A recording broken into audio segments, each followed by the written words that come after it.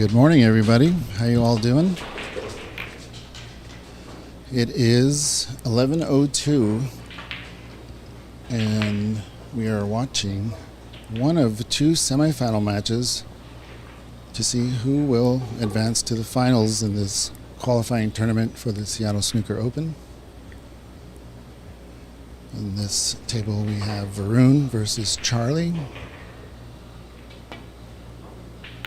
Just broke off. And on table backs, we have Dave Daly versus Kevin Cui. The battle of the alliterations.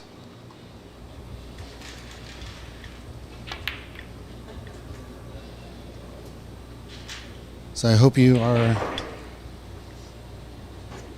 with us, awake, getting your coffee, enjoying the snooker. I have to do a few errands and I will be back very shortly.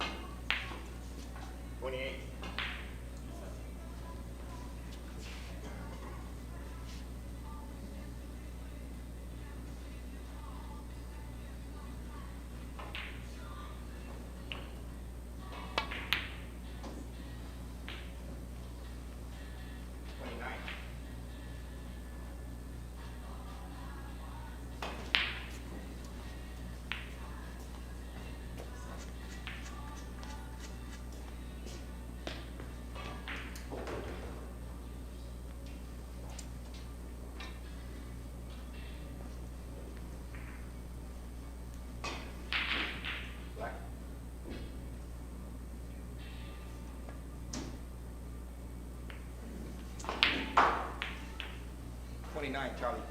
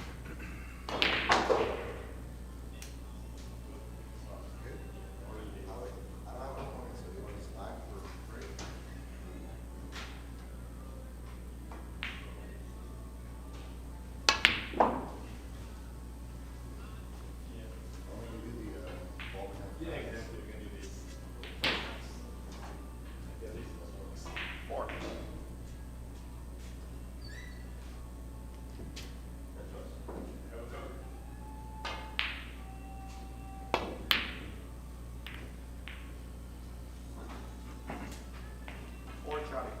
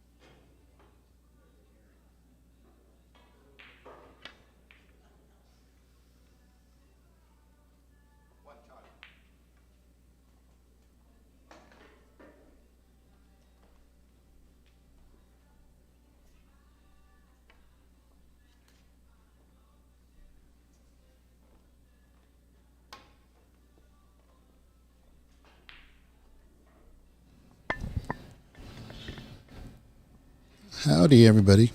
Let's see what's going on in this first frame. Charlie had a very nice break.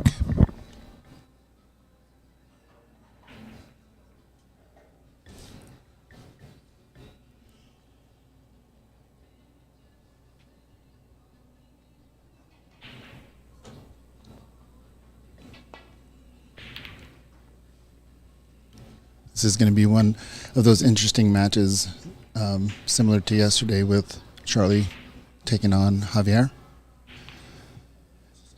Mostly because Varun is a hybrid type of player. As we mentioned yesterday, he plays a lot of pool, but he also is very skilled in snooker. One of the better players in this area.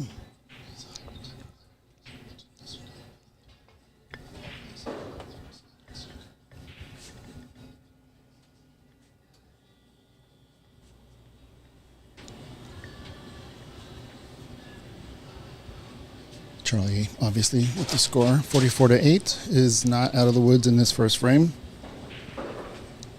And I say that because I've seen Varun break off a nice big break, especially with all these points on the table. So it will help. This break will help Charlie if he can manage a decent break to kind of put this frame out of arm's reach.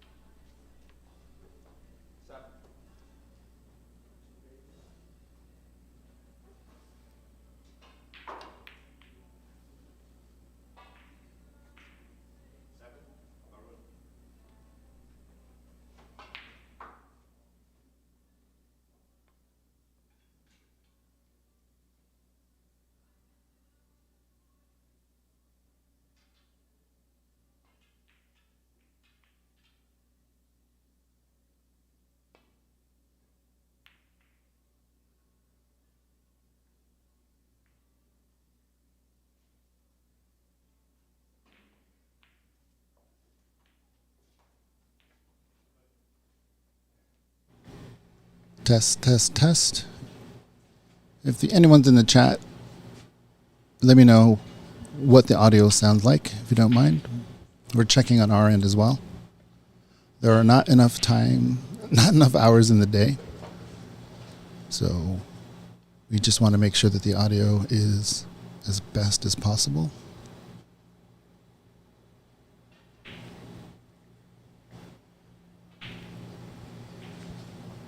Brady Anderson and Dave Burney say it sounds great.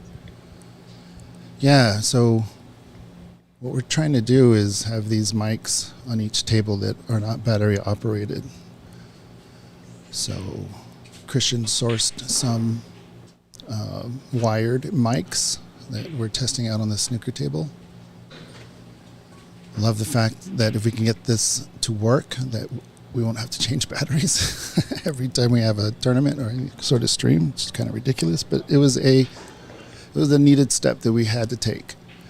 First, we go battery operated. It's a little bit less expensive, and we can test out the quality, stretch our legs when it comes to audio, what the capabilities might be.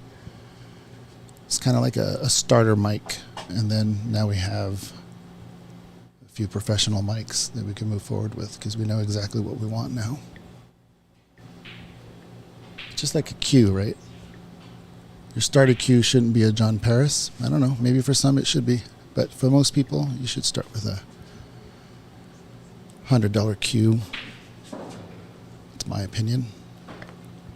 Give it a year to test out what you like and don't like, and then move forward with a more expensive and higher quality cue with the specifications that you want to make better than your first cue. CCU, tournament director, is also the referee for this match, for this frame. And once again, just everyone should be very happy to have CCU in the Seattle area if you're a snooker fan, because he's a huge supporter of Seattle snooker, U.S. snooker, any kind of snooker, and Pan-American. And there's a lot of people like CC in this room. We're developing a really cool community, so it's great to see us just trying new stuff out. And if we don't have the people to try new stuff out on, then we won't learn anything. We won't be able to improve. So very fortunate and excited to have partnerships here in Canada and America, and from East Coast to West Coast, down to Texas and up to Chicago.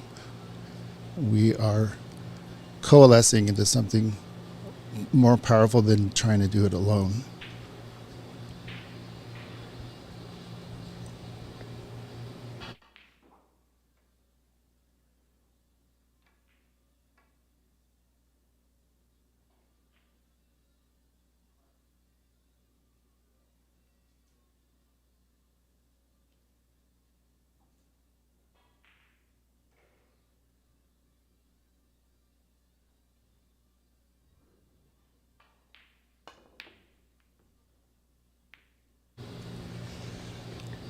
All right, 35 points left on the table. These are your previews for both tables. Christian will be on the TV table after this frame as the referee. And then CC will move over to Beck's table and referee that match.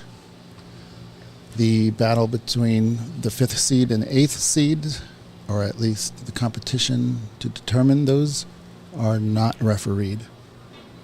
But they can always call a ref if there is a difficult snooker that someone wants to observe, or a shot, or anything, any sort of rule clarification. If you want to participate in our snooker journey here and want to, maybe you're not a good player, maybe you're learning the game and you still want to be a part of the community, we can use your help as a referee. And we could train you on it. Eventually, we'll be able to get you certified. We're working on those avenues with the governing bodies. But in the meantime, for our purposes, we can train you. And for the most part, if you're a snooker player, you probably know the rules already.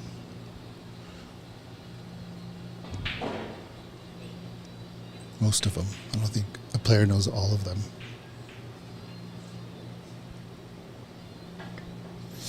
All right, so at this time, it looks like Varun has conceded. So we'll switch over to Dave and Kevin. See what's happening on that match. That's so awesome. Very cool. And then we'll make the switch as Christian gets ready to be the referee. Yeah, good job, CC. We'll see you on table Bex, and Christian will be ready here on the TV table, table Judd.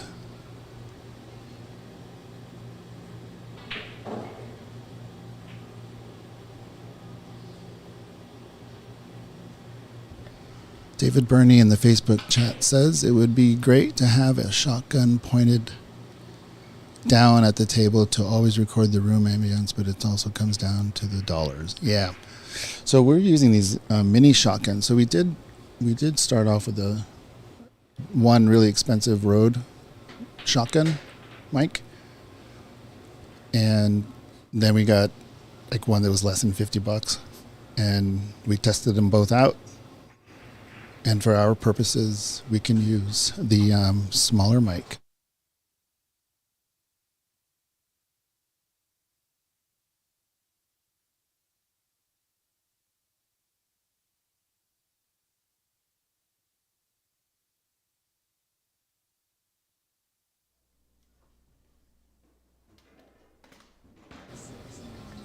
Alrighty. I have a message from Charlie Brown to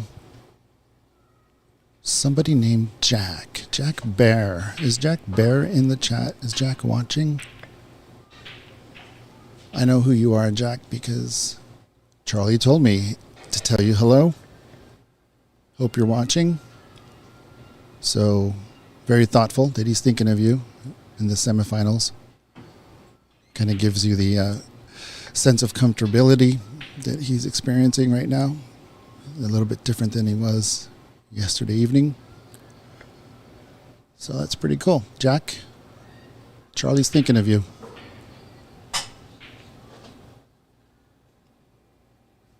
David Burney in the Facebook chat mentions that CCU he's looking forward to seeing him defend his title in a couple of weeks. Yeah. Returning champion is the first seed, number 1 seed, and advances to the knockout round automatically.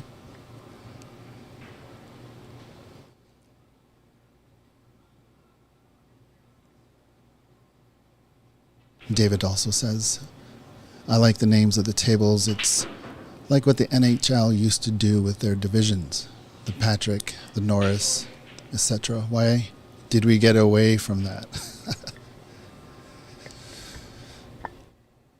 Well, we wanted to honor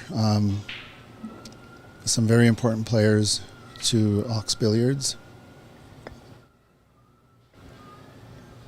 And so the TV table belongs to Judd Trump.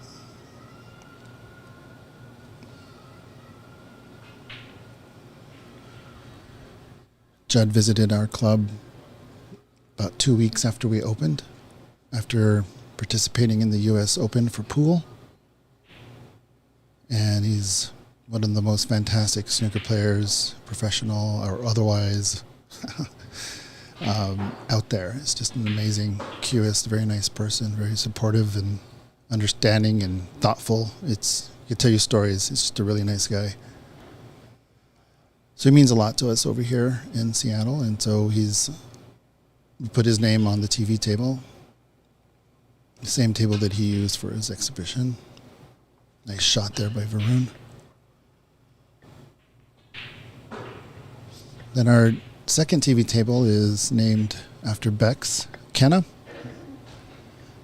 a professional snooker player that we sponsor.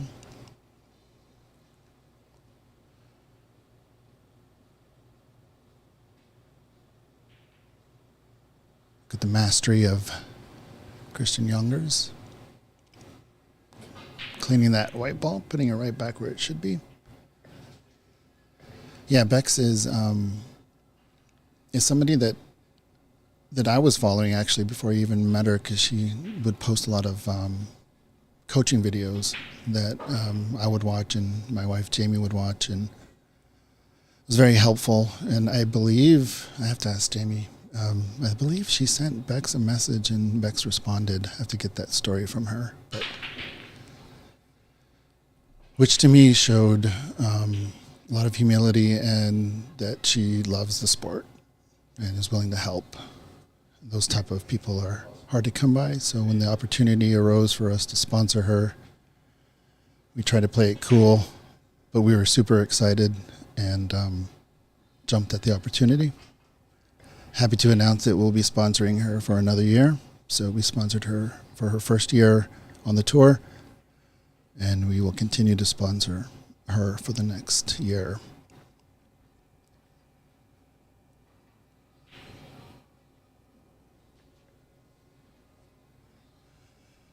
And then on the table that Javier and Alex are playing is table Alex. I think we can all know who that is, named after, the Hurricane. If you know the story of Ox Billiards, then you're pretty familiar with the influence Alex Higgins has had on this club. So that was a no-brainer. And then on the table that Clay and Jay are playing on is Ricky. Ricky is Ricky Walden, of course, and he was one of the first players that reached out when we opened Bay's Snooker Club before the pandemic, and we way back then were planning to have him come because he loves Seattle.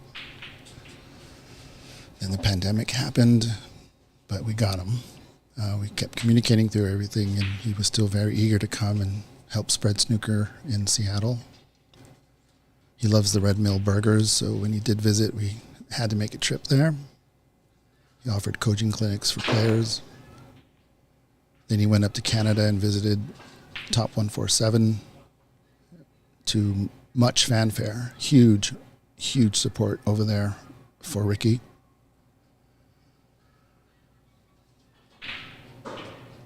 And I've got to say that Ricky really wants snooker to grow in America and was as generous as a person that I've ever experienced. So kudos to Ricky. We hope that he does well. So those are the stories about our table names.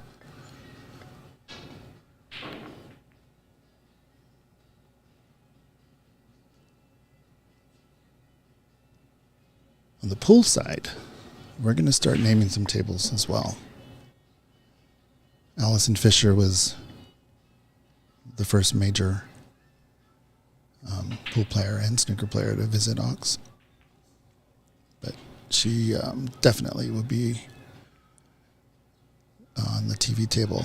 Pretty sure it's a no-brainer to have the TV table for a pool named after Allison Fisher. And then Jeremy Jones visit us, giving coaching class.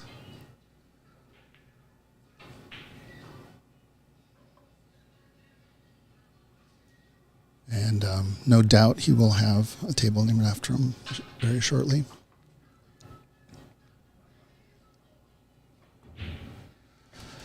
David Burney in the chat. Hey, can players still get into the Seattle Snooker Open, as I know some fellow Canadians that are interested in making the trip? Yes. Registration is open currently, right now. You can go to oxbilliards.com, visit our store, and purchase an entry. So it is an open tournament, so anybody can play. We do have obviously a qualifying portion of it so that we can give a little bit more benefit to the people who qualified.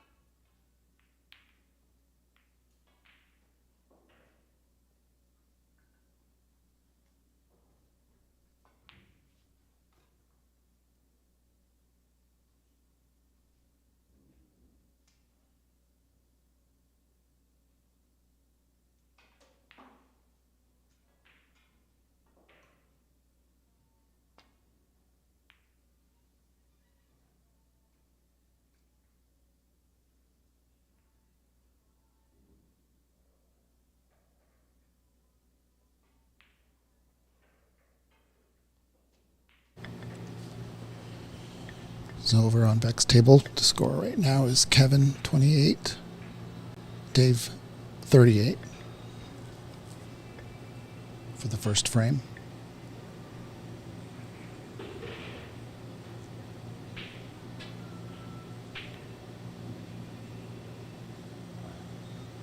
I'm going to move over to that table. Kevin going for the snooker. Got it. It's that type of snooker that you're really just hoping, you don't think that you're going to get points out of this, but you're just hoping that he leaves a starter, which he may have. Got to get up the table. That's potable for sure. Kevin needs both. And Dave needs either one.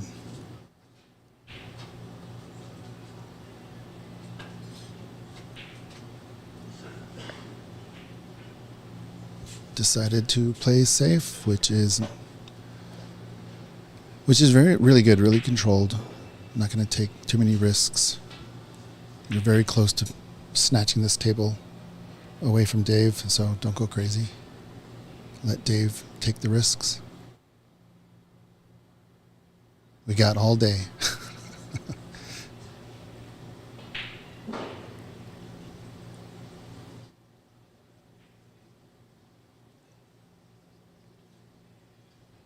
One of them get on the cushion. Great. Be nice for both of them, but this is pretty good.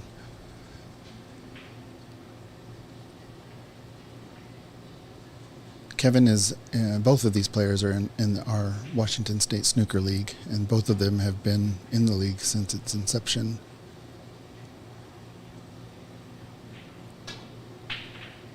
Oh no, you got a stick.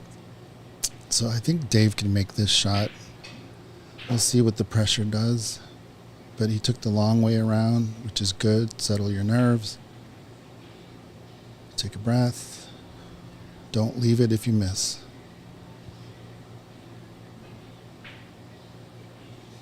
There you go. That's the frame. Good job to Dave.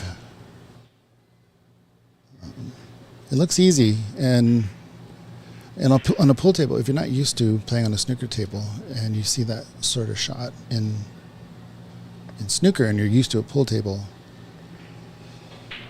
you think that it's a no-brainer. It's just going to go in. Sort of hard to mess up those shots on a pool table, but because of the rounded pockets and the cushions that are so sensitive, and you got to hit it perfect. You got to be dead on. And for some people, some players, they love it and they shoot well. It's one of their best shots, and that's their skill set. And for other players, it's the bane of their existence.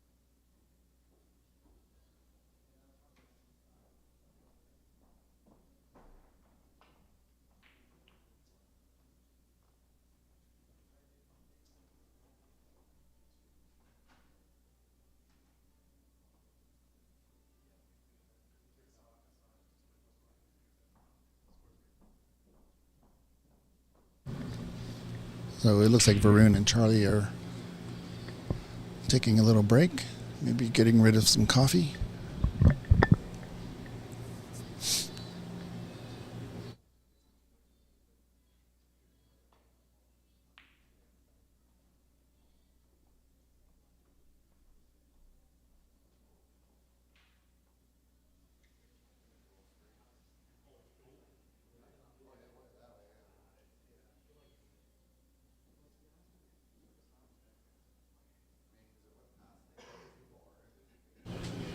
Later on in the day, we're going to be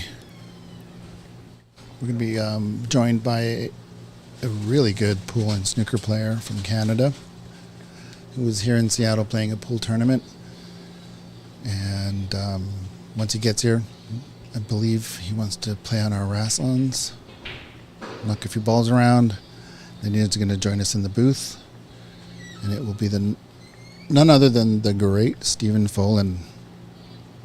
So always good to have Stephen here. He was part of Team Canada when we opened Bays, and we had on our grand opening Seattle Snooker versus Snooker Canada, and he was a really good person to have in the club. Very helpful, nice coach actually. Really learned a lot with him just being there. So be good to see him again. I don't think I've seen him in person. We've talked quite a bit via text and phone, but I don't think I've seen him in years. It's kind of crazy if you think about it, but I'm sure that same situation has happened all over the country given our pandemic. So when that happens, it would be great to have his insight.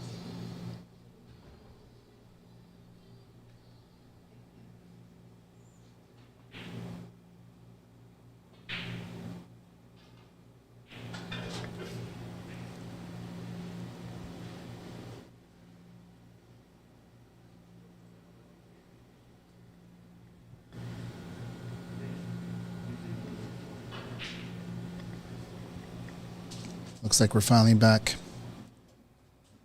Not sure what the hubbub was,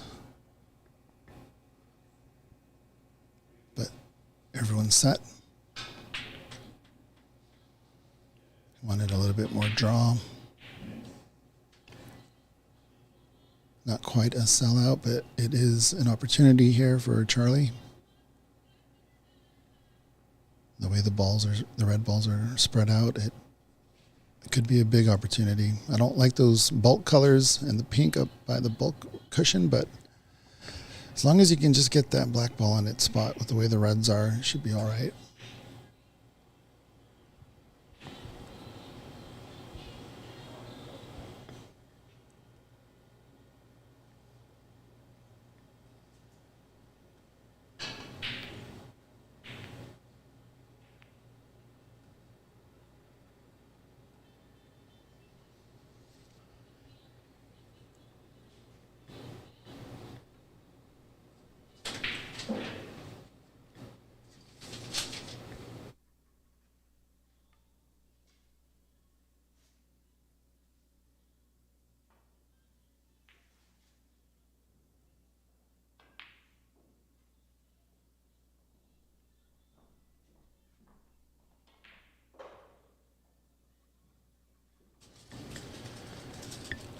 Well, Varun is in a similar situation that Charlie was. It's a little different because now there's a couple of balls closer to that top cushion, but with Varun's skill, it shouldn't be an issue.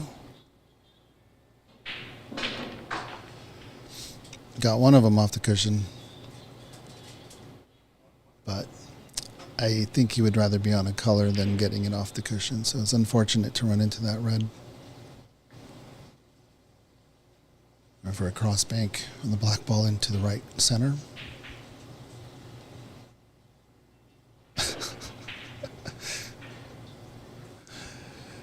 Yeah, I'm joking.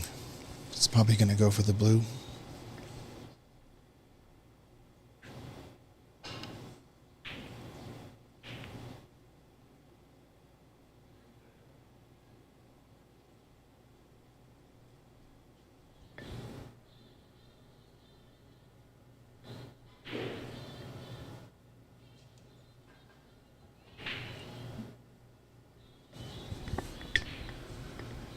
No frame of snooker is exactly the same.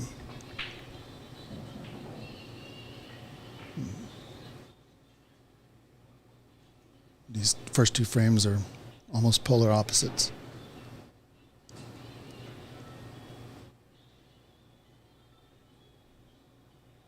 This frame is already tense and thoughtful, and players are just not wanting to make an error. But at some point, I think playing a little bit too slow is a hindrance more than a help. It's a beautiful shot.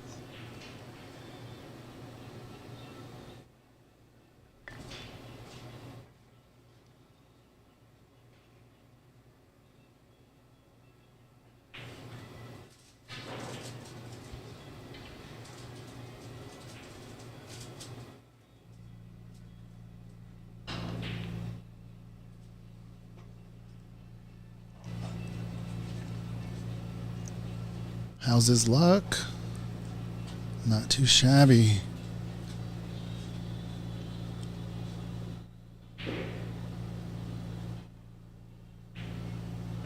No, I think he does see that red. The top red, yeah. Not too many options for colors. I think with that red up the table, above the blue spot, will help if he does go for the blue and ends up knocking into either the green or the pink, keeping the cue ball at the bulk. That red is in position to save him, and the blue will be back on its spot. So it doesn't matter really if he runs into that green. That's what he's looking at.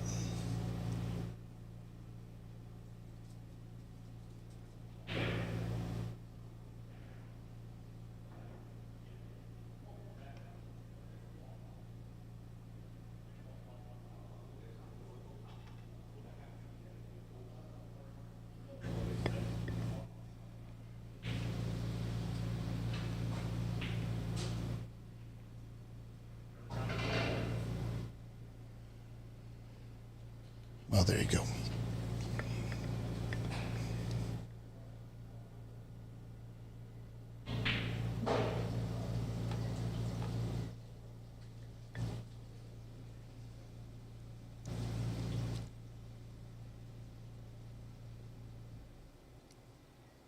In terms of points, the yellow ball is the least valuable. In terms of valuable colors on this table, it is the most valuable.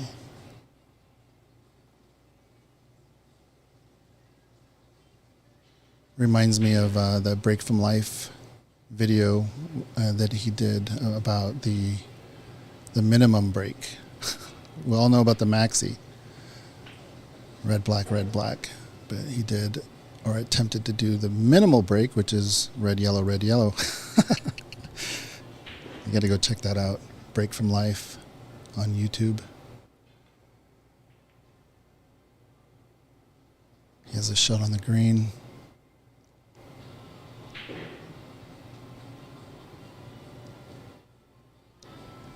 David Burney notices that there is a Nick Barrow tape in the Facebook chat. You can see that tape on the right. Yes, definitely. Nick Barrow left his mark.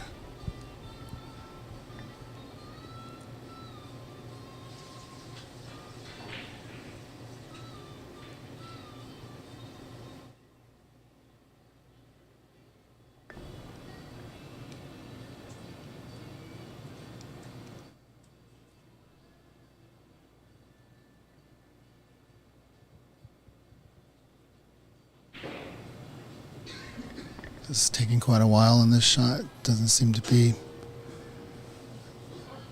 that confusing. But, in a race to 4, which is kind of a long race for us, but a short race for the pros. So, looks like he's trying to play safe. We'll see.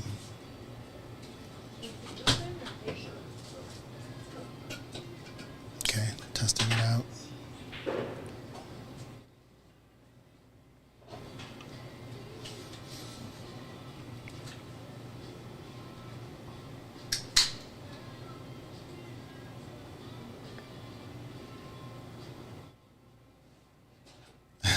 It looks like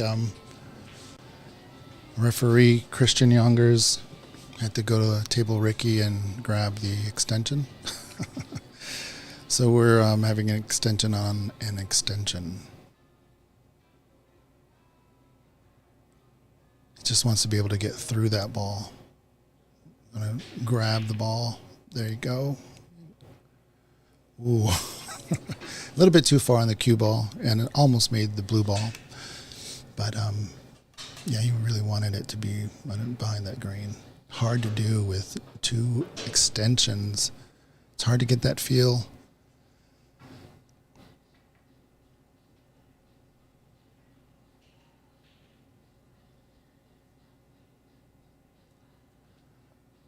Pink is hampering his attempt here. I think he might want to pot this, but he's not. He's playing safe. Good. Is it safe though?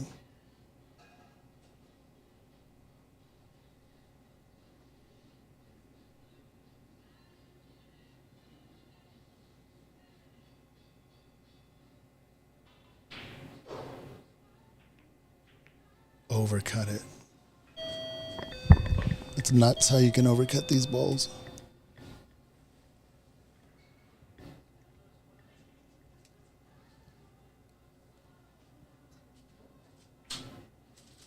Robert Bell in the Facebook chat says, good luck, Charlie Brown. Yes.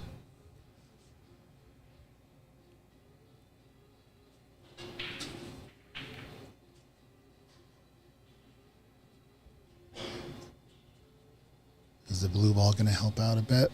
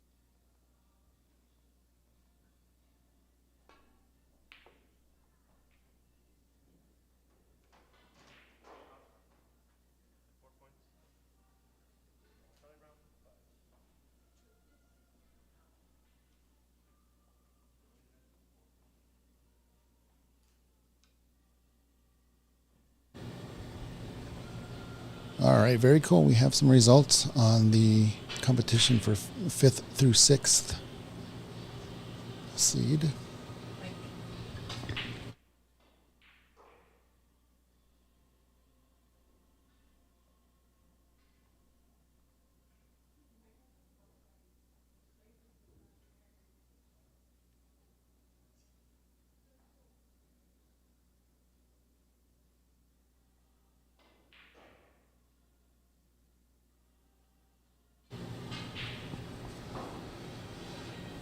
All right, so we have some very interesting news.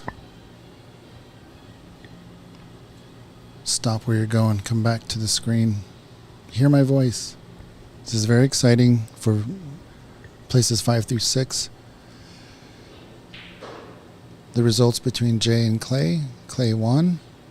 And the results between Javier and Alex. Javier won. So Battle between 5th and 6th will be between the two pool players, predominantly pool players, Clay versus Javier. And then competition between Jay and Alex will decide places 7 and 8. I would love to put Clay and Javi on one of the TV tables. I wish we had another table.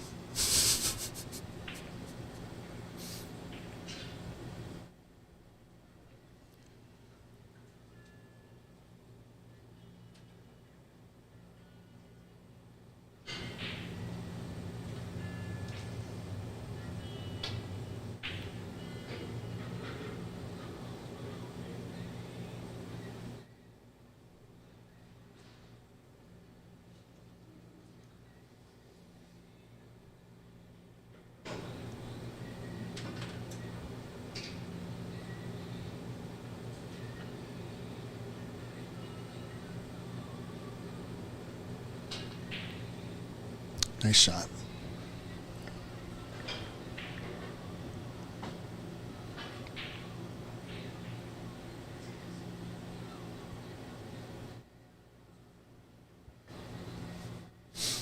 So with the blue ball, it looks like he can play position on the red down into the bottom left corner if he doesn't go in off on the left center pocket, but that seems to be a pretty safe shot, but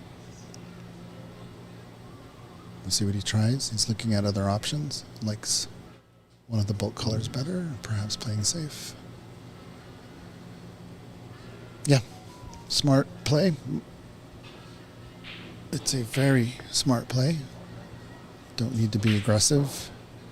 This is one of those matches. I mean, look at the score. It's very, very low, but we know that both of these players can hit centuries in. So if you're watching these two players for the first time, you might get into your head that, oh my God, these guys are terrible. But that is just not the case whatsoever. There are no two frames that are the same, and so you'll have high-scoring frames, and you'll have low-scoring frames, and then you'll have pretty even frames, right? And this is the way it goes. You can't judge players off of one viewing. I mean, I guess you can judge it, but I don't know how accurate the judgment would be.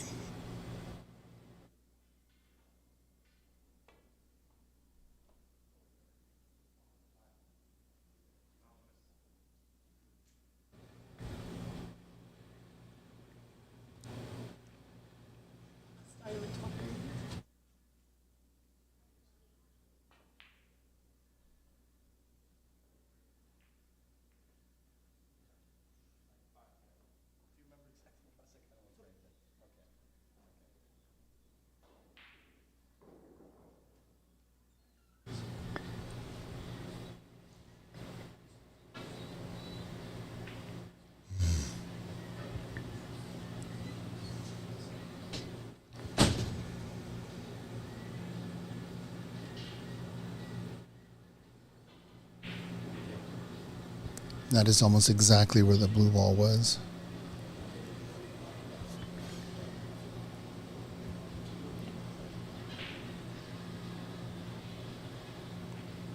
I think that's a little bit too far.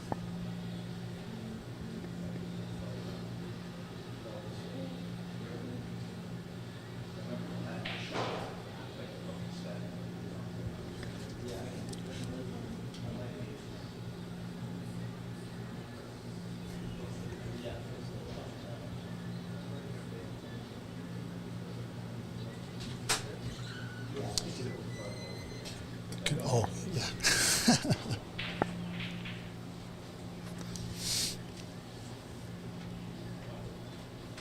So we got to really make sure with the tools that we have where that blue ball exactly was.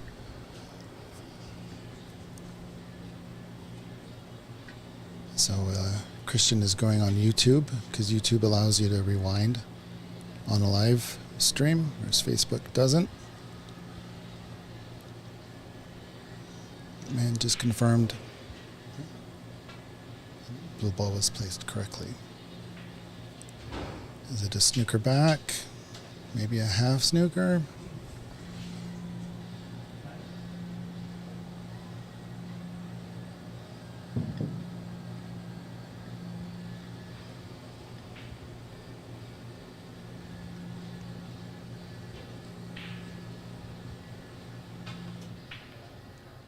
Yeah, blocking just enough of that red ball to avoid the pot. Nifty little play there. Only gave up 4 points from a pretty nice snooker from Varun, so not too shabby there for Charlie. Avoided a lot of damage.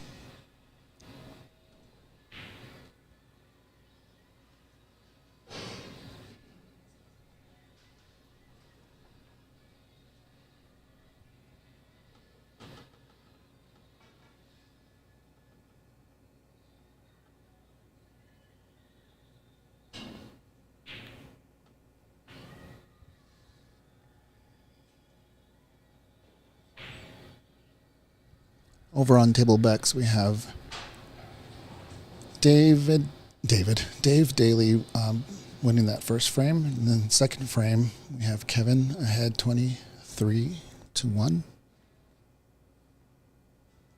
But we won't be leaving this table because it's a pretty close match here. And the way the color balls are, it's crazy. No one's going to want to make a mistake here.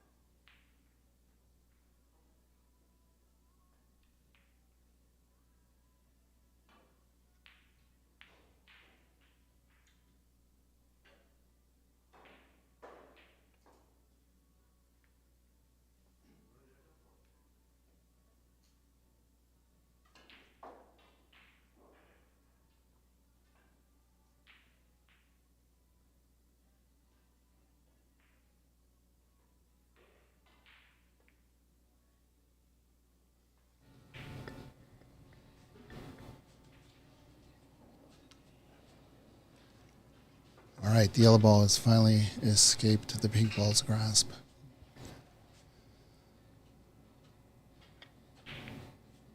A little bit too long.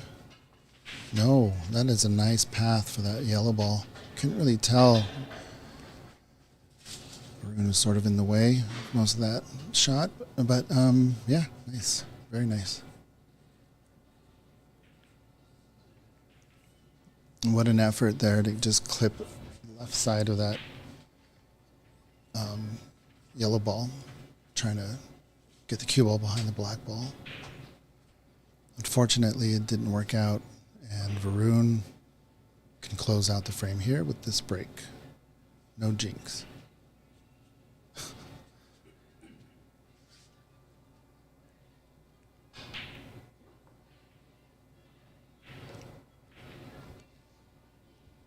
A lot of side on that shot. Trying to use the two cushions to take the energy away from the cue ball so it wouldn't drift too far away from the green. And then you can still apply the same amount of stroke on that yellow.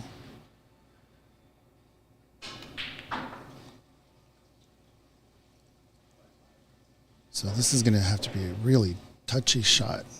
I mean, the blue ball, it's where it is nice, but it's such a thin cut on this brown ball. It's going to be hard to control for any of the side pockets for the blue ball. But if anybody can get position, it would be Varun. Get position on the blue after a shot like this. Gonna make the ball first.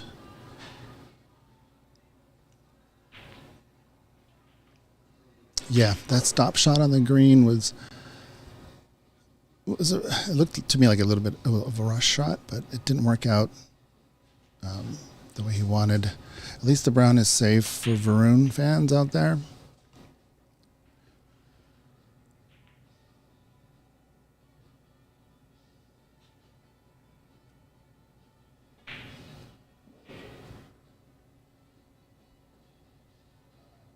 $18 points on the table. Avoid the... Oh, what a shot. It's not a full snooker. But I think he sees enough of the brown to attempt a snooker behind the black ball.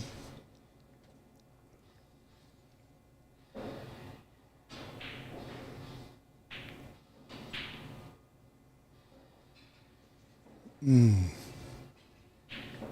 think Varun wants that one back. The pink ball on the cushion is the tester here for Charlie. He's on...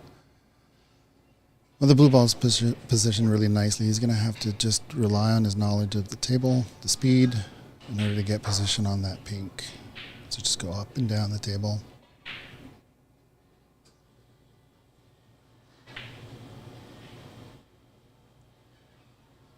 Is it going to be too thin of a cut?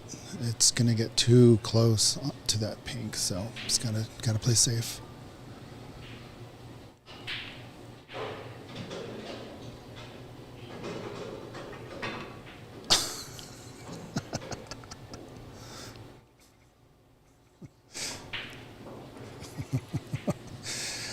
These tables are so huge. It's so crazy. It's so fun. There's so many implements to performance that players have to be proficient at, very fluent at these bridges and these extensions and rest and swan necks. And I mean, I believe you can kind of tell the difficulty of the sport given all the accessories beside your cue or jump cue or break cue.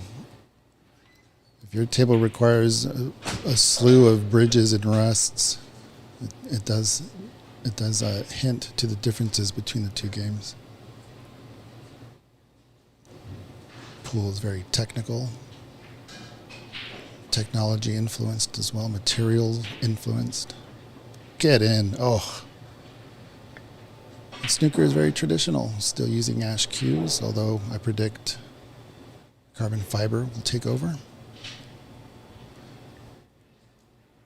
They just gotta find a way to anodize that carbon fiber and give it some chevrons. I think that would be pretty cool.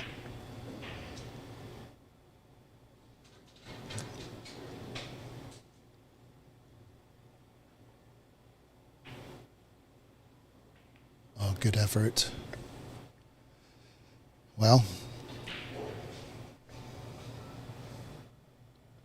with that shot, it makes the pink ball worth 13 points essentially.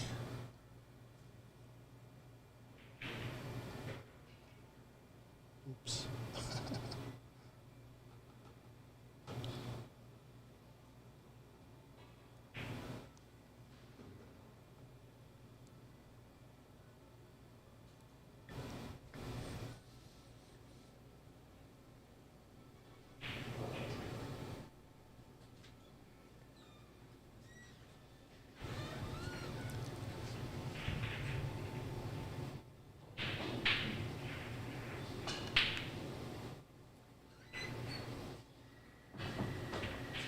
Oh no.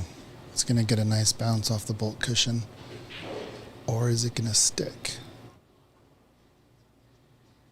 I think the nap slowed it down just a bit. Because it initially looked like it was going to bounce off that bolt cushion, but it did not. It is potable.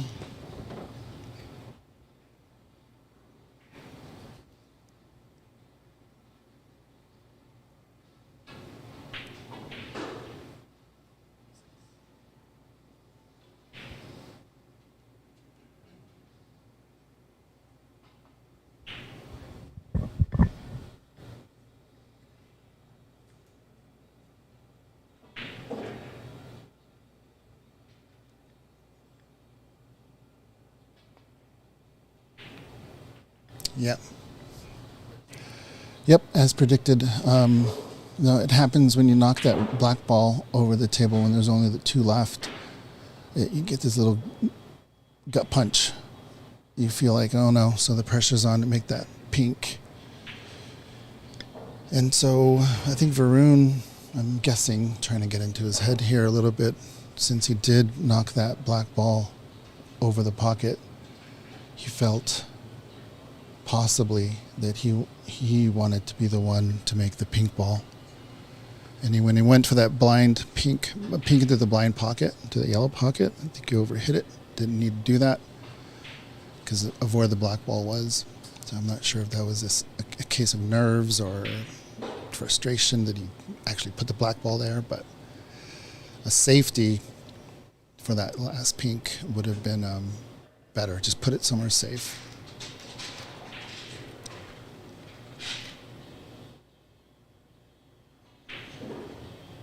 These type of frames, it was just contentious and close throughout, even from the start. Puts a lot of pressure on yourself towards the end, and then it builds and builds, and then eventually someone makes a decision that they regret.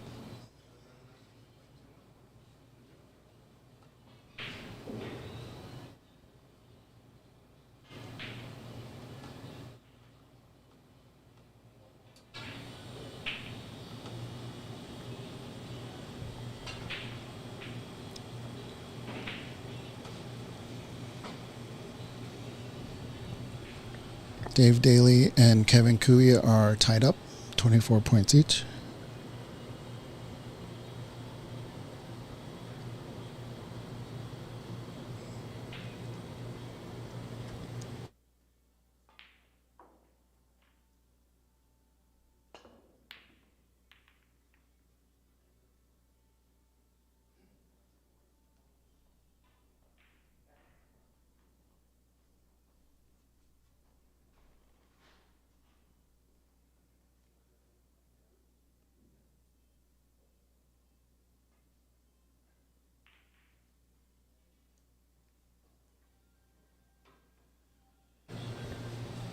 Alrighty. I think that I will move over to table backs as this frame just gets started.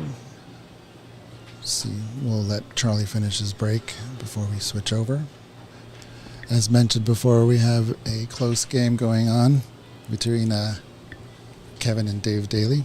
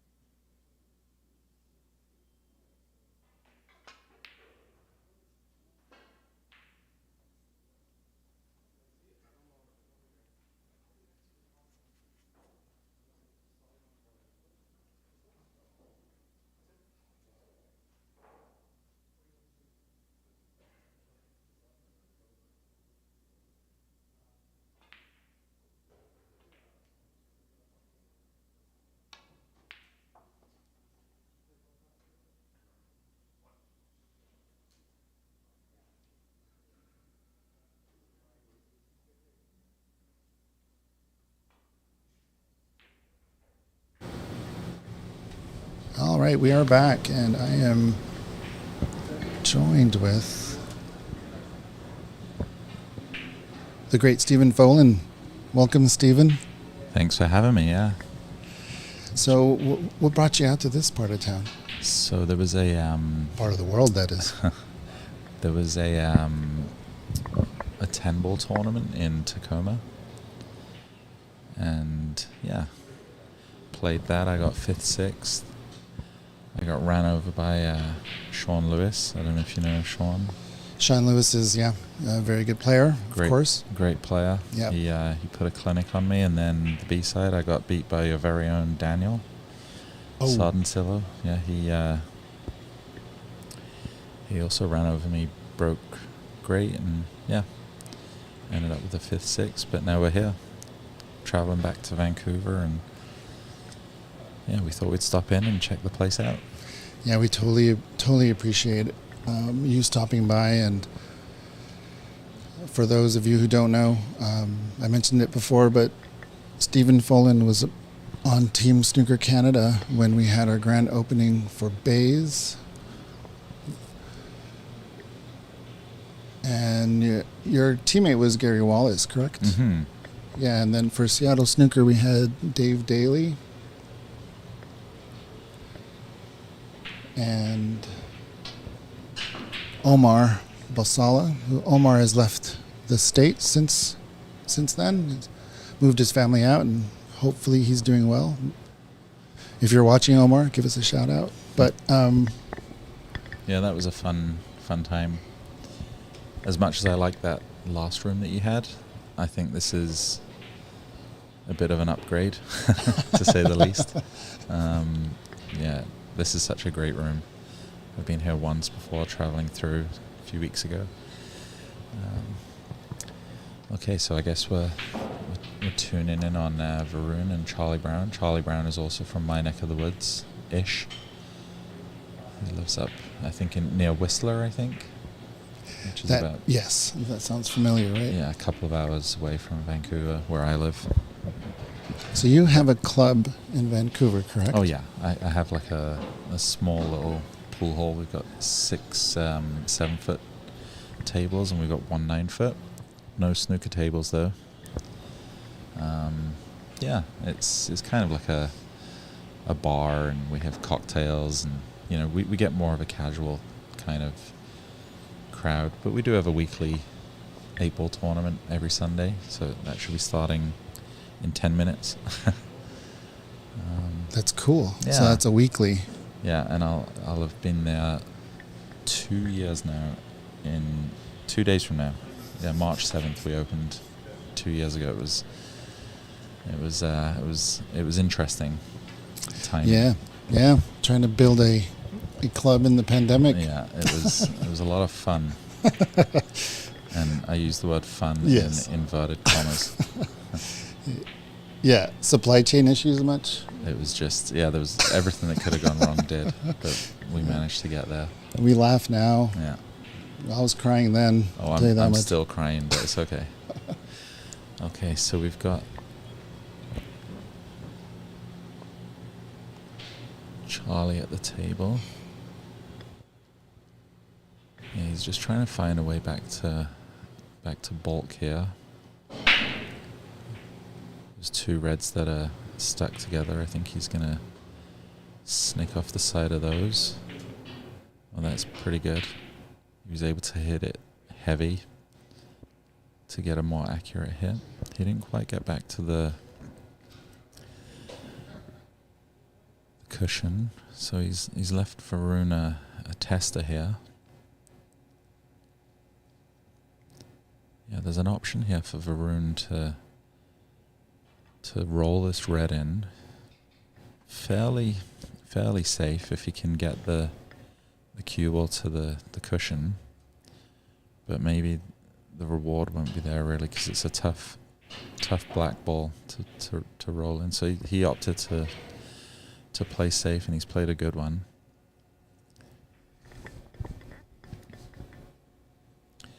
Yeah, I think these guys are just kind of, because the reds are so open as they all go, they're just trying to force a mistake from one another. Yeah, trying to make the first person to keep the cue ball down top cushion somewhere. And Varun actually took away the left side of the table. Yes. So Charlie has to do something. Yeah, he kind of forced him to take that shot on, but he found a way to get the cue ball back up table a little. So that was well done by Charlie. So in the Facebook chat, we have Daniel Sardencilio saying, "Heyo, what's up, Daniel? Congrats." Let the chat know how you did in the tournament. I honestly don't know. I haven't heard. So he got through the B-side final, and Sean was actually in the hot seat waiting. He was waiting to play the final, but it was getting late, and he ended up splitting. So I guess Daniel and Sean basically split the final. David Barney in the chat. Am I going to play the Seattle Snooker Open? I was planning on playing it, but there is a big tournament in Calgary that weekend, so I've opted to play that because these days I think I'm a little bit better of a pool player than I am a snooker player, so I got to hedge my bets. Okay, so we've seen a little miss here by Charlie. I'm not sure if he had a heavy contact there, because his cue ball didn't get exactly where he wanted either, but that could just be due to the fact that he missed the shot. So it looks like Varun's going to take this shot into the top left pocket. Well, it looked like that one rolled off. He played that at warp speed, but got his cue ball okay.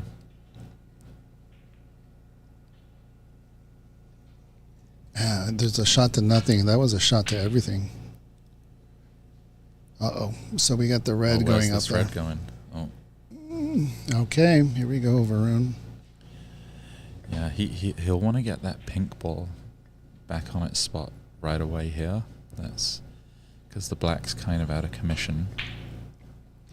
So that's imperative that he does that. He kind of overcut that red ball a little bit. It wobbled in, which has caused the cue ball to drift down further than he would have liked to. He doesn't have a good angle on the pink. So he's electing to take the brown now. But believe me, he's going to try and get on that pink pretty quickly. And he's got a good angle to do it here.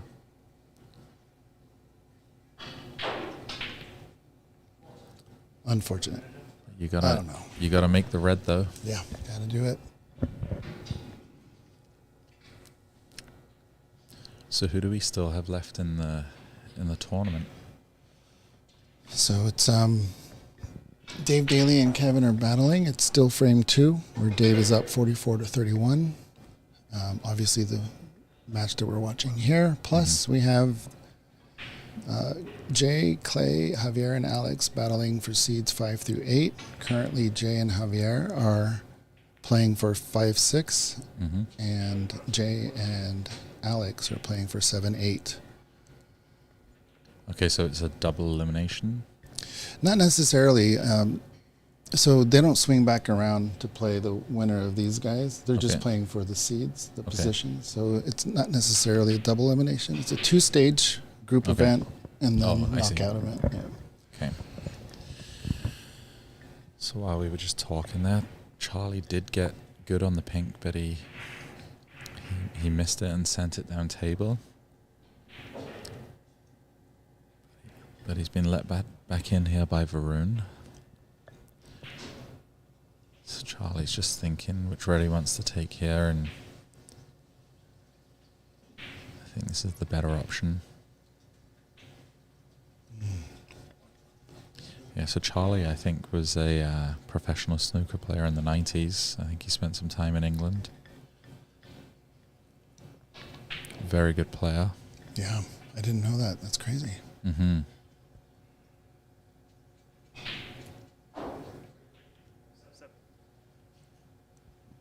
Yeah, he's got a little funny here. He wanted to be... I think he was playing for the red near the corner, but it got away on him. And now he's the one into the middle. He's not quite straight on, so I think he'd he'd have to roll through and then play the pink into the other middle. But I think he's still going to take this ball on into the corner pocket.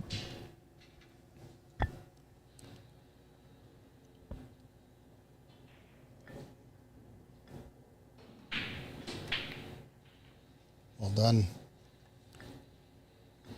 Just creeped a little further, but he should still be okay. I think he'll have to use the rest here as he stretches.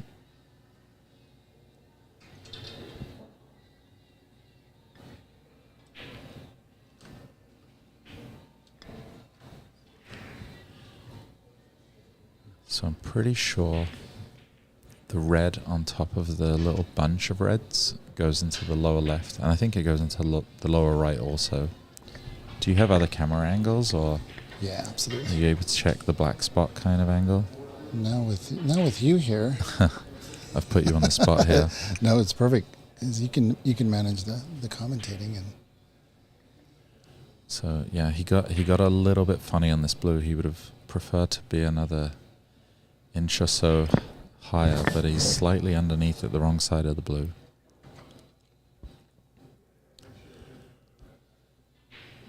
So he may just make this and then just play a safety off the reds. I think that's what he's doing. Just get the points. Okay, so this is another table that we're looking at here. Maybe I've asked too much. Yeah, he's just going to chip off these reds. Yeah, we can see it goes. It's...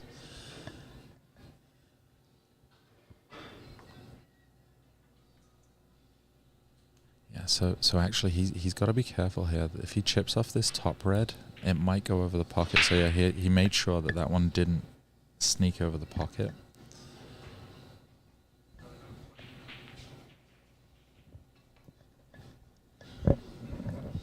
Okay, so Varun is going to have to do something here.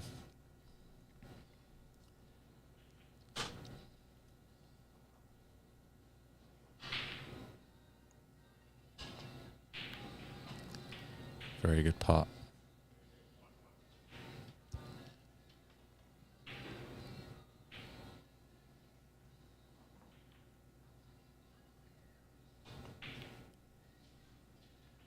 Nicely done.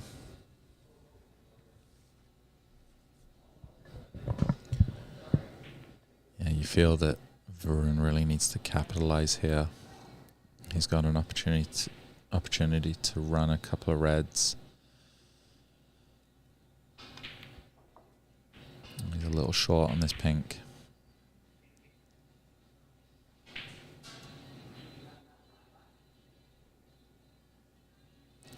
So he may be tempted to take the points of the pink, but there is an argument for trying to get the cue ball on the top cushion up behind the brown and force Charlie to play a safe here, because by hitting those reds he would open them up.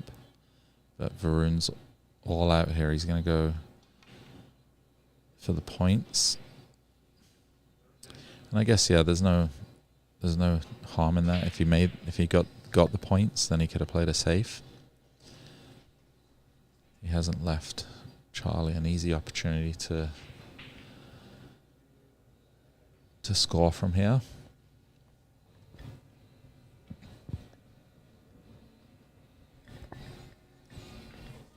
Playing containing safety.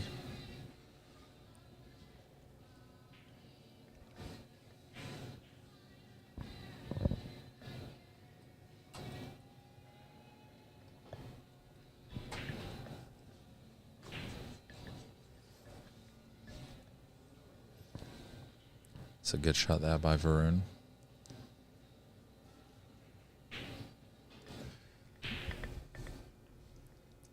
So are fouls and misses being called in this tournament?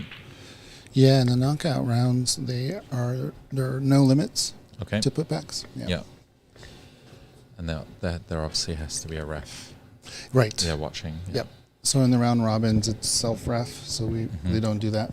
Right. Is But, it like 3 putbacks or something Correct. like that? 3 attempts, Three two attempts. two putbacks. Oh, 2 putbacks, yeah.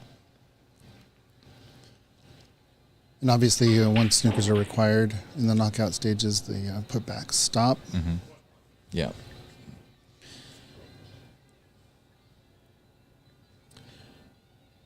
Okay, so Varun could score here. The only thing that's helpful for Charlie here is the green being on the cushion. So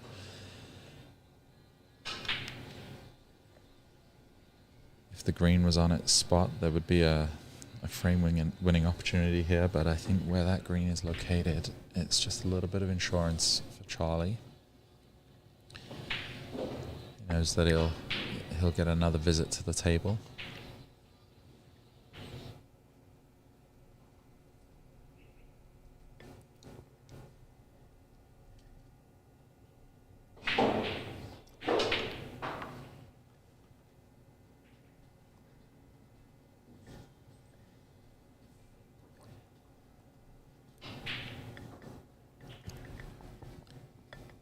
So Varun is a very attacking player. I've seen him in the pool world, and he very rarely,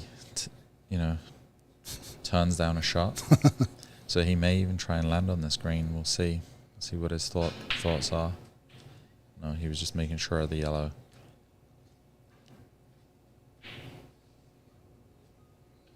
Let's see what he's got for a safety.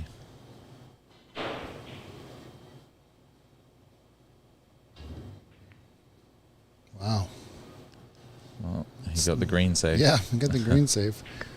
I would have attempted to float the white ball down by under the pink, possibly. Yeah, I think he may have been trying to do that. I think he maybe caught it a little thin. There was probably a concern that he was going to knock it over the left corner pocket. Yeah. So I think he kind of was wary of that and played more object ball than cue ball. Oh, that's a mistake. So Varun is within striking distance.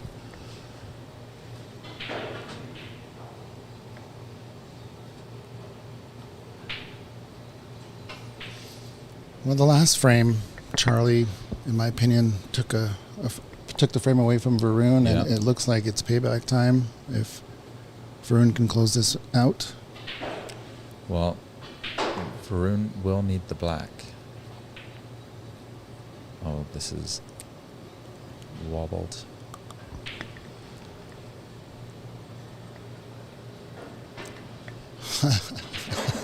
So in the Facebook chat, Mayana Rana and Greg Triple G Pendergrast are noticing how fit and trim Christian is looking these days. And Triple G attributes it to the black ox polo that you can get at our store. Online store, that is. So Charlie missed the cut here. That's a crazy miss. Left it over the hole, so an opportunity here for Varun to kind of steal this frame. He's gone too far on the blue, but he can go up and down. Yeah, nothing in the way. Like, I mean, this black is potable if you can get close to it and look right down the barrel of it. He has a chance. And this looks like good pace and a good angle too, so he can get on this black. I wonder if he'll roll it or punch it in. He might be worried if he rolls it that he'll leave it if he misses. Beautiful shot. Frame ball here.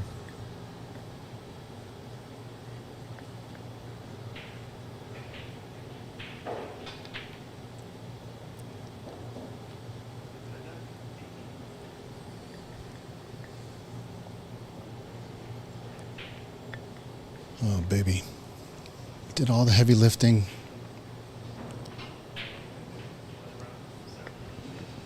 So what do you call that? What's that? Charlie Brown just barely escaped from that frame. And we'll be right back.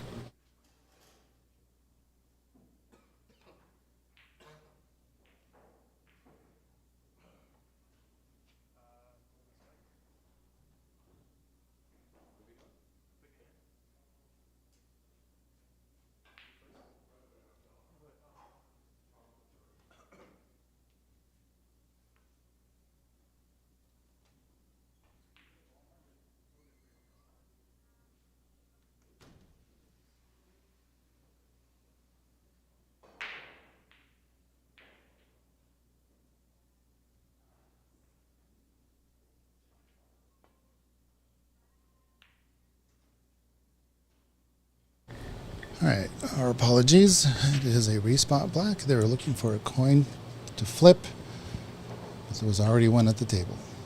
Okay, so I think Varun is probably gonna go for the double here.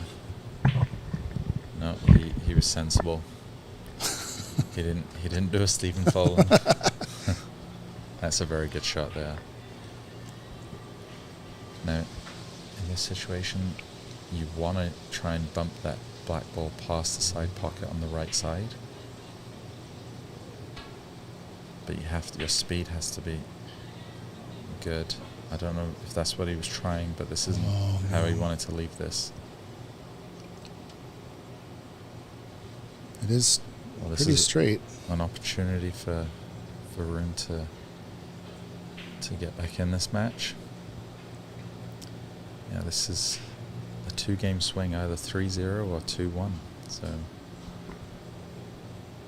let's see how his nerves hold up. It looks like it's rolled. Safe-ish. Yeah, those straight shots are pretty difficult.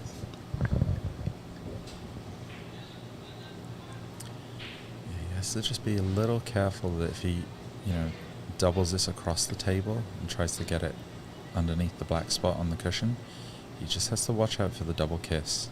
So I think that's what he was kind of looking at there. Yeah, he's got up from the shot again and talking himself through the shot. He may even send it around the table if he doesn't like doubling it across.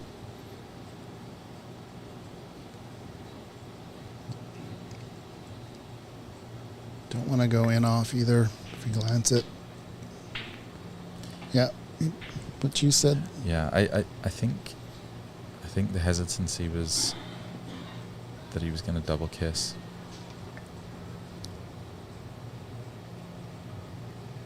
I think Varun will just play an up and down here. Try and leave the black right where that piece of chalk is, I think.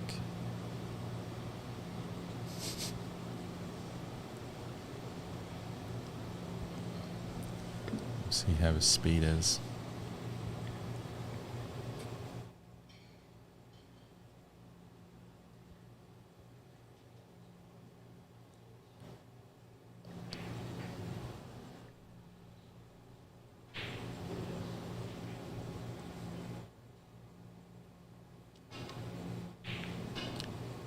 And he went for it.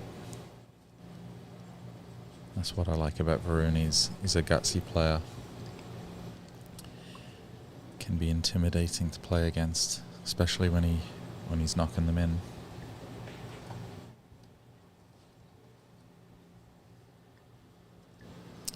Yeah, I feel that Charlie's going to take this on.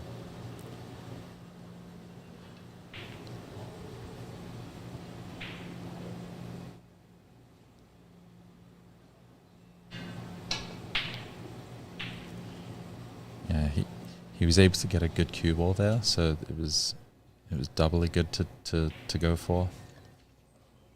Yeah. Got safe.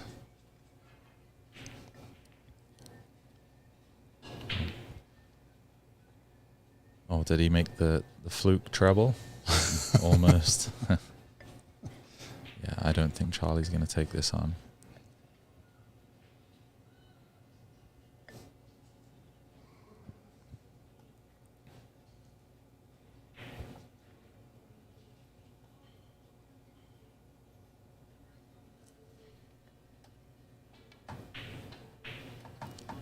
He didn't attempt the pot there. Very good shot.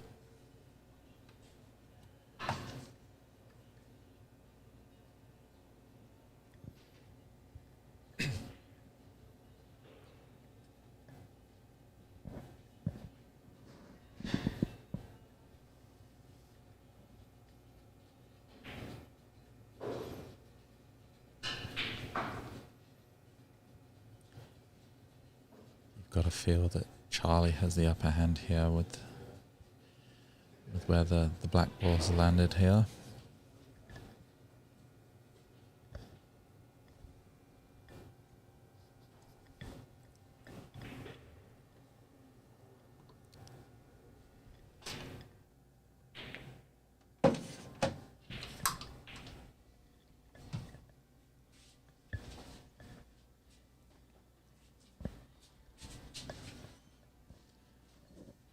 Okay, he's left a shot here for Charlie.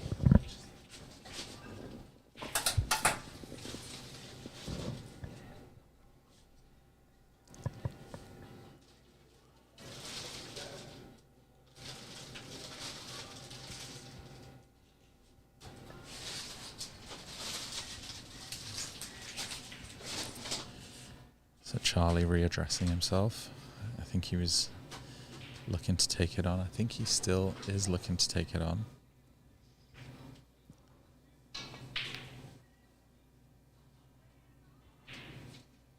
He's not happy with his attempt there.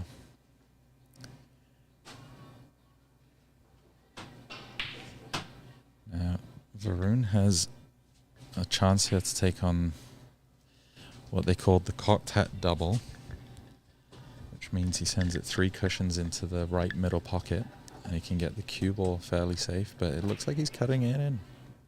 He went for the cut. We saw Ronnie O'Sullivan play one of those shots a couple of years ago. I think it was against John Higgins. John Higgins or Judd Trump. I think maybe it was Judd Trump. The black ball was about 10 inches up from the left corner pocket, and he played it into the left middle. Has he fluked? He has not. So it looks as though these guys had about 6 shots each on the black, something like that. Doesn't get a better look than this. I though. know, yeah. And there we have it. Wiped his feet a little bit on the way in, but it counts. And there we go. So that will give Varun some encouragement after he was down by quite a few points and managed to claw it back. Gets his first frame of this match. Very important frame as well. As Stephen mentioned, it's a big difference between 2-1 and 3-0 being on the hill. And with that, we'll take a 5-minute break on this table and go to table backs. But in the meantime, we're going to take a little break for ourselves.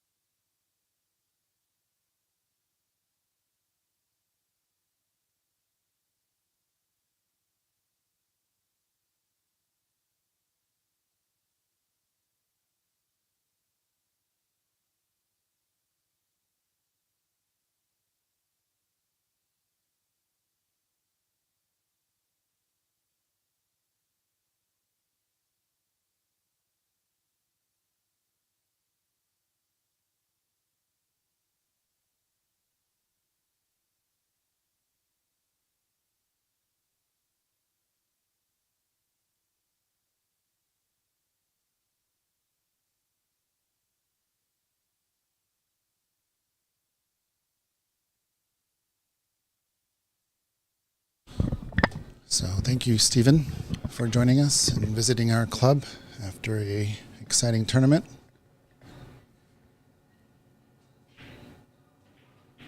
Now watching Dave and Kevin battle it out. It's their third frame, 1 each.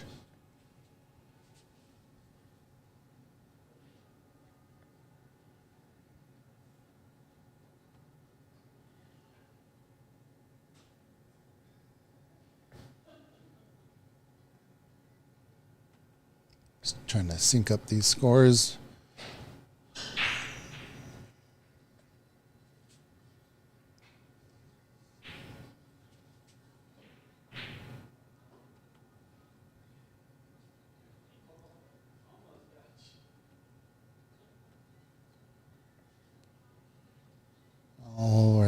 Looks like we're getting there. 25 to 27. Another close frame here.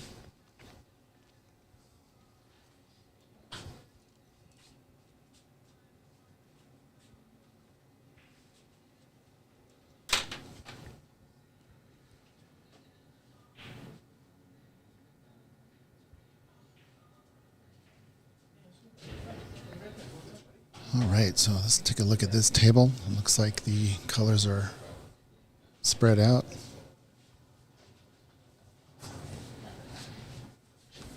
While the TV main table is taking their break, referee Christian Youngers is joining me in the booth. What's up, Christian? How's it going? How's it going?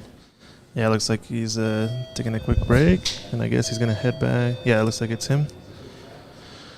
TV table 1. A lot of stress being referee. Oh, my gosh. It's so much stress. You got to watch every shot. Yeah, that's wild. When are we doing referee certifications for local players? We were mentioning that. So Yep. the actual certifications by governing bodies is a process that we're working on and working with the USSA and the Oh, I got to go. Yeah. All right, dude. Man of many talents, Christian Youngers, heading out to referee. The break is over. But yeah, to answer Christian's question, putting it out there, you can see how it's important to everyone here at Ox to develop a bunch of refs and a bunch of coaches. Because without those, you don't really have the infrastructure to build what you want to build. And what we want to build is professional quality snooker in America. You can do it with players. You can get a long way with players, but you really can't go all the way unless you have the entire team: admin, creative, referees, coaches, producers, camera people, IT people, logistics and strategy. Tons of people that we need. Tons of help. So we're not afraid to ask for help. If you feel like you want to join us in this journey, let us know.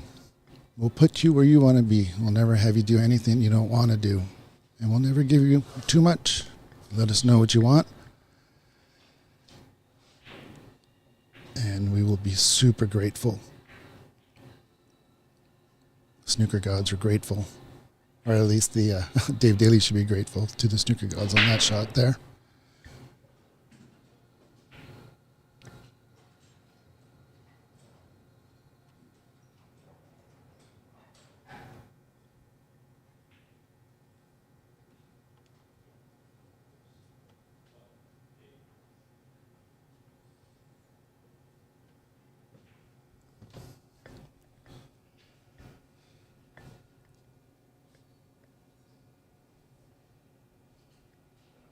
So this table is starting to develop into the possible situation for someone to have a nice break, but it's not quite there yet, so it's going to be a scrappy frame for a bit.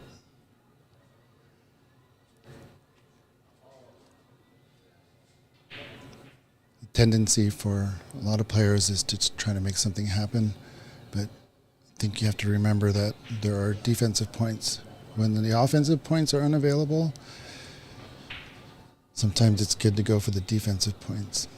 And unfortunately, this is a starter for Kevin. Unfortunate for Dave.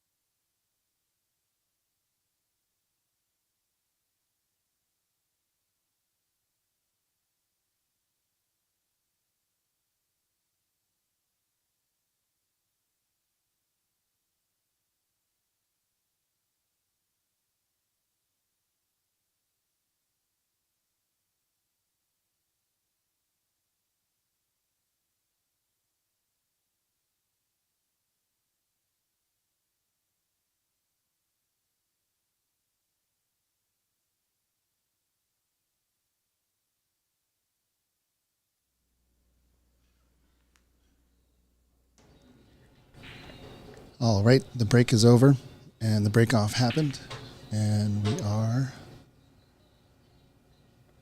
back.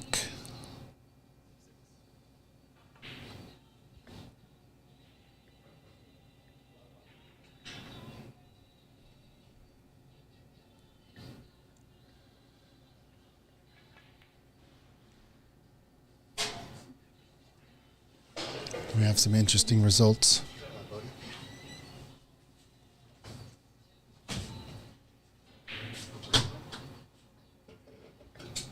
Here we go, people. We have results for seeds 5 through 8.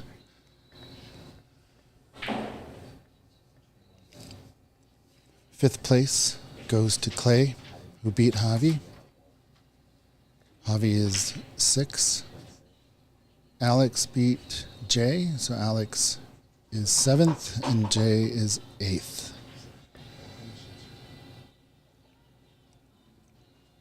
Jay had a really good showing, a good tournament. He played very well. Got out of our group with Varun. But unfortunately, he will not qualify for the SSO. But he is still able to participate if he would like. He's just going to have to pay the entry fee. He was very close. But that's how it rolls sometimes. And we're joined again by Stephen Fullen. Hey, Stephen. How's it going? So this is such a great room you have here, Mike. It means a lot coming from you, Stephen, to be honest. Honestly, look, well, I mean, it's the best place to play snooker and pool in Washington State. I mean, there are other great places to play that I like playing pool at for, different reasons or whatever, just because they have good tournaments and stuff, but the equipment here is just world class. Like the snooker tables that these guys are playing on are the same conditions that you see at the Crucible. Temperature regulated, steel block cushions. You've got the tournament cloth. Is it the Strachan cloth you haven't yet? There's no, you can't get any closer to the conditions that the top pros play on week in, week out. So if you've never been here, you have to come. Mike's not going to sit here on the stream and brag about his own place, so I'll do it for him. If you've never played snooker before, come down, learn the game. If you play a lot of snooker, wherever you live, Seattle's worth a visit to come play here, because it's a real treat to be able to play on this type of equipment. I've only ever been here once before. I was in where was I? I was in Auburn for a tournament, the 15th Street Grill. Nice spot. I brought my snooker cue with me for the trip because I was like, I want to play, So I stopped in here for an hour or two on the way back last time I was in the area. I was just excited to be able to play on this kind of equipment. And the Rasson tables as well, the pool tables. That's what, the Moscone Cup, that's what they play on. All the Matchroom events, their single table events, they use Rassons. For their multi-table events, they use diamonds. I'm not sure why they have that, but I guess they've just got deals in place. But the Rasson tables, they play incredible. They're very fun tables. Yeah. So how does someone play here? Do you have to be a member, or can you walk in? And what's the deal, Mike? The elevator speech. Yeah. We are both public and private. We have member days where members only can play all day for $8 an hour, and that is Monday and Wednesday are member days. And is that both snooker and pool? Yeah. All the tables are the same price because we didn't want to create a cost barrier to play snooker. We don't want to give an excuse for somebody to not try it, right? So we made everything the same price. But members have 24-hour access, so they can get into the club whenever they want. And then we're open to the public Tuesday, and then Thursday through Sunday, from 3 to midnight. Okay. And what does it take to be a member? Like, what's the... Well, we're not exclusive, so anybody can be a member. So what we do is we have them go through a process. You just send me an email. I'll send over the member documents. It's $200 annually and $300 deposit. You still have to pay table time, but you have 24-hour access, and you can bring a +1 during the after hours access. And then you get 20% off table time during public hours. Wow. So, and then you get a lot of say in what we do. You get advance warning. The Jeremy Jones coaching clinic, for instance, like our members, we gave them early warning. They got 90% of the tickets before anybody else did. Yeah. So it's a benefit to be a member. $200 a year. That sounds cheap. It's super cheap. That's less than $20 a month. What does that work out? My math's not very good. 18 bucks a month. If you play here 10 hours a month, you should be a member. Yeah. Okay. Basically, that's the math. And again, it's that way because we don't want to be exclusive. We want to be inclusive. Mm-hmm. And so I'm very against cost barriers. I know that there's a value to things. I understand all that. Yeah. But what good is having beautiful tables that no one's using because it's too expensive? Yeah. Yeah, $8 an hour is more than reasonable. I mean, somebody walked in and was looking for the quarter slot on these tables. I'm like, come on, get out of here. Is that a joke? 25 cents a game. Yeah. Well, yeah, again, I can't stress enough how great this place is. And I'm not just saying it because I'm sat here next to Mike and, you know, it's the right thing to say when you're on a stream with the owner, but like, I really mean it. This is like, it's a center of excellence. That's what it feels like, you know. It's hard. I mean, I do appreciate that so much because I see all the blemishes and I see all the hard work, and so I can't see the beauty of it quite yet. It's a beautiful room. I love it. We designed it well, but... but I also heard that Prince was never happy with any of his songs, so he saw all the mistakes and all the little things that he wanted to improve, and, you know... Yeah, if there are any blemishes here, I don't see them. Okay, back to the action. Before we get back to the action, hold on just one second.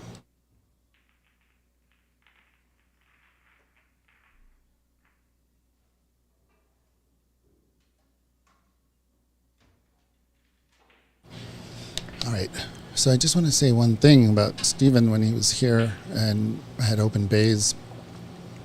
And this is actually before we even found out about the pandemic. I think I personally learned about it the day after because my head was buried. Yeah. And I was like, what virus? It was like, what the hell are you guys talking March about? 11th or something. Around then, it was like just kind of before it. We open on Leap Day. Okay. So February 29th. Okay. So that'll be another couple of years before that day occurs again. But for up to that point, that was the most exciting part of that year, was that it was a leap year, and then it was a leap day. So we tried to take advantage of it, open on that day, and then March 1st, we're like, we got to close in 2 weeks. Yeah. It's unbelievable what's going on. But you were there, and you were very interested in seeing this base succeed, and the way that you offered some advice was very tactile. It wasn't coming across as a know-it-all. You were... Oh, really? Yeah, absolutely, man. Oh, really? That's normally my MO, Mr. Know-It-All over here. So you made some very good and valid points on the initial design for bays, and given that it was in the middle of the pandemic, we couldn't really test those out. But I used some of those concepts that you and I discussed for designing aux. Oh. So that knowledge was still in my head. I don't even remember what I do. I totally remember. But just another thing you remark on our tables, and Cece is the person who put me in contact with Ramil And so it really is a community effort. If it wasn't for CC, I'd have some Canadian tables. Yeah, you don't want that. I'm sure they are beautiful. Do they have steel block Canadian tables? I'm not sure. Yeah. Any Canucks in the chat? We saw David in there. Yeah, David, if you're listening, are there any steel block Canadian tables? Javier is leaving the building. Congrats on him getting 6th place. Okay, so Varun missed the red here, but he's kind of only left this one red that Charlie's going for here. Yeah, these are kind of nice. You're close to the red. I wouldn't say they're easy, but you know, if you're going to shoot a long pot like that, it's nice being closer to the red. And he was looking right down the barrel, you know. Let's see what Charlie can do here now, if he can get something going. He looks straight-ish on this screen, which is probably why he's going for the blue. Yeah, these reds seem to kind of all be blocking each other, so I think he's having to... Well, yeah, he would have needed to make that blue, but yeah, the top red, the one that's left of the black, does go. I'm not quite sure if the pink passes that red. It doesn't look like it from the angle we have. Definitely doesn't go from that angle. It's a different table. Giving Mike a hard time here. Let's try this. Yeah, that definitely does not go. I don't think he can even hit the blue with the pink. So yeah, this is going to be a little tricky.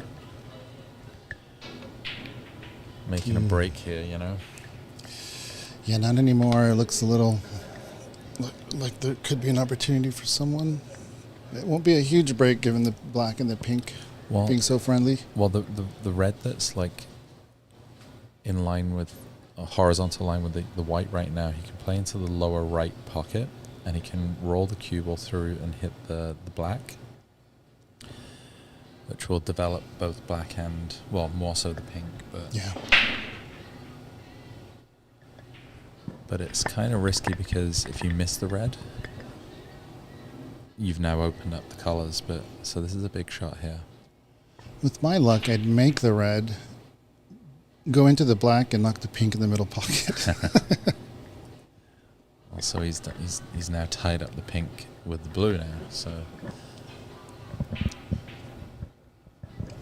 Triple G in the Facebook chat remarking about Ox, definitely a welcomed room. Lots of hard work put in since day one. More than accommodating staff. We definitely appreciate Mike, Christian, and company. Thank you, Triple G. You're always welcome here. nice shot there by Charlie. Just bringing cue ball back to the bolt cushion. Giving Varun a bit of a head scratcher here. David Brock in the chat answering our call. There are a couple of manufacturers, I believe, but I don't think they offer steel block cushions in Canada, is the reference. Yeah, I know that back when I was in my younger days when I was playing snooker, because that's where I started, was with snooker. I don't really play anymore. But the Riley Aristocrat was the table of choice at that time, and I think it came in both steel block and regular wood block. But that was the table. Dave Daly has a Aristocrat. Oh, he does, yeah. It's a beautiful table. Okay, so Charlie sizing this up. I mean, you could take this red that's near the blue spot into the lower right pocket. He could screw above the middle pocket, but if he misses it, that ball will be, turning loose, so. Oh. Where is it going? Yeah, it was safe-ish. He did end up opening up the blue and pink, which is good for both players, kind of, because it's going to move the game along, and they're going to be able to start scoring now. So at this point, they're just waiting for the other person to make a mistake. Yeah, I'd maybe rephrase it rather than waiting, trying to force a mistake from their opponent. But yeah, now that the red and the pink are available in the open, there is now a legitimate opportunity for scoring. So now they're going to be, in a safety battle here until one of them makes a mistake, and that was a good shot there by Charlie. Although he didn't get the snooker, he has taken off some lanes back to balk from Varun. So would you just want to lay the cue ball up the top cushion? I was going to say, he may elect to just roll into, roll one of these reds up and down, and then just like he said. Oh no! Okay, avoided Did he it. make this red? It's hugging that corner. I mean the cushion. What a shot! Well, now what? Exactly. Now I'm not sure if you can see the yellow. If he can, he may try and get behind the brown, but I don't know I think that there's a red in the way. He may be able to snick off the black, which will kind of open the black up as well. And I'm not sure what he called, but I'm pretty sure that's the ball he's choosing. Okay, so things are back in the open. Nice shot. Good pace. And Get the brown ball. And he's hampered Charlie here now with the brown. So this is a tough spot. Kevin goes up 2-1 against Dave Daly.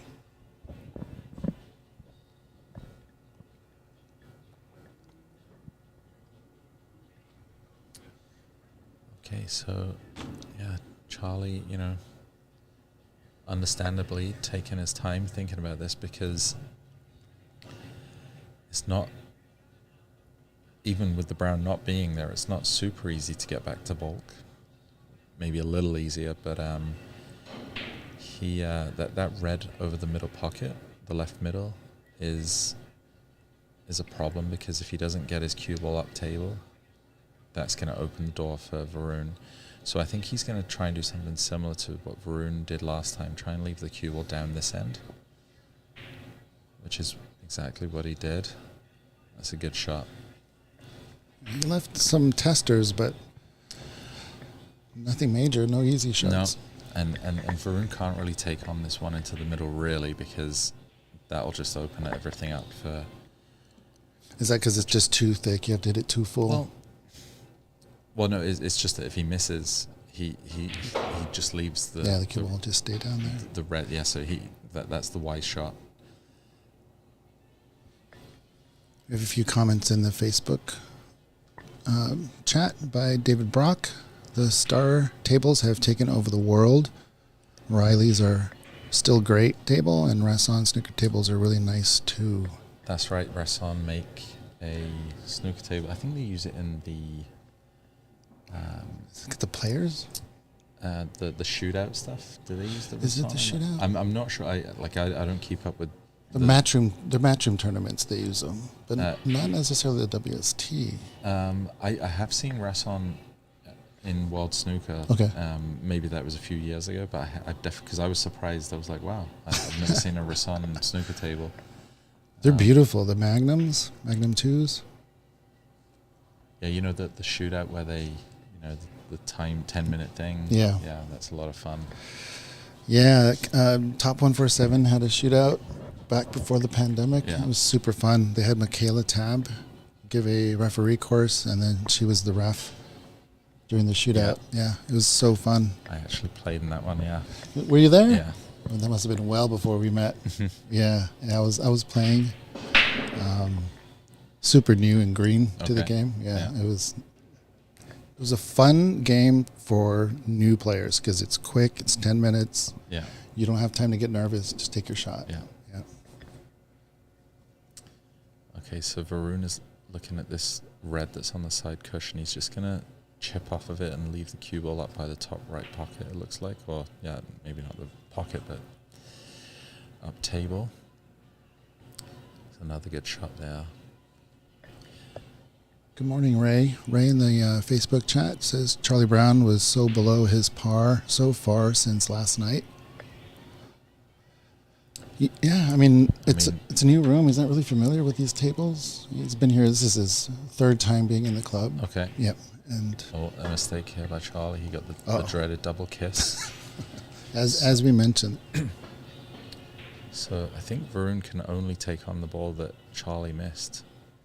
And with a good cue ball here, if he can, this is a crucial shot here, because if he can land on the black or the blue or any of the colors really in the middle of the table, he's going to put himself in a really good situation to score heavy. So he's got one good positional shot here, and then he should be kind of off to the races. But where the cue ball is, he's kind of stretching. And Varun's a tall guy, but he's still having to stretch here and play with a long bridge. Yeah, he doesn't like it. So I think he's just gonna go home. No, he's grabbed the swan neck. I think that's what. No, that's not the swan neck. What do they call that one? The spider, is it? Yeah. Yeah, the extended spider. There you go. Yeah, it's been a while, but you still got it. It's in the memory banks. I was so terrible and still am with the rest. So these are tricky. I never learned their names. You cannot when you're picking up this device. Mm-hmm. You have to lift the entire cue. You can't lift the butt because of the fulcrum. Okay, yeah. You will The way it's always. balanced. You will always hit a red ball if you try Okay. to lift the butt. You have to lift the whole thing up. Yeah. The swan neck, not so much because it goes up, Yeah. but that extended spider is very flat. Okay, so one good shot here from Varun could get him in a good situation to score. Wow. Well, although he's not on one of these middle colors, he's on the green or he could take the yellow. The pink is also available. It's a little bit more of a long range shot. You'd have to stretch for the pink, right? Yeah. Use the rest for But any of the there balls. is a lot more reward, I think, in taking the pink. I think he's having a little look here at the other options, but and it's good to see players do that kind of stuff. They look at the other options just to confirm that the shot that they're going to take on is the correct shot. You don't want to be shooting a shot and in the back of your mind thinking, should I have played another shot? Wow. Very good shot there by Varun. That's good advice right there. Only have one thought in your head, and that is making the ball. Yeah, and you'll see top snooker players do that as well. They'll come around and just look at the other shots. They know that they're going to shoot, the shot they want to shoot, but they just confirm it in their mind. It just kind of gives you that little bit of positive reinforcement when you're shooting the shot. You've got no, maybe I should have shot the other one or anything like that. You can just free your mind up to shoot the shot that you need to shoot. There's an analogy that I heard it stuck with me. It's called target fixation. Yeah. And it's military term. Okay, or target panic. Have you heard of that one? No, what's target panic? I think it's probably maybe target fixation. I think it's used in archery and shooting, where you're so focusing on the target and aiming rather than thinking about the motions of what it takes to make the shot. And there are a lot of parallels with pool and snooker or any cue sport.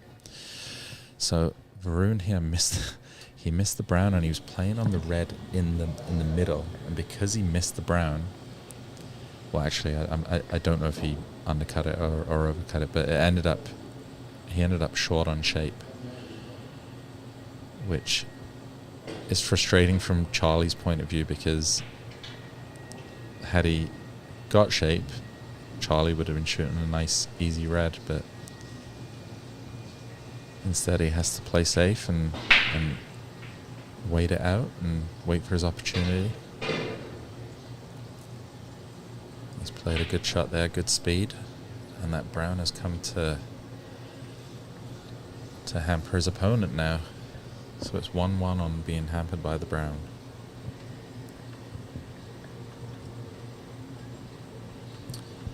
So David Brock in the comments, he said that Stephen Hendry's Q-Tips YouTube channel, he has a Rasson table. So Stephen Hendry uses a Rasson.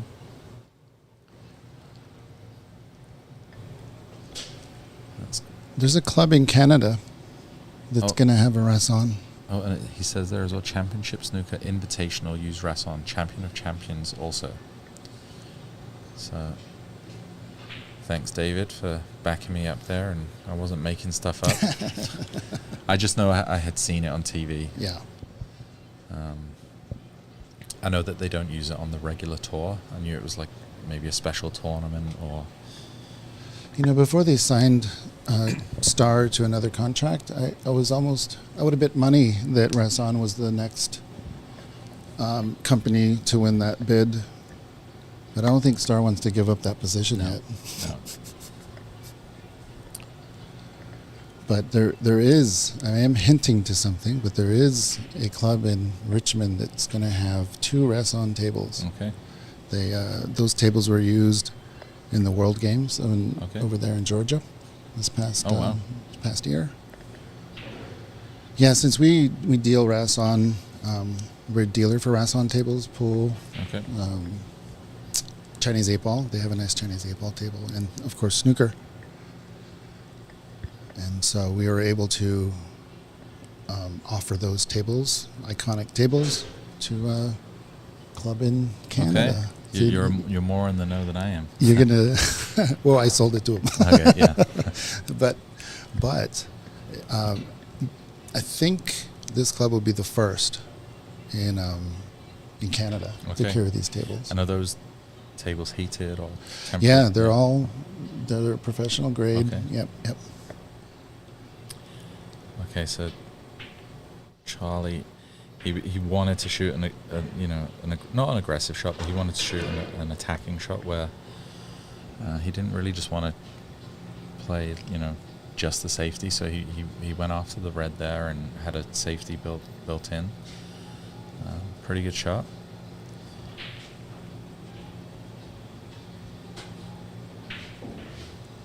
Yeah, it almost looks like, most, if you're new to the game, you'd be like, oh, just shoot this red that's over the one that's on the right, just make it in the lower right corner. But that shot is, it's fraught with danger because it's a siren. Yeah, it's a difficult shot, and you're likely to leave a shot for your opponent if you miss. So it looks like he's going to play a delicate shot where he goes off the other side of it. Very well played. Where is this going? Too fast for the yellow? Yeah, but the yellow slowed it down a little. Yeah. Charlie may play a similar shot here with the red that's near the pink spot. It's a thin hit. You just have to watch that you don't go in off. Very well executed. And it looks like his speed's a little better on this shot.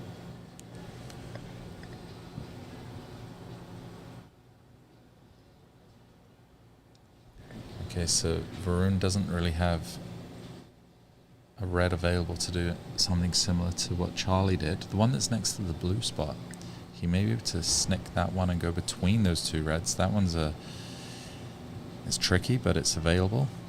And I think that's what he's looking at. But watch out, running into a red.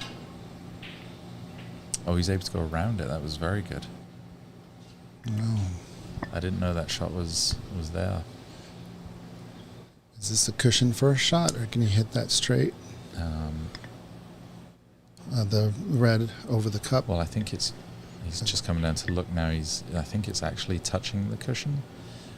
I think it might be one of those where you can kind of hit the cushion and the ball at the same time, and kind of draw 2 rails out. Well, he can't get to that part of the ball, I don't think. But How's that yellow? Yeah.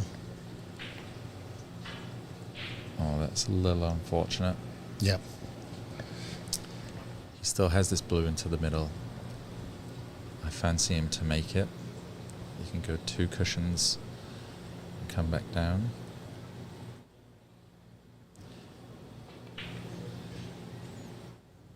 Just like that. And he's back in line, it looks like. Now, he will want to get this black back on the spot, but the problem is to make the black, you're always going to have to go in and out of bulk to do it. So you see here, he's gonna take the black here, which it's not a problem, but it just requires a little bit more care to get on your next red. Yeah, given where the yellow and brown are, it's a semi-clear path for him. Mm-hmm. How's his speed? He may be on this. Oh.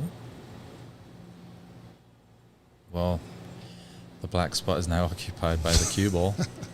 And Well done. And he's landed on this red into the lower left, so this worked out As planned. pretty nicely. Yeah, as planned, yeah. There was no other way to play that shot. You must fist pump at that shot, right? But David Burney is saying that there is already a waiting list to play on those Rasson tables in Canada. Well, he's not on that lower left red. I thought he was. Really? So Varun has dodged a little bit of a bullet there because it was looking like Charlie was going to score pretty heavy there, but just got a little out of line.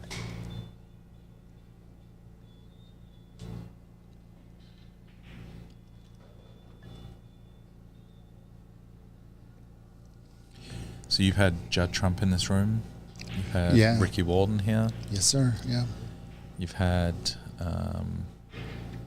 who else have you had here? Allison Fisher, Right. Jeremy Jones, Bex Kenna, Jamie Hunter won the World Women's Right. U.S. Open.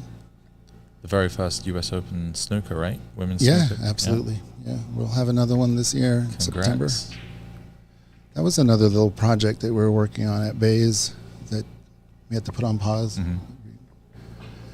I have to tell you that was one of the most fun events, snooker or otherwise, in my life. It was just so well run. Yeah. And then we just partied after. Yeah, That's great. It was just so much fun. Had a blast. Uh-oh. Is that frustration or just...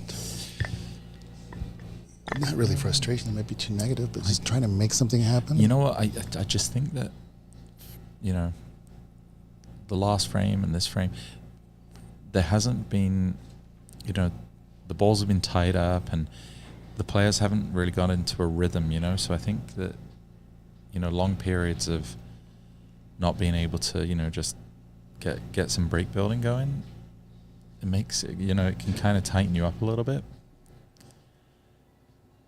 So, oh wow. Wow. Fired that in like... Yeah, he like he was on a pool table. I am not going to leave anything if I miss this. Yeah. What a shot. Like he was on a pool table. Yeah, that he made these tight pockets look like buckets. It's insane. But Jeremy, so when he was here, he was on the snooker table quite a bit. And he was showing us how to shoot the rail shots and exactly where to hit it with force. Oh, yeah? Yeah, and it went in every time when he was doing it. And it was it blew my mind. You're going to have to show me that. Yeah, it blew my mind. It was similar to a Russian pyramid shot where you just force it in there. And what he was saying is that you just compress, you flatten Yeah. the roundness of the pocket. But you got to hit it at a precise spot. So, Oh, wow. Look at this. uh-oh. He just missed, and it looked like he was going to leave a nice, easy red to get Charlie going, and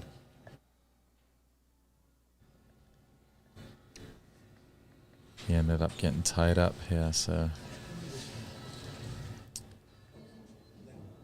That might be a little frustrating here for Charlie. He can still take this red on that he's close to. He's just playing it into what we call a blind pocket, so that means he can't see the pocket when he's down on the shot. Instead, he could take this red that's in the middle of the table up into the top right corner and try and get something going from there. The only problem is with that is he could leave the red into the lower right. He's looking at all options.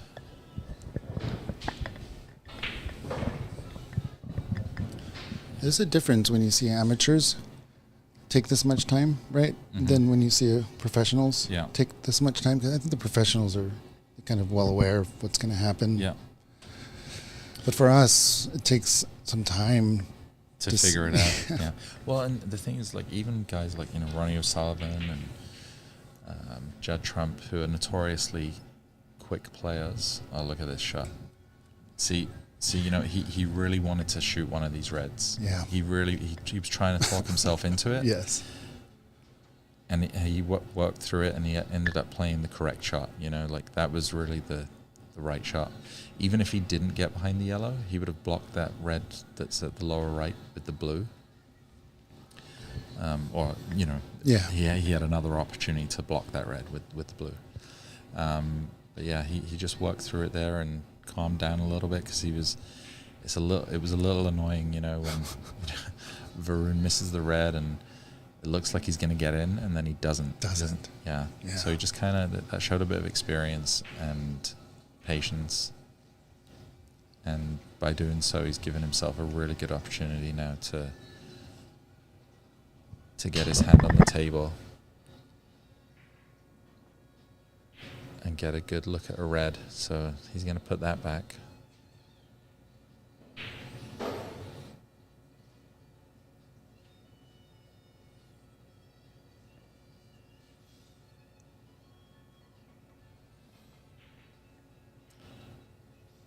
So it looks like yellow, I think, was a little more to the right. Yeah, they're figuring it out over there. We have a point on where it was. Oh, so it's interesting. Varun's doing something that is a foul. Would not be allowed in. Well, I don't know, but the white still, I think, is a foul. But yeah, players aren't allowed to touch the balls. Yeah. Unless they have, yes, ball in hand. Ball in hand. Yeah. That's why it's called ball in hand. That looks pretty good from our vantage point. And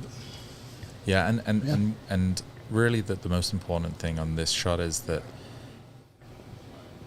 what what Varun can see with regards to how much of the the cushion, like what the angle that he can see. If the balls aren't quite exactly in the same spot, it's more the essence of the shot itself. What was he capable of doing? What was he not capable of doing?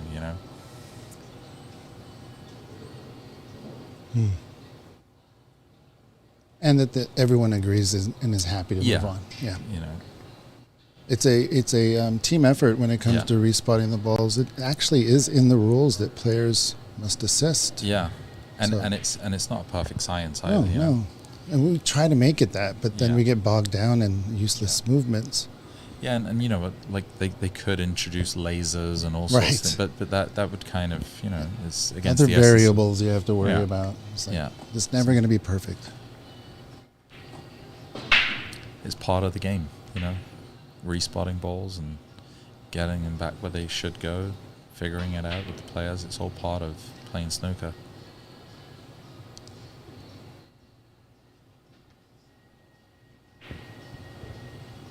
Yeah, David Burney, we do have both the Paradon little blue marker and the clear plastic larger ball marker.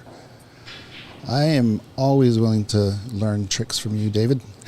I'm sure he's talking about putting the ball marker on the table before you play the shot. I believe so. Yeah, and unless you're not trying to screw back, right? Just hit center ball. Some players might not. want to be looking at that when they're shooting the ball, but okay, so Varun is off here, and this looks like a practice routine. He's got the balls lined up here for himself.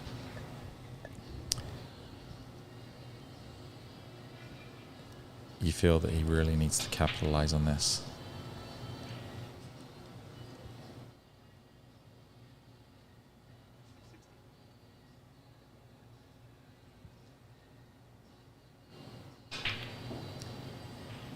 Okay, he's got top side of the blue, which is exactly where he wanted to be. He can play for both reds here. So, yeah, as he did for the middle or the corner, and he prefers the way the middle looks. A little too much angle on the one that's on the pink spot. He just wants to make sure to get top side here of the blue again, which he did. He's in a groove. Yeah, he is. Slamming that chalk down, he means business here.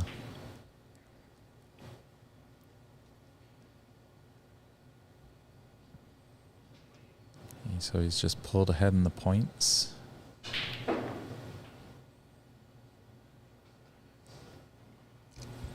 Luckily, Christian has his track shoes on. Yeah, this is a good line with the yellow. He's probably going to use the rest here. And I'm pretty sure the green does go into the yellow pocket by the brown. So he'll look to just kind of screw out this one rail, or two maybe. I'm saying rail. That's the pool player in me nowadays. We have to. Yeah, it's so funny that there are two different languages. I know. Or do we call them dialects? Oh, goodness gracious. The break is over. Yeah, you know what? And also look at where the brown ended up. I think he could have maybe taken a little more care, because even if the line is scratching or going in off, you don't want to be playing the speed so much that there was no need to go all the way over to the cushion. But he's got himself a lead, and the brown is fairly safe, which means that he will get another chance back at the table. Let's see if Charlie can get underneath the black ball here. That's what he's going to be trying to do. Groovin' Varun. A little shy on pace for that. Yeah, Varun's going to get down and crack this in. That's what he's going to try to do here. And after the groove he was just in. Shoot. Oh, shooting a shot. Yeah. Or, what's the snooker term? Playing a shot. Yeah. Playing a shot. You know, it's embarrassing for me. I'm from England. I shouldn't be using any of these terms. So go easy on me. Potting a ball. I use potting in a pool, and that's pretty common. You would hear pool players say pot. Do you? Or maybe in this room? Not so much, yeah. Yeah, it's funny. I got laughed at for saying, potting balls, and then, pool players would make fun of me, and then I switched, and now I've got it the other way back, Oh, it looks like Charlie's going to get a nice little roll here. He apologizes. These players know how difficult the sport is, and you gotta apologize when something like this happens, because it's just not purposeful. So yeah, you see it a lot in snooker, not so much in pool, but in snooker, yeah, when you get lucky, you see the little hand wave. Well, Varun hit the brown. Is he going to get something back here behind the pink? Wow. I think he snookered him.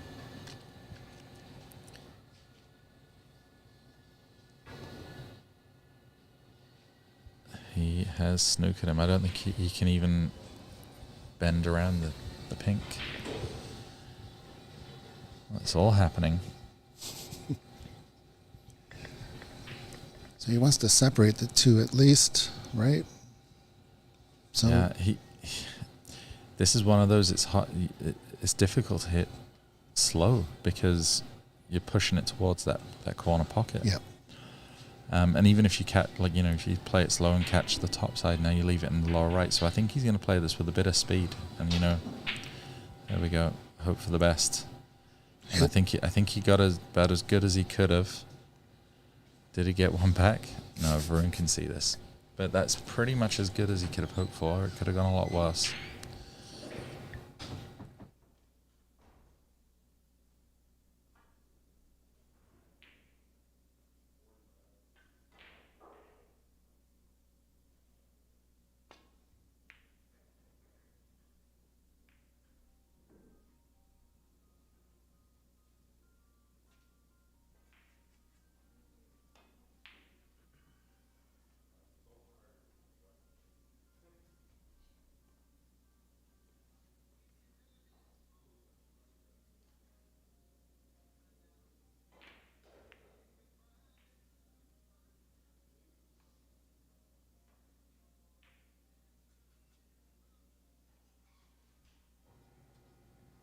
Well, just in that little pause that we had there, Varun nearly fluked the brown with a double kiss, but left it in a position that Charlie could snick it in and come around and get the blue.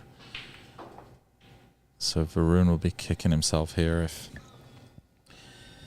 Charlie manages to make these two remaining balls, because that in-off on the green was definitely a turning point there.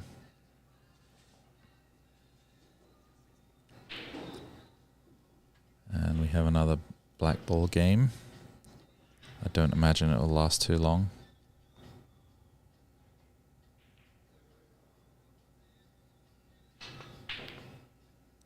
Well, I just put the commentator's curse on him. When you watch this back, Charlie, I apologize.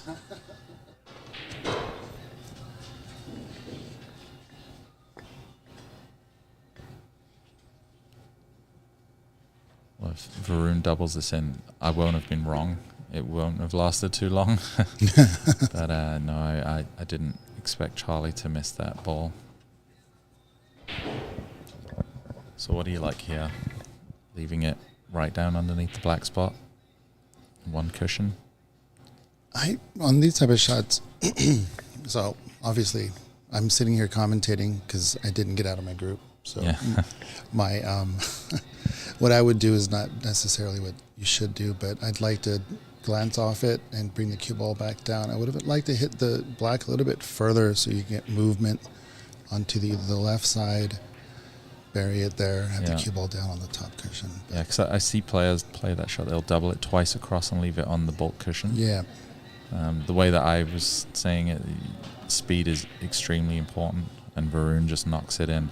So he'll be happy that he managed to get out of that one alive. That was nearly a stolen frame from him. And it's a tied ball game.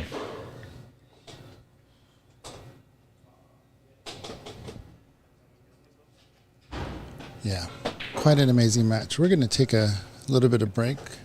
We have a couple of errands we got to do. We will see you back when this continues. We'll just put the camera on the full club view. You can just kind of enjoy the view. See you guys in a bit.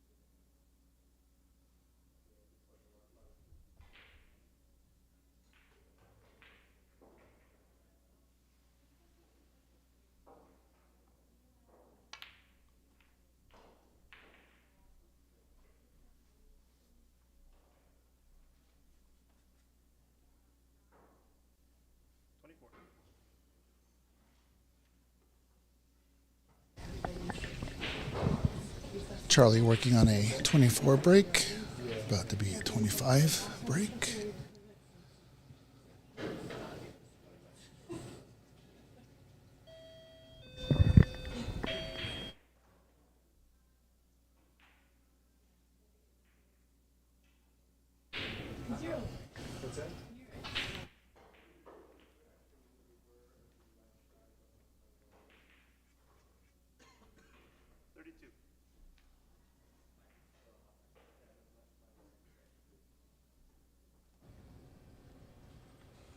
Alrighty, folks. In a few minutes, this is going to be one hopping club.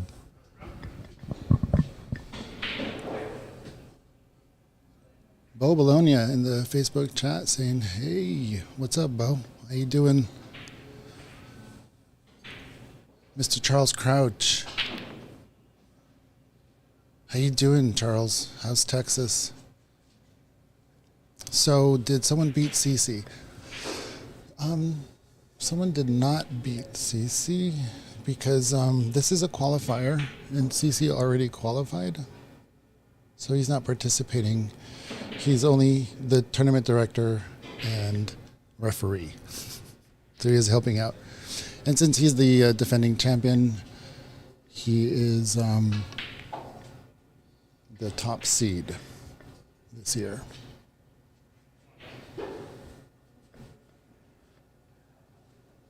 To the victor go the spoils.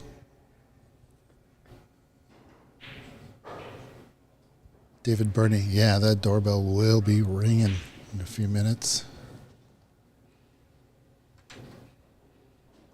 You have BCA 10-ball league going on. And then that is followed by APA Masters non-handicap league going on.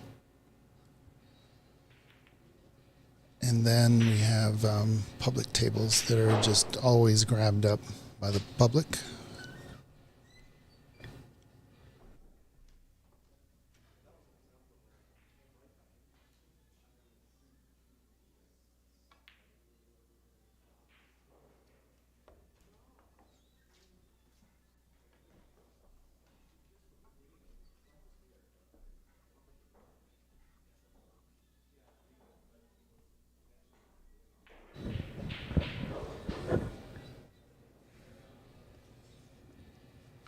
How you doing there, Stephen?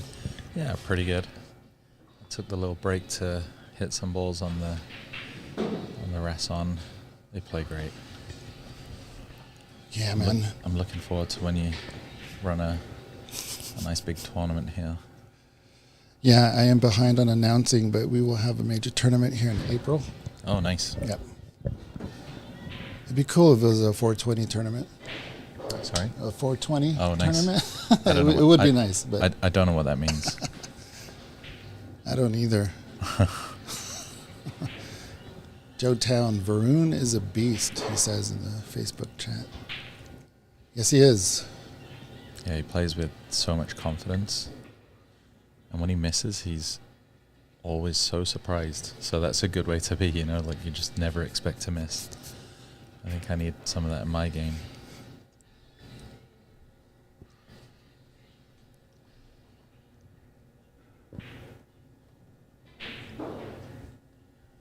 Just updating the scores, so...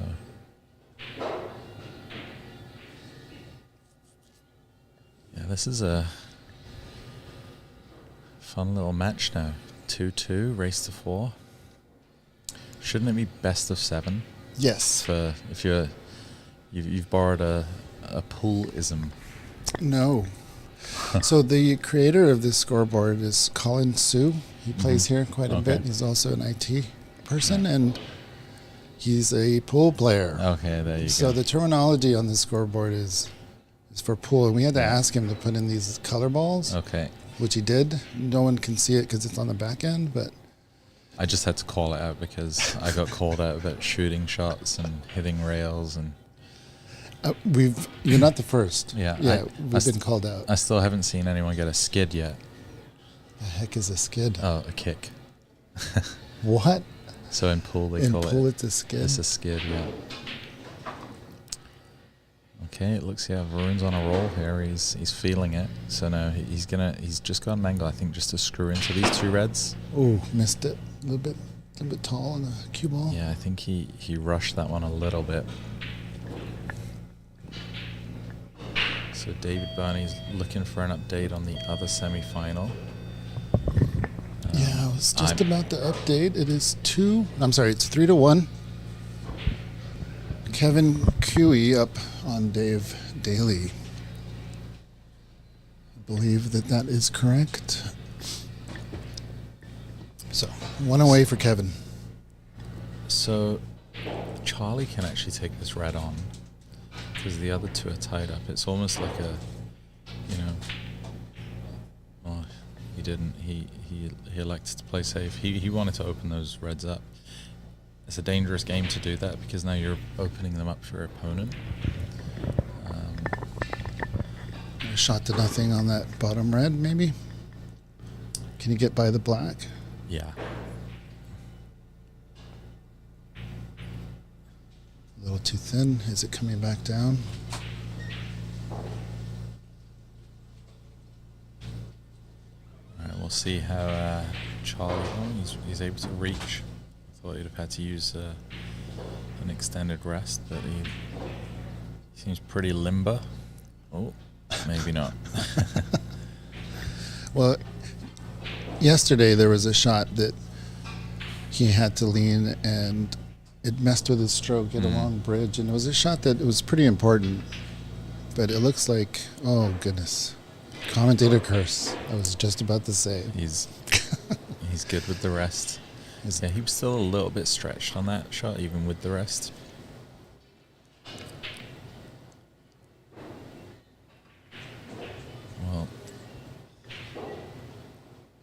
Well, the ready played ended up in a not bad position. That could have gone worse.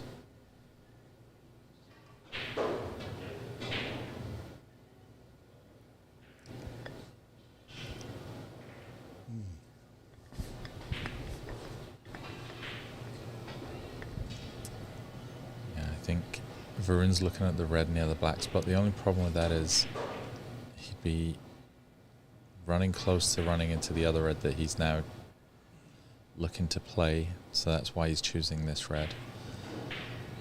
Yeah, anytime that you're trying to get back to bulk, which is the other end of the table, you don't want to be running into other balls. Which stands to reason.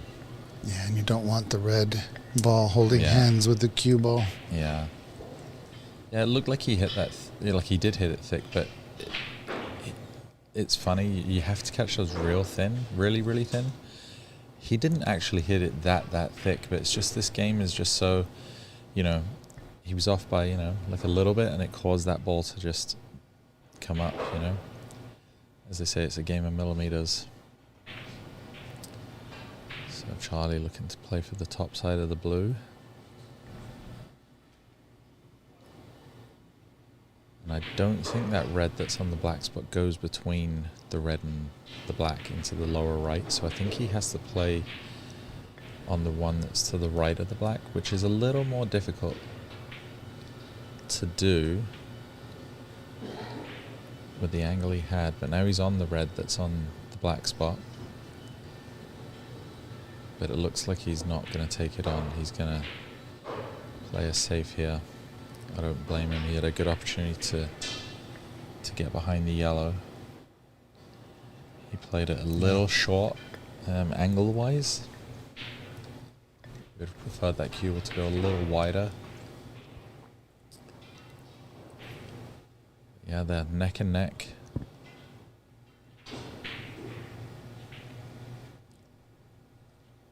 Yeah, it's poking out again. Yeah, he caught that a hair thicker than he would have liked. He was short on the cue ball pace, and the red has popped out more than he would have liked. So it's given Charlie a look at this red. I can't imagine he's going to try and open the red and black here. That would be, if he misses the red, he now has opened the red. I think he's going to drop it in. Maybe he can get above the blue. or swing it round and play the blue into the right middle. Oh, he went for the dangerous shot. There you go. and he took care of that red just in case. And maybe he saw that it was a wired plant, so maybe he deliberately went after it. So hitting any part of the black, pretty much will make the red go in. Perhaps we need to ask him, but maybe that was in his mind. That, if he misses the red, not that you should be thinking about missing, but he had kind of had a bit of insurance on it. Yeah, you definitely don't want to do that when you need both reds, scoring wise. Yeah, it takes points off the table. Yeah. Which always advantages one over the other. Where is this yellow going to stop? Did it hold up just enough? I don't think. Well, it's not. On the TV, it looks a lot easier, but I'm looking at it here in person. It's a tougher shot than it appears. And that cue ball is running. I wouldn't say loose, but it's going to be hot coming off that cushion, and it could run into the green. So it's a delicate little shot here, which is, I'm sure, why he refused it. Yeah, that definitely was not as easy as it looked on the screen. Nice little safety there by Varun.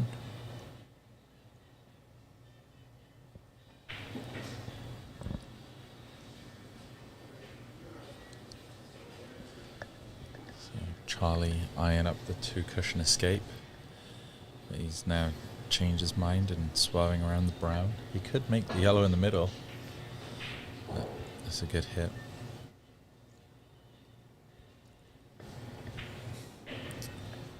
What's Varun going to do here? I'm always intrigued by safety battles. Yeah. How different players see different shots. There's a really good video that helped Jamie and me out by, holy moly, I forgot the coach's name. Karen Wilson's coach on YouTube. Oh, Barry Stark. Barry Stark. Yeah, I've spent some time with Barry when I was younger. Wow. Very, very knowledgeable guy. Super nice guy. He seems to be. Yeah. So I think Varun was trying to get him behind the black, and he had good speed, but it was just the wrong line, and it allowed Charlie to be able to see that yellow. But yeah, Sorry, you were going to say about Barry Stark.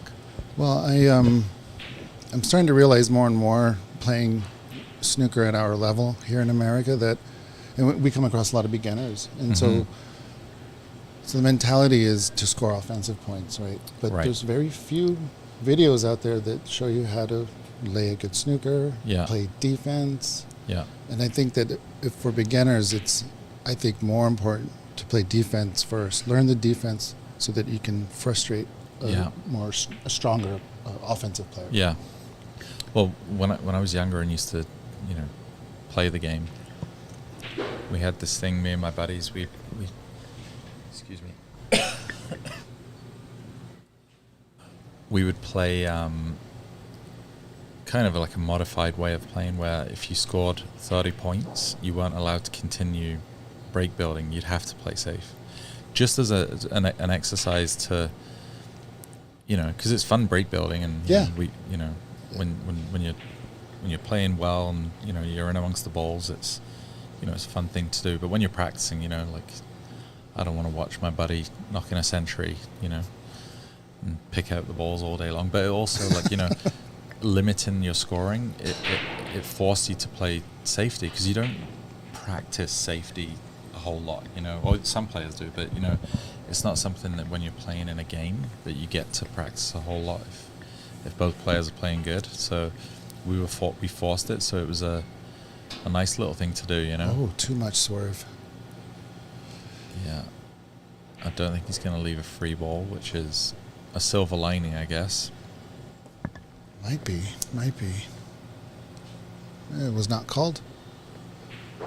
So yeah, Barry was one of the few people that had a video out there that goes over your general basic safety play. Yeah. And Jamie and I were just studying that video over and over. We're trying to prepare for league And that following weekend and from that point on, our defensive game really improved, and we were frustrating players that were much better than us. So are those videos online? Yes, Is that, on YouTube. Yep. And they're also, if you go to Seattle Snooker on YouTube, there's a playlist of tutorial videos on both the rules, coaching, fundamentals of snooker. Mm-hmm. Well, he'd be an interesting guy to try and get over here. Is that something? We've had a conversation. Oh yeah. But his main concern is the wear and tear, nice pot, of the journey. Oh right, yeah. It's not an easy flight. Right. So. Yeah, I don't blame him. No, yeah, it is a long way to go. Yeah, he's not 25 years old anymore.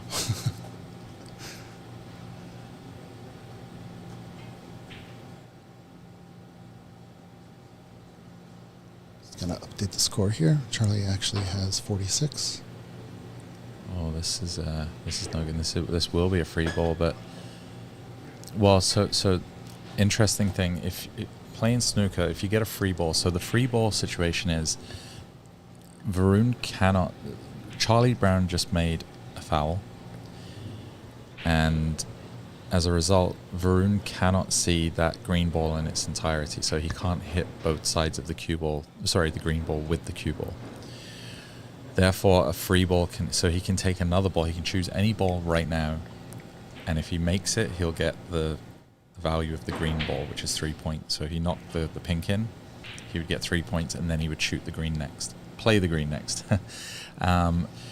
Interestingly, though, you can't snooker a player behind a ball that you're playing. So he can snooker him. So he's just snookered him. Yeah. But he snook. Well, that's a snooker. Wait. But yeah, Charlie's calling it. Yeah, because it's the first ball Yeah, no, he knows. I think Christian's got it. Cool. That's an interest. So yeah, crazy. Just exactly as what I was talking about. You timed that out well. The ball he was playing, which was the black, he.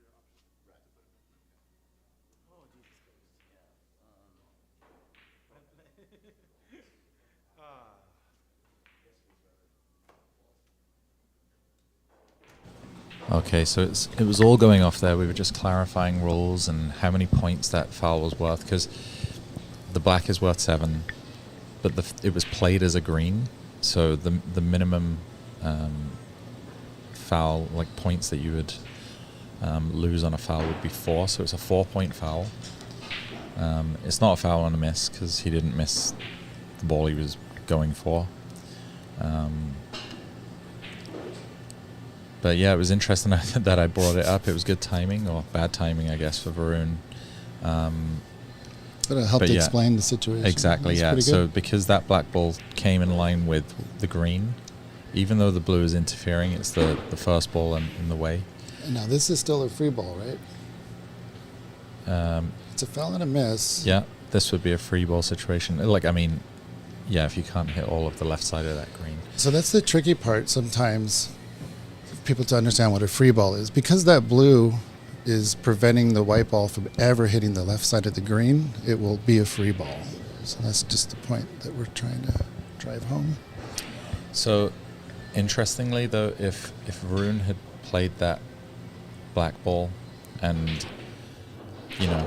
got his cue ball behind the pink, but then the black lined up between the green and the pink, even though it's in line of the foul, he's behind the pink, so it's not the black ball causing the snooker, right? Right. So that would be the. That's the way to go. That would not be a foul. Yeah, absolutely.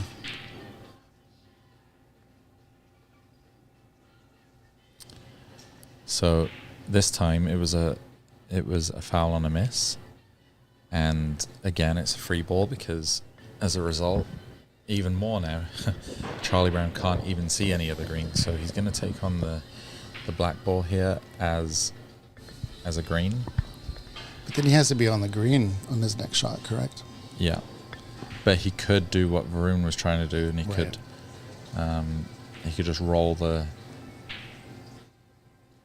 like just like this. He didn't try and make that ball. If he had made that ball, he would have been in trouble. So, people might think, why didn't he just put him back there and let him do it again? But he may have had a good read on the line because he had 2 attempts at it. So if you can put the cue ball on a different spot now, he has to make a new line. It's a new first attempt. It's not a third. Yeah, that is... Oh, so they're doing... is it just 2 putbacks? No, I'm just saying that it wouldn't be his third attempt. At it, yeah. Yeah, it would be his... So this is his first at this new angle. This new, yeah. He kind of left him a similar angle, so... That's not a free ball, I don't believe. So put him back would be my choice. Yeah, Varun's in a jam here, I think. I was looking over at the score, and Varun caught the movement of my head and looked at me. And he just gave me this wry smile. Like, not that he was frustrated, but just that he's out there having fun.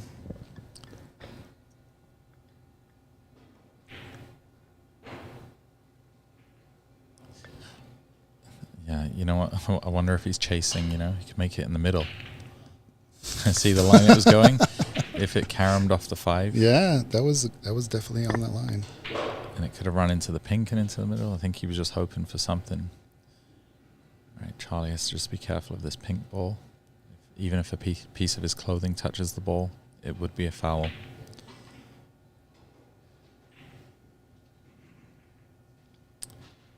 Oh, that's no good for Charlie, because Varun is capable of knocking the green, brown and blue in, and if he can get the pink, the black is sitting right there, but he didn't get the job done. Well, having 6 shots of just trying to get out of a snooker might tarnish your potting ability. Yeah. But it was a pretty easy shot. Charlie will be happy to see that ball go in. Although he's not out of the woods yet. There's 22 on, and he's 22 ahead. 22 on. So Are you leaving yourself for the blue where it is, or are you trying to get the blue off the cushion? no, I'm just going to draw to the screw to this, just exactly like you did there. Perfect. Because even if you didn't, even if the blue wasn't there, and I just need to make the brown to secure the frame, I'm still kind of playing it that way because it feels natural to make the ball, get the cue ball onto the rail, Yeah. You don't want to roll that ball. You want to hit it with a bit of confidence. This might still go back. No. Okay, so that brings Charlie to 1 frame away. And with that, I have an update on Kevin and Dave's match. It is a ultra serious defensive match. It's still 3-1. Kevin has the advantage. I'm going to go ahead and put the camera on that table and then also update the score.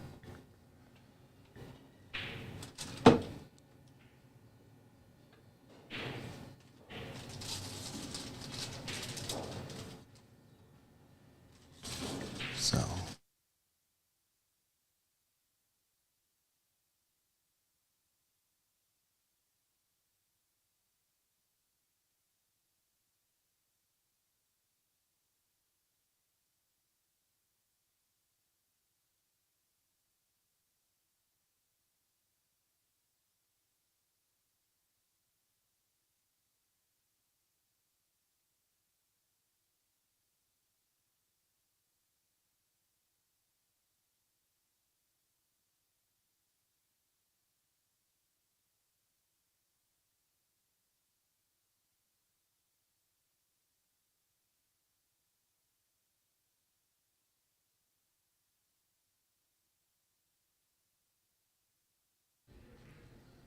So Jamie's in the room, and she's just completely enthralled with this match right here. And so this is the benefit of being here in person. We only have one table view. I mean, we can split the screen and have 2 table views, but that's pretty distracting, and it's a smaller view for each. So if you really want to experience these tournaments, you should get here. There is no limit to these putbacks at this stage unless snookers are required.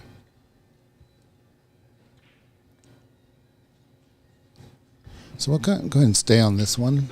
It's such a crucial match right now.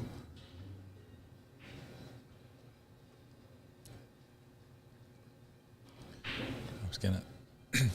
So this is the correct score for that. What is that? 26 and 12. My eyesight's not that good, but yeah. Looks like it. Yeah.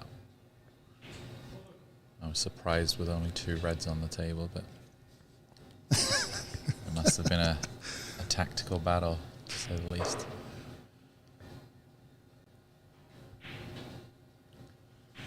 Oh, Kevin.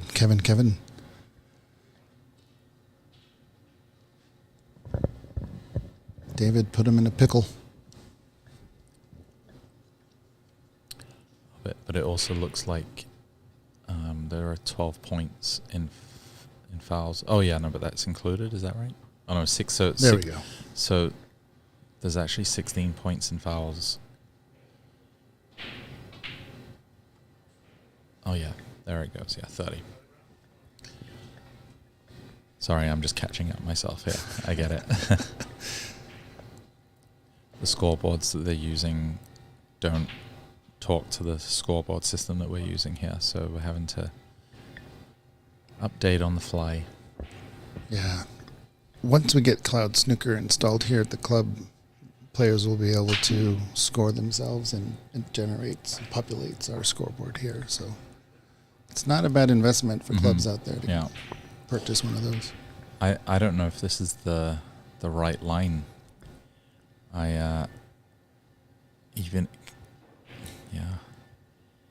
think it just checks up a little too much, and I think also the speed he's playing it at, even if he hits the red, he's probably going to leave one of the reds. I mean, it's a super tough situation he's in. I don't want to be here, but I just find that this might be better. Oh no! No.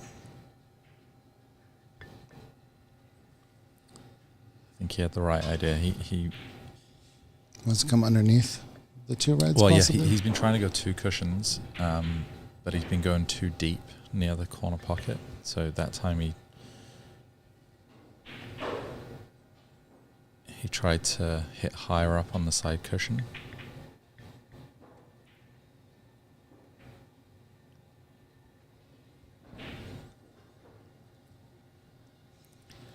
Oh, he's had a change of heart. Yeah, this angle looked good to me. I'm not that experienced in getting out of these snookers, but if you just go bulk cushion left side, I would try to go straight into them. Just 2 cushions.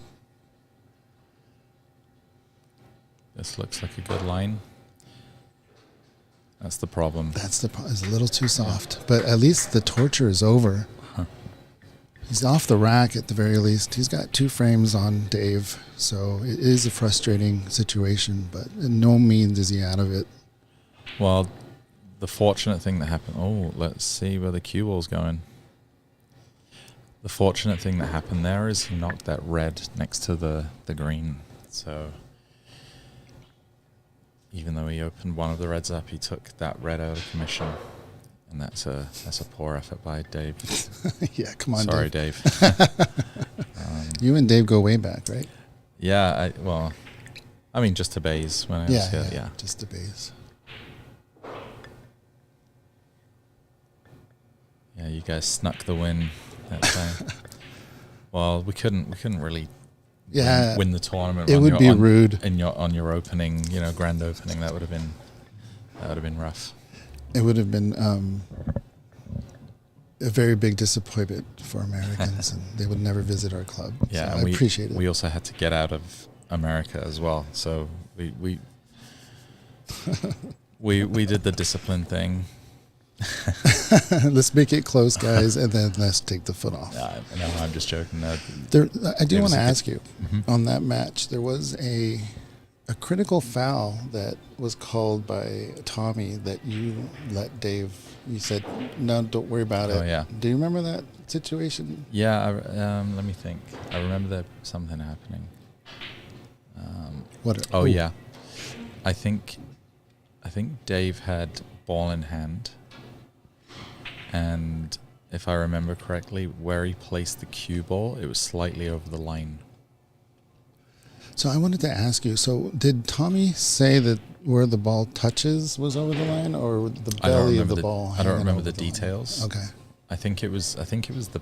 I'm sure Tommy would have got the rule correct, but I think he thought the bottom of the ball, the cue ball, was across the line, and he called a foul instantly.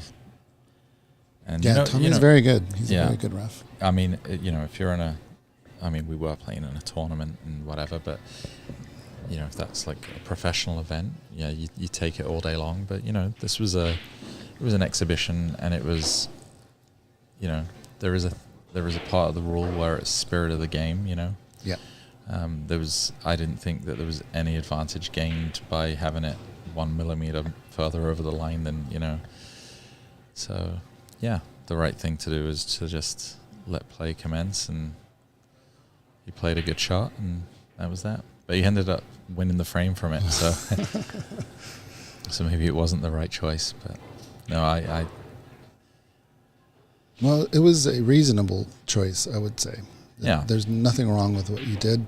I mean, if we're in a professional event, well, that would require me to be a professional player. But if it was a the big event or whatever, the players should know better. And but we were having fun. It was supposed to be an enjoyable event and cordial and respectful and have everyone having a good time. So I kind of overruled the decision, which I don't know if I was allowed to do, but I did it anyway. Well, you're not a professional. Yeah, exactly. That's just the way it is. But yeah, neither is Dave. That was so fun, though. You guys did us a solid, for sure, coming down here and playing. Yeah, it was great. We should try and set it up again. We are, in fact, actually doing that, and we've come a long way.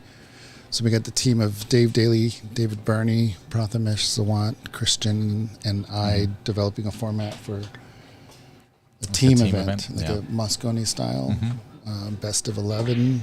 And we're going to incorporate 6 red. I was just about to say, something like 6 reds would be kind of fun. Even English billiards. We'll do a race to 75. We love English billiards here. I'm just joking. I actually spent a bit of time as well with back when I was younger and trying to chase down the snooker dream. I got to play a bit with Peter Gilchrist. You know that guy? I do not. I think he's won the World English Billiard Championships 100 times or something. He's won it the most, and I think he lives in China or Hong Kong, or used to anyway. But I was at a snooker event, and actually Barry Stark was there, and I got to meet them both at that time. But yeah, he had some really crazy shots that he was showing me. Making the cue ball hug the rail and or the cushion and staying on the cushion all the way up, for an in-off. Yeah. Oh, there we go. Peter Gilchrist now lives in Singapore. So that's probably where he was living, when I met him, but he was just in England at that time. Thanks for the answer there on Twitch, Snooker155. Shout it out in the chat for us. Dave Daly missing the yellow. And do we know how many times Peter Gilchrist has won the World English Billiards Championships? Let's see if Snooker 155 knows the answer to that, because I know it's a lot. And I know I also have Google in my pocket, but It's no fun. yeah. Okay, so they're bunting this yellow ball around, and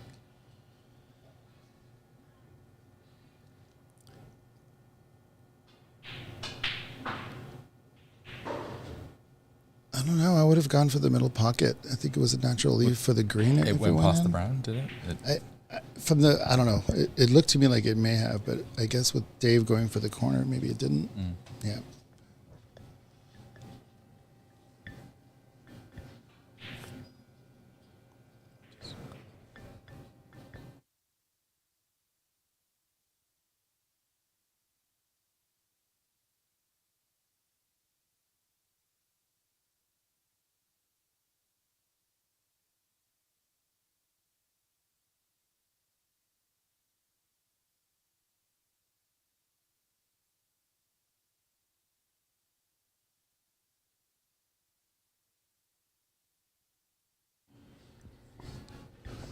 All right. Taking a look at that yellow, and if the brown ball was actually blocking the path, and it looked like the brown ball was blocking the pocket, so that's why Dave went for the corner. Well, that was an inventive shot there by Kevin. He was trying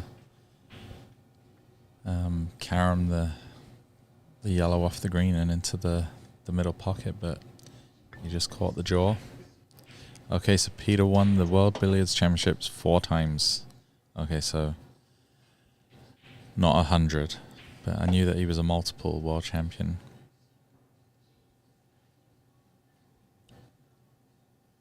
And I'm sure that record is beaten. He is, I'm sure he doesn't hold the record. I'm sure that one of the, Fred Davis or Joe Davis, one of those guys, has probably won it, 20 times. But that's when the World Championships was basically just between the two brothers. Yeah, and one of them bought the trophy with the first winnings. Yeah, it was. I might start my own World Championships. We are the best in the world. Snooker 155 says that Peter is still very active. Only yesterday he finished runner-up in the Singapore National Snooker Championship. There you go.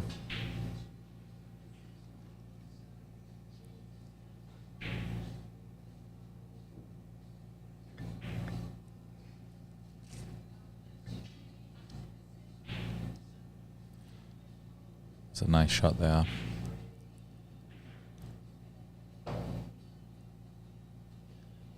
Yeah, Dave is really playing well to frustrate Kevin. Yeah. Well, it was very easy to double kiss that, the way that shot was played, but he played it really well. This is a good return. He could have done without the little bump on the black ball there. He's giving Kevin a chance to get this. And these shots you can kind of play naturally. Just let the cue ball loose because the green's down this end.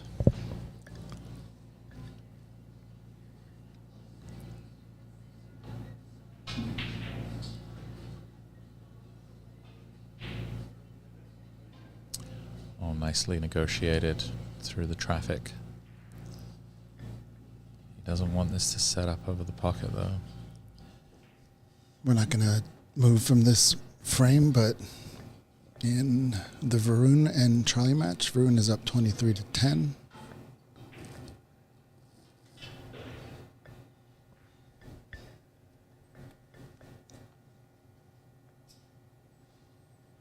Looks like Dave's going after this, full-blooded.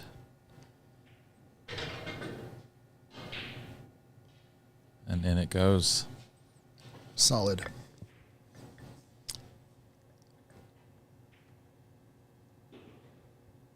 So how many of these players will qualify for the 6?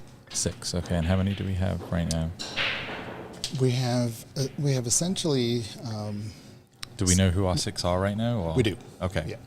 So one of these players, Kevin, has already qualified through the league, but he wanted to get the tournament look experience. at that shot right there from Dave Daly. Nice. It's always good to see Dave feeling good on the table because he is a really good player. He really is, and sometimes this game can get the best of you. Yeah. Oh, is it in? Sorry, you were saying that. So Kevin already qualified through league. Yeah, and so what that means is he's still able to participate in the qualifying tournament. And the reason why we did that is because we felt like maybe some of the players that qualified would want a tournament experience. Yeah. But they cannot win another entry, obviously. Right. So the entry just goes down to the next person. And are there, there must be cash prizes here for... Through the top 5, there are cash prizes. So they're kind of playing for cash now. Yeah, a little bit of money. Also the prestige of being the winner. Sure, it's just another tournament you won. Mm-hmm. And the first place person gets a paid entry into the tournament and then $350 cash. Great. So just not too shabby. 350 American, that's about 1,000 Canadian or $1 million.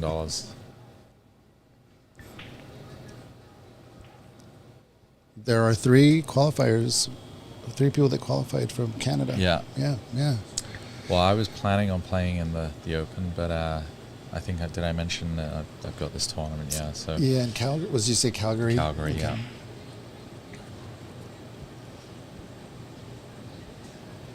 So the players out of top 147 are Ross Brandon. He is the top. He won the qualifying tournament, so he's top seed over there. Second seed goes to Karam Gill. Let me brighten this, I can't really see. And Akshat Takei is the third person to qualify from top 147.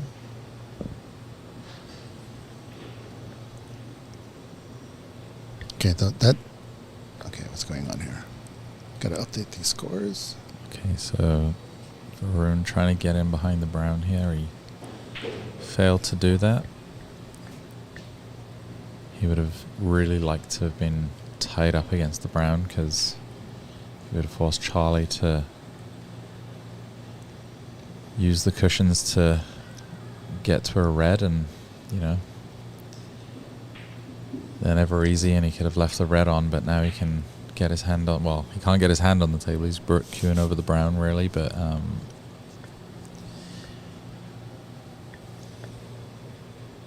it looks like he's going for this. Well, he was aiming at the red from this view, the one that's just left of the black ball right now, but that's a little tricky. Yeah, see, he's a bit hampered by the brown.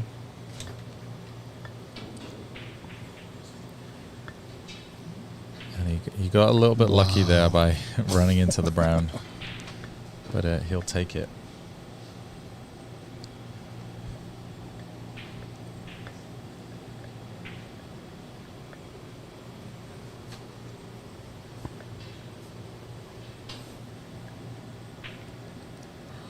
Varun going for the thin slice. It had a built-in, return back to balk, so it was kind of a free shot, or a shot to nothing, as we say.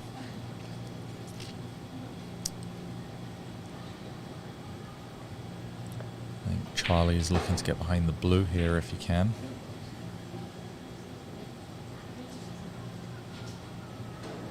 Get there. And he almost, Varun may be able to take on a similar shot that he faced last time.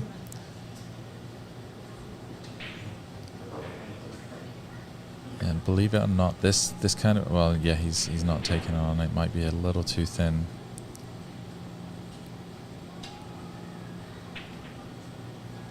Did he get it anyway? Well, I'm pretty sure Charlie's going to be going for it here now. Are you planting this, or? No, I don't know. I don't think so. No. Unless that red is like jammed right up on the cushion. Yeah, actually maybe. And what color do you play for? Oh my God, he missed both. Did he miss both? Yeah, he didn't make contact. It was hard to tell what he tried to do there. If he tried to go off of the red onto the other red, which I doubt.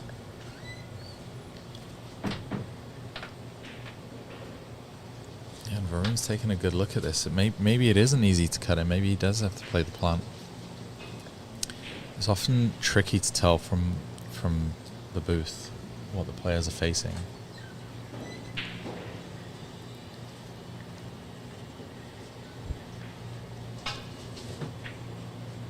Oh, you got it? Yeah, cut it straight in.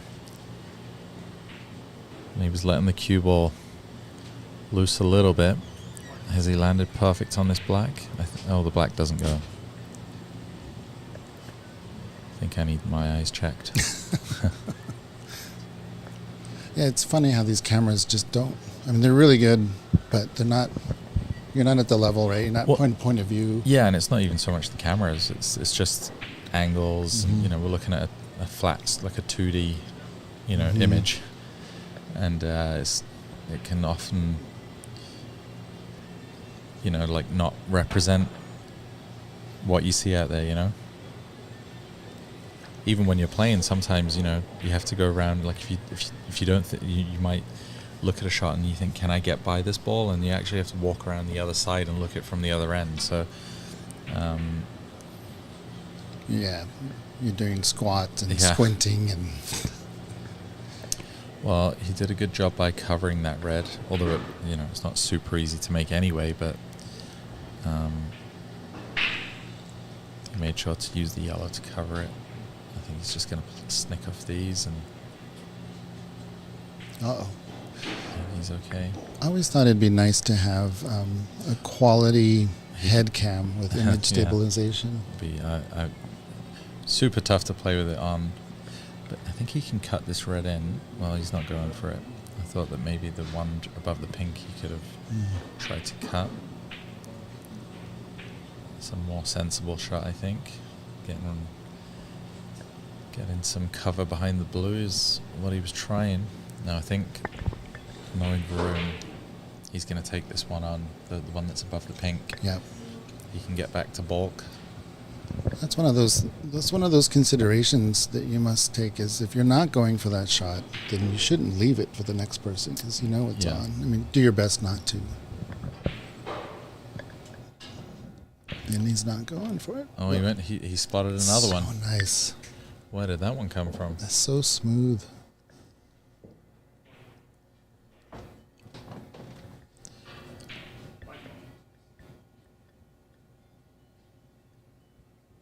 He's taking this green on into the middle, it looks like, I think. Right, gonna update the score again. Oh, he shot the black. Yeah, it's hard to hear what the players call from inside the booth here. I could turn up the mic, but then we'd hear all the conversations going around. Yeah. Yeah, we have a nice little mic hanging above the black spot. But since this is a qualifying tournament, we felt it would be all right to have the BCA League and Masters League, and so that the mic is turned down. If this was the Seattle Open, the room would be empty, the mics would be torn up, and we'd be able to hear everything. So, yeah.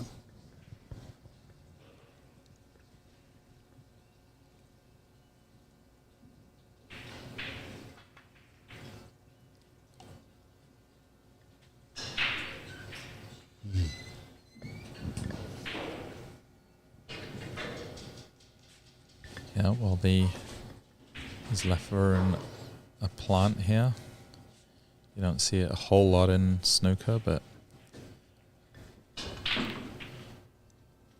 sometimes become available, you know. Yeah, the cue ball. I mean, the pink ball just hit safe. Yeah, well, you can snick this yellow in, I think. This is going to be all about speed. And Whoa. And he whiffed it, but he might get it on the way back. Whoa. So if you miss it twice, that's 8 points? Yeah, I think that's how it works, something like that.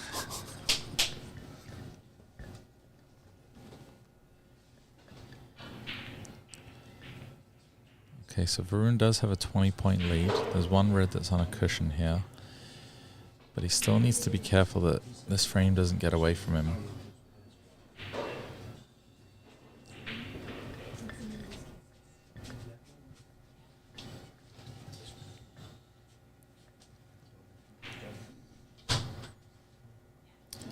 I wonder if there's a shot where he can play the blue through the gap between the brown and the black.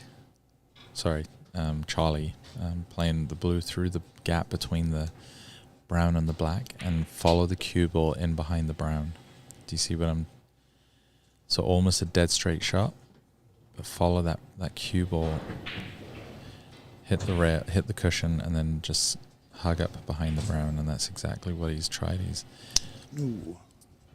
I don't know whether he got a heavy contact because he was quite short.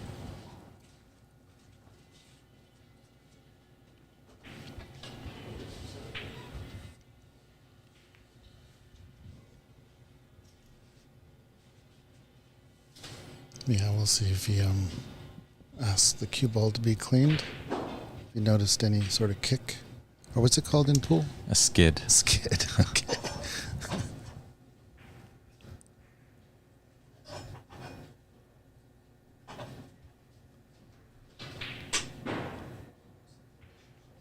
Yeah, I like him playing that shot. Because, if he makes it, he's on the pink, and then there's another red open, and it's a very positive way of playing. And this game, it can benefit you to just keep the confidence high and, go for your shots. And if you start playing too conservatively, you can tighten up. So, yeah, I like to see that from a player.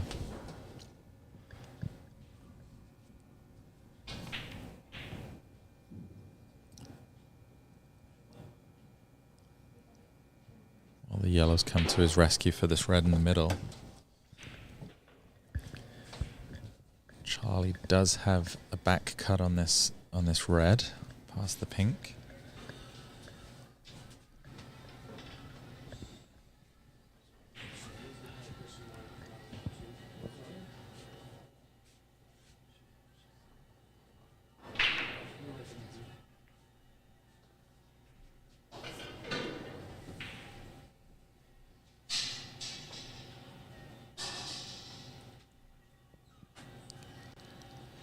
Okay, so this is a big shot here for Varun. He's going to be exposing that other red if he misses, but if he does make it, it's high risk, high reward. There you go. He's got the yellow now. He's putting himself in a position to do a little bit of damage.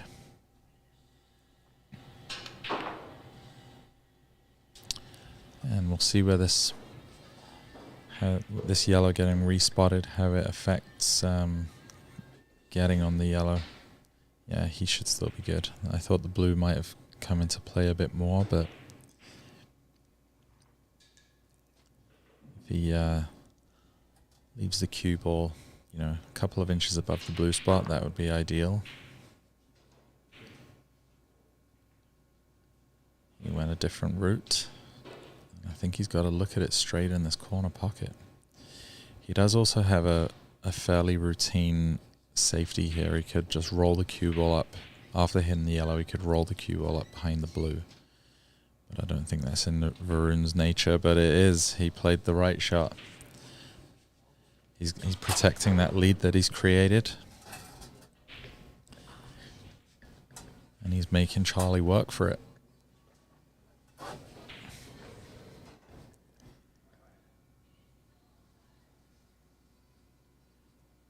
And he may have taken the natural one cushion escape away with the black. I'm not quite sure. And when I say natural one cushion escape, I mean going one cushion without having to play any spin on the cue ball. So he may have to play this with a hair of right, maybe. Because the cloth on these tables, they're so quick and and you know they slide a little bit, so it could widen without it. So so he actually played it in a way that he screwed the ball into the rail, which does shorten the angle. It does kind of the same thing that would happen if you played it slower with right spin.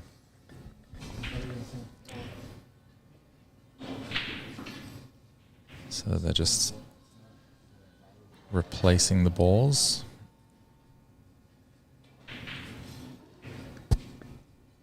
Christian, the referee, doing a good job here, making sure the cue ball's in the right spot. And Charlie had he was pretty close to it that time, and before he played it, he would have probably picked out a spot and then, have that as a reference for the next shot that he plays. So he knows if he's going to get replaced here, he knows exactly where he hit it, and he can make a small adjustment. So I'd be pretty confident betting right now that he's going to hit this yellow once it gets replaced. Well, Varun's coming back to the table. Yeah, snookers are not required, so you could put them back. Oh.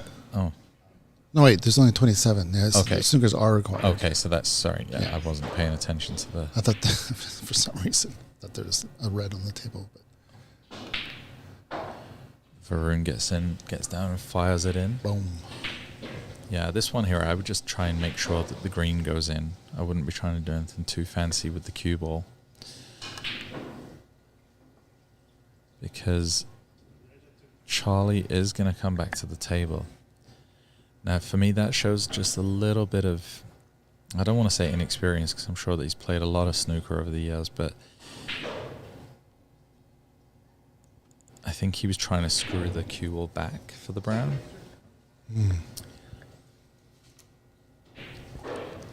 You may have snookered him if you actually drew it back. Well, I would have put all my eggs in one basket and just made sure of the pot, let myself see the brown, just so I can play a safety, Or kick it. I mean, it's not. I mean, if you don't see it, it's so close to the cushion. He hit the green here. It didn't move very far, but he did make contact.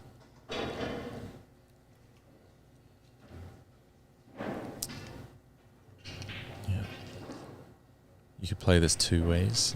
Be interesting to see how he does it. Yeah, puts the cue ball behind the brown. And interestingly, put the green over the pocket. That's good. Not bad. Yeah, because it might force Charlie to make the green, which gives him less, balls on the table to hide behind, because he does need snookers, or he needs snookers.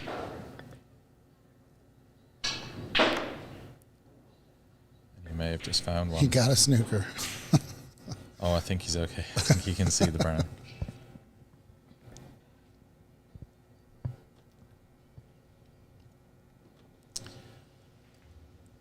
Yeah, I think just try and send this brown ball back down this end. It's a good shot. Yeah. He may not have got a snooker here, but he's got good distance. Yeah, perfect. Perfect brown ball, just rolling downstream. Yeah, Varun may just slowly roll this up towards the top right pocket. Yeah, he's kind of given him an opportunity to play. So he could play in behind the cue ball and behind the pink here. I mean, it will require very good speed control and a good line. But he gave him the opportunity, and look at this. It's pretty good. Oh.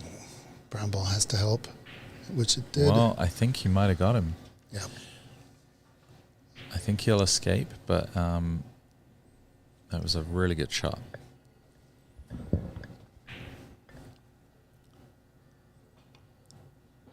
Oh, you could see it direct. Oh, wow. And I think that's end of frame.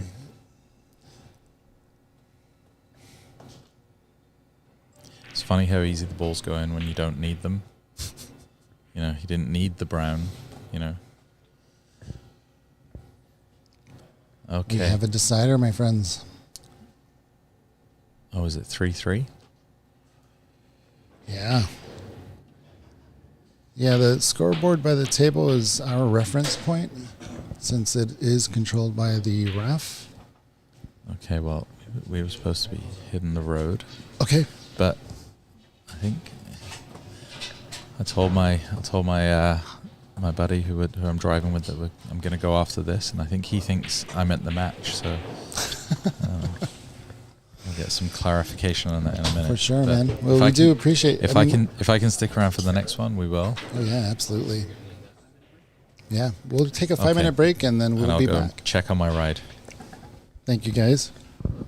Gonna put on Dave and Kevin's match. I'll zero out the score because there will be no scorekeeper, unfortunately. But I'll see you guys later.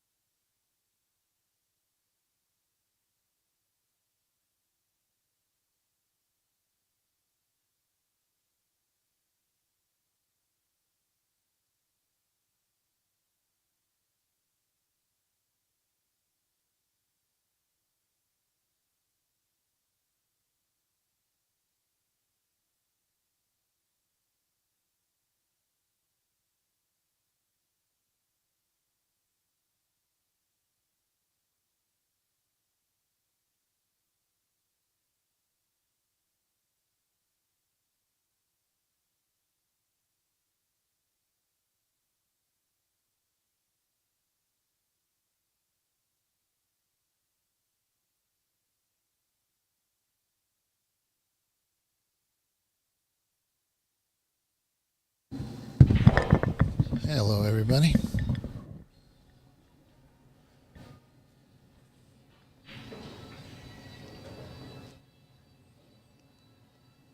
Kevin Cue doing his absolute best to not give Dave a sniff at this frame.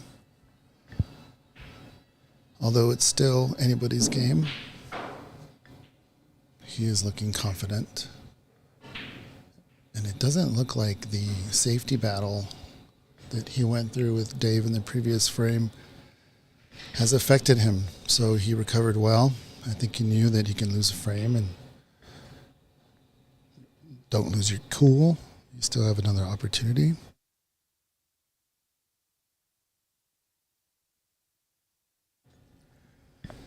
His pace has increased in tempo. He's confident. He's potting the balls off the lampshades.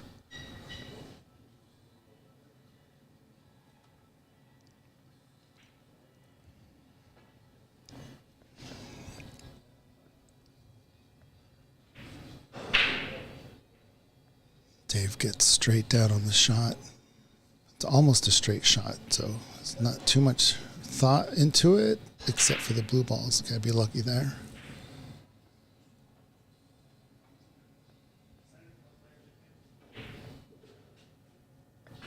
I'm gonna move now. Players have shaken hands as this is a hill or this is a decider. Whichever dialect you use, whichever Q Sports dialect that is you use, it's a hill in pool and a decider in snooker. Mr. David Burney, can the scoreboard in the room talk to the streaming scoreboard? Once we have tablets and cloud snooker, that will be a reality. We did a tester for the U.S. Nationals, and the players really enjoyed, putting their own scores in, and there was very few user errors. And with any good app, if there is an error, it's fixed very easily. So it's something to check out if you have a room out there. I saw a post by Stephen Wong as well. He was in, I forget where, was it Hong Kong or was it China? He posted a little video on a self-scoring table. And the video was pretty amazing. So technology is entering the snooker world, and so we have to decide which direction we're going to take. And I think the direction that everyone should take is the path of least resistance. And that would be a self-scoring table. I think the technology can be improved, and it will be improved, so it'll only get better and cheaper. But the video, if anybody hasn't seen it, the video is pretty amazing.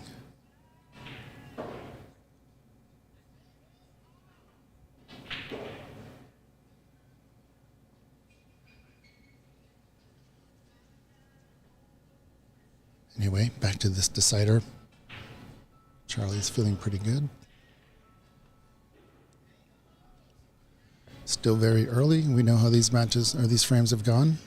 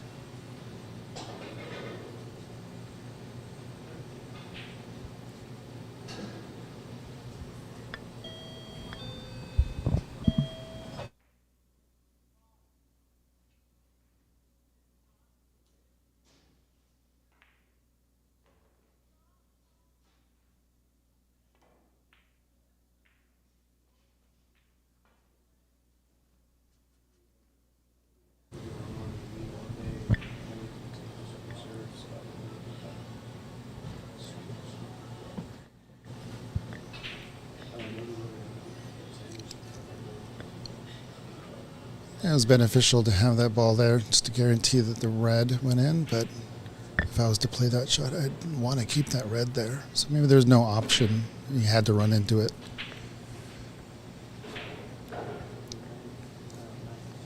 But either way, he still landed on. Ooh.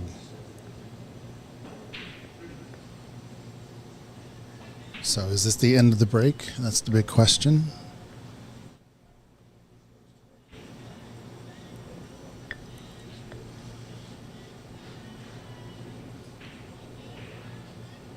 Yeah, I would take the normal spider.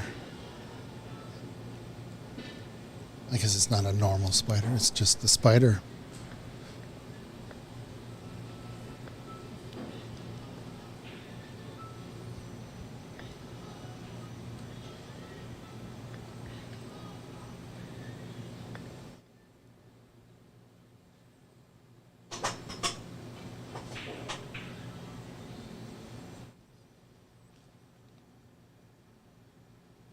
Yeah, that distance is far enough away to either not consider it or use a swan neck or an extended spider, which seems to be overkill. So he's going to just play a different shot.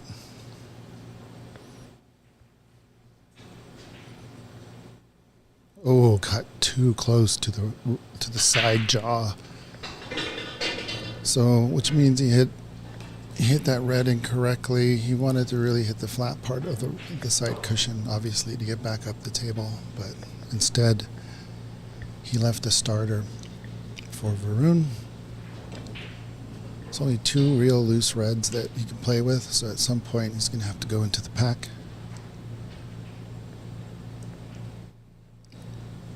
Or play it safe. No, you can cut this this black ball into the right corner.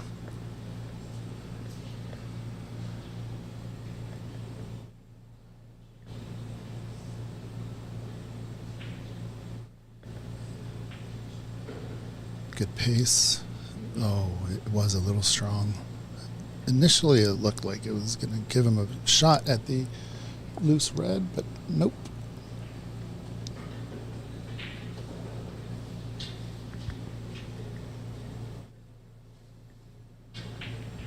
And so the result has come in. Kevin has closed out the frame against Dave.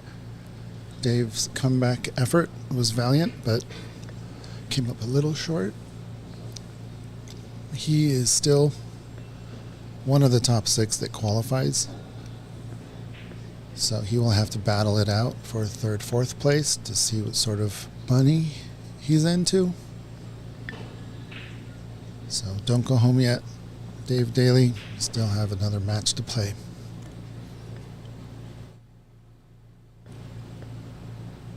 And then still don't go home after that because you got to get behind the mic. Join me in the booth. Snooker155 on Twitch says having live streaming and commentary is already far better than all other clubs. Thank you very much for that.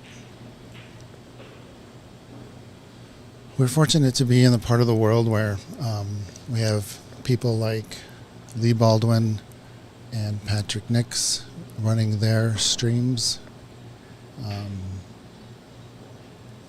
Then we also were streaming at Bay's Snooker Club and recording and all that, but the pandemic really put a kibosh on the full vision of what we have now.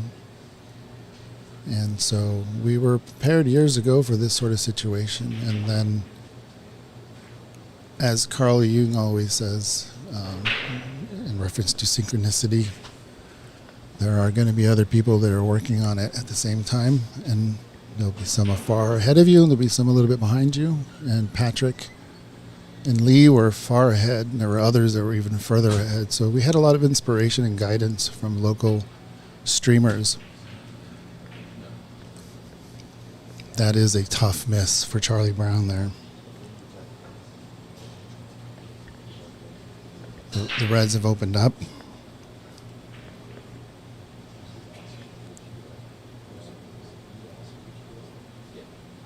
So what we saw in Charlie yesterday was that he managed to pick himself up from being behind on Javier and taking the match. He got fortunate a couple times, and that's kind of the way it goes.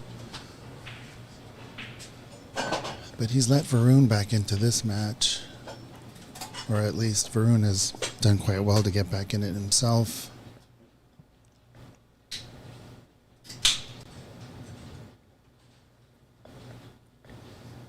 Okay, I'm back. I talked my my road partner into staying for the last frame, and on top of it, I talked him into having a little money set on the pool table. So, well, I'm not sure you know this, but yeah. when someone buzzes in, there's a camera. Oh, and yeah. you were dancing a jig when you were walking in. You saw that? Was that for our purposes, or was Absolutely. so that you talk about it right now. No, there was a guy in a like one of those little motorized, handicap, like disabled thing, and he was blasting his music and he was getting down. So I thought I'd get down with him. Yeah. This is an eclectic neighborhood. I was busting my moves. It wasn't too shabby. He seemed to be impressed, but I think he was more impressed with my my what's the word? Good looks. No, I think he was more impressed with my my willingness to try and dance than my actual dance moves. So yes. Yeah. Yeah. The effort and the Yeah, spirit. the effort. Yeah, exactly. I don't know how impressive my moves were, but we were getting down.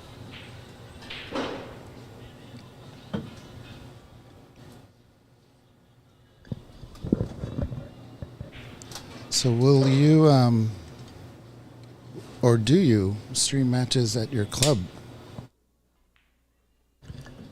We don't.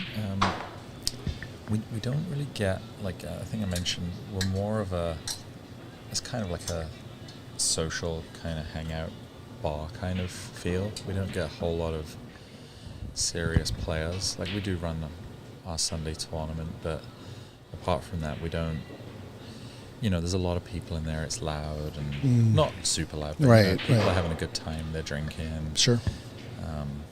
There's like, 5 or 6 people around each pool table and cheering, and so if you're trying to play serious, there's people bumping into you maybe, or not really knowing that they shouldn't be stood where they're stood, so it's not very conducive to what the serious player's looking for. It's still good. So I can remember if you sent me photos or if I saw them online, but it's a beautiful club. Oh, thanks. Yeah, the flooring is really nice, and the tables look well spaced. Oh, thanks. Yeah. I appreciate it. Yeah, and I knew that you were going through a lot trying to get that open. I mean, there's so much to go through just opening a business in a normal situation. Yeah. But some of the things that you were going through for the liquor license and the pandemic and permit stuff was tough, and I mean that would have been tough anyway. But yeah, we had issues with COVID. We had to get the HVAC ducting that was getting made in Quebec. That was a beautiful shot there by Charlie, and he's actually landed on this blue. I thought he was going to be just the right side of it, but he's underneath it. But this red in the lower left, he can play position on it by pulling back a couple of inches. Yeah, these kind of shots, even though there's a lot of distance, I'm going to give him the commentator's curse here now again, but these are like comfy shots to shoot, Yeah.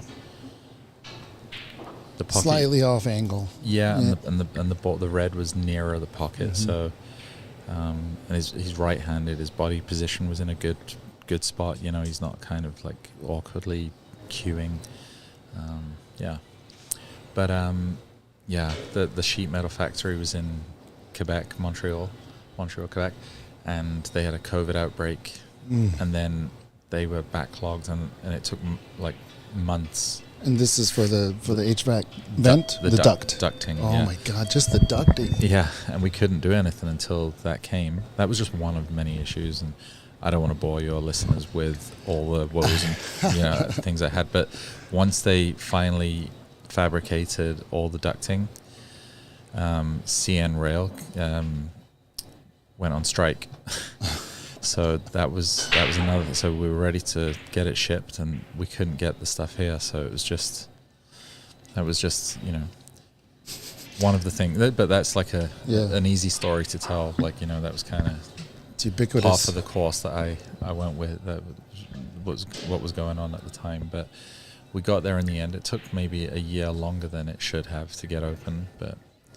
And then even when we did open, we had social distancing rules and. Which is fine and great. Public health is the most important thing, but you gotta have an assist, right? Well, you have to be safe, so there should be. But then it affected the output the business could do, and but we got there. So Charlie's moving away here, isn't he? 50 he's points ahead at this point. Yeah.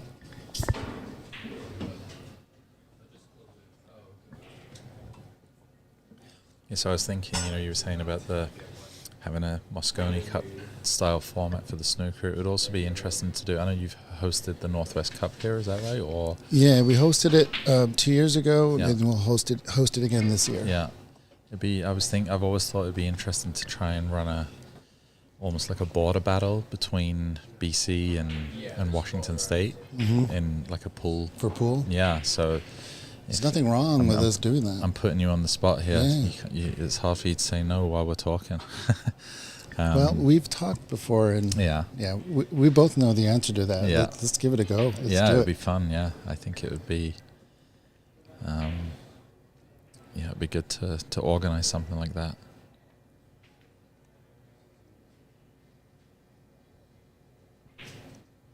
Yeah, I think that would be super cool. Yeah, it would be a good opportunity for the US players to kick our butts, because we always get a hard time coming down for these events, there's usually always a Canadian in the winner's circle, so getting to beat us on a stream and, really put it on us would be enjoyable, I think, for everyone involved.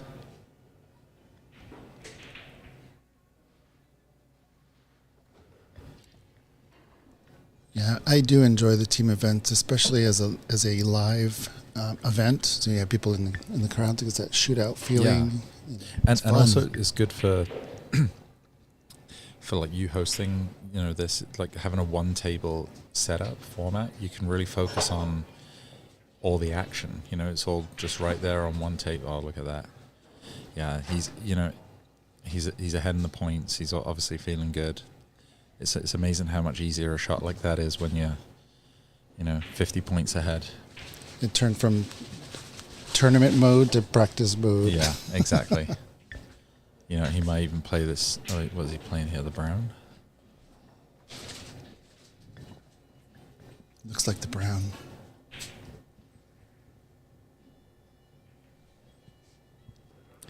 Yeah, and at this point now, Charlie's, he'll be happy with knocking in a red here and there, and every red is worth 8 points to him, because that's a scoring opportunity taken away from Varun. Every like red, an 8 point scoring opportunity max. That's exactly how I think of it. Yeah, like if the score's kind of even, it's just it's just point for point, but there's scarcity on this table. Yeah, right? He's opening the chasm between the players by knocking in a red.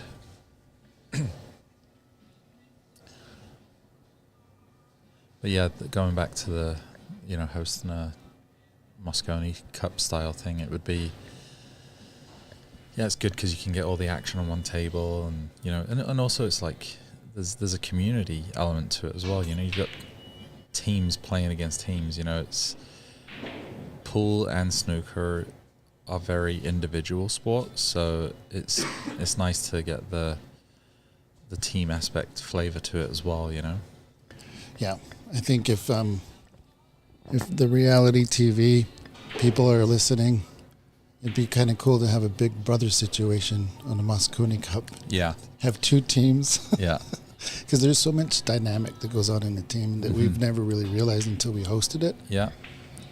And it is a lot of drama even within the team, like Washington State team, Oregon State team. Yeah. There is these personalities that are used to playing by themselves and winning. Right. Yeah, it's a totally different It's ball fun game. to watch. Yeah, it is, yeah.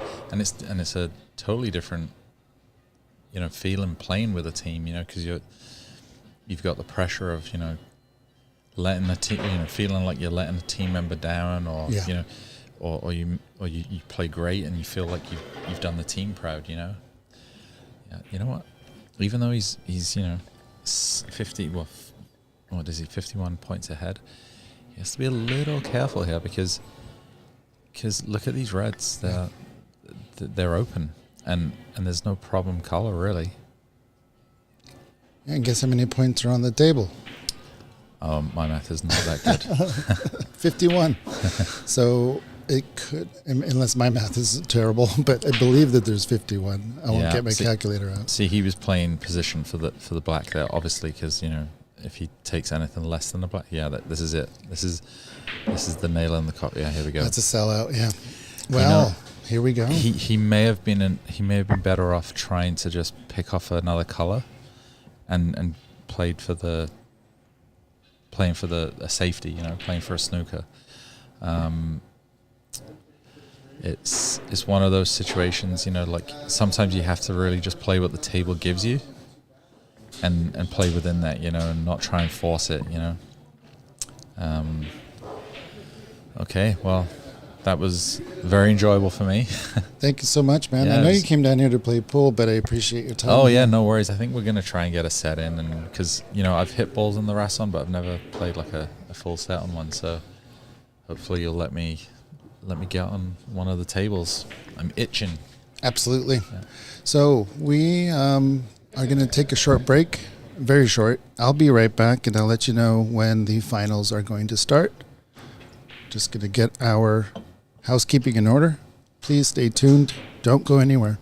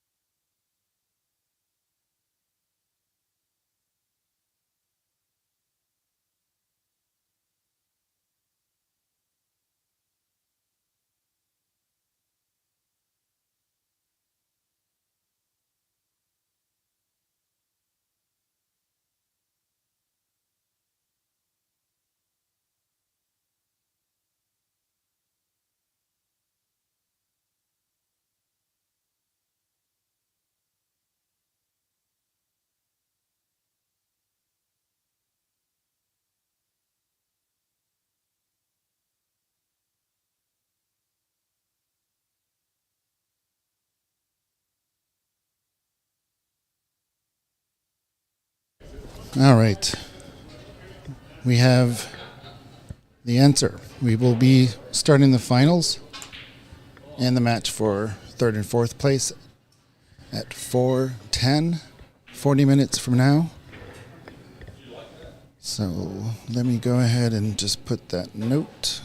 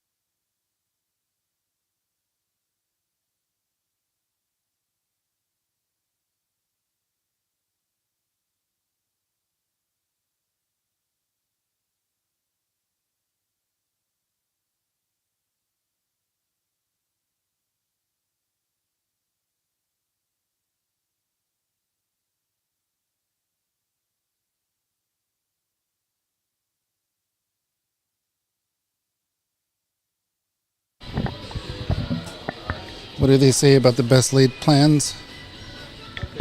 All right, we're looking at 4:20 as the start time. Just hold on one second.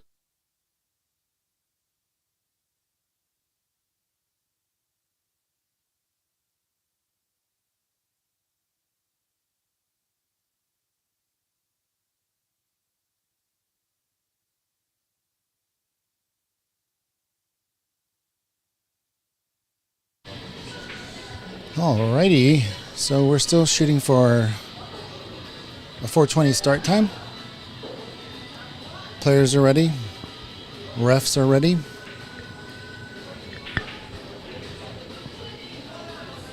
Are the fans ready?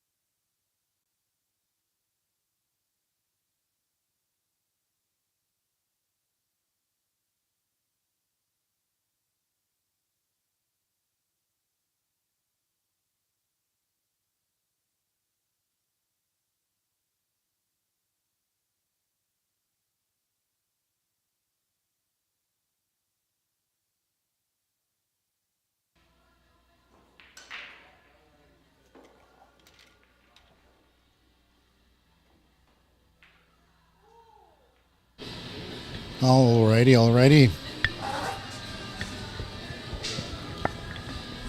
A lot of buzz in the air, a lot of energy in the room. Everybody's feeling good. That's what we like to hear. That's what we like to see. Thank you all for joining us for the qualifying tournament for the Seattle Snooker Open 2023. Now, everyone that you see on the stream has already qualified. They're simply battling for money and the prestige of winning the first qualifying tournament here at Ox.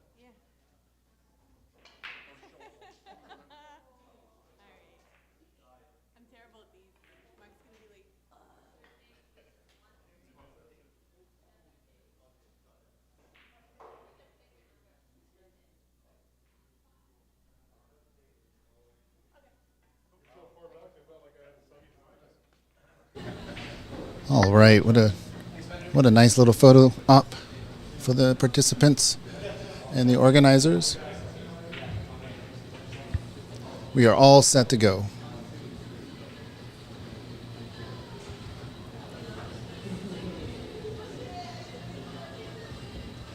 Except one crucial thing.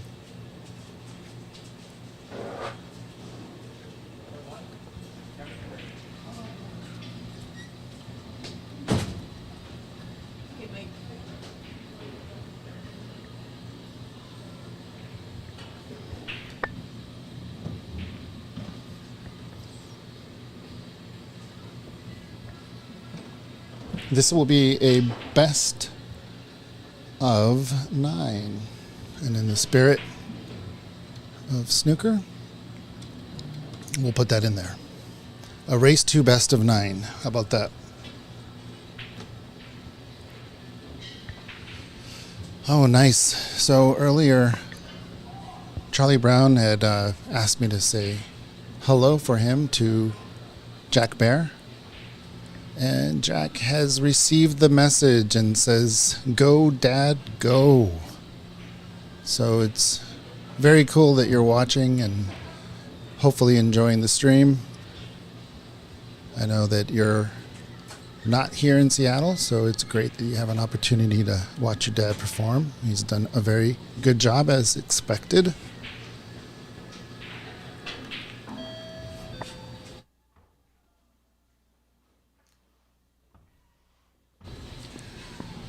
And what might be unexpected for some people who haven't been following the Washington State Snooker League is Kevin Cue has been on a rampage in terms of his improvement. So this, I would have to say, other than playing CC, is one of his more competitive matches. I mean, he's going to have his hands full with Charlie Brown, but I got to say that we are all impressed with the advancements and the dedication and the practice and playing league and doing all he can. And so this will, whether win or lose, this will help Kevin become a better player with more experience.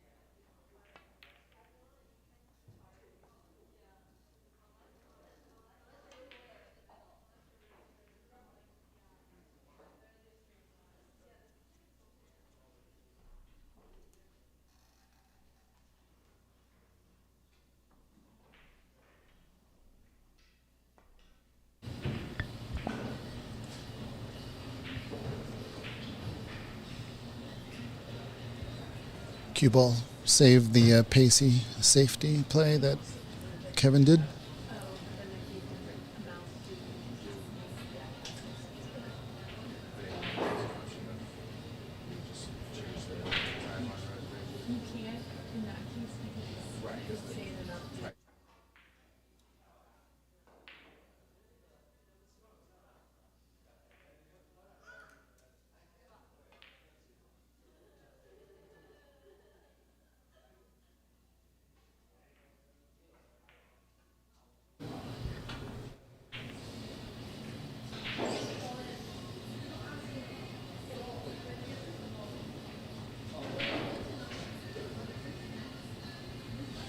A little bit of nerves, I would say, for Kevin. Charlie, on the other hand, is very experienced. Somewhat of a David versus Goliath. A brown ball giving Charlie Brown a little bit of trouble, so he's reevaluating his choice. He's well away from the brown ball. And pots it. So even with a difficult bridge, managed to get that one in. Didn't have to stretch too far for it, which was beneficial.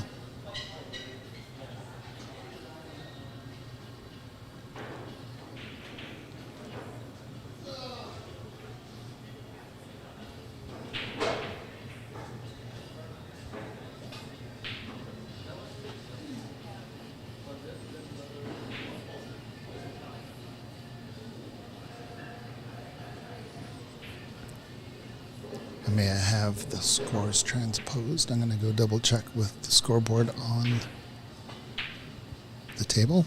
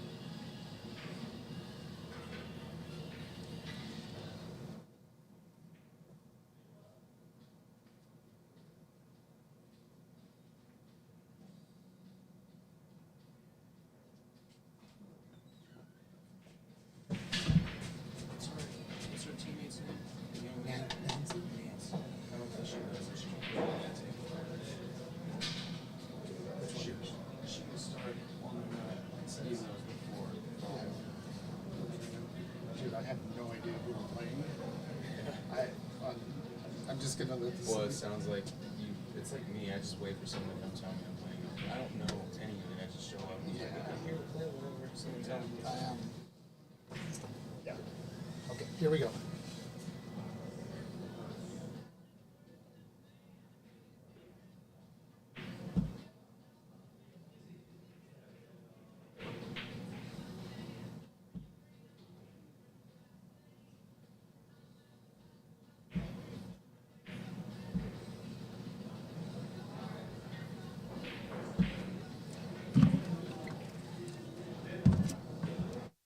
Hey, everybody. How's it going? Test, test. Test, test, test. Okay. Alrighty then. Sorry for that break. There's always that one little thing that you forget to do. But now we're all set. Look like Charlie had a really nice break going there. Lost position and played safe.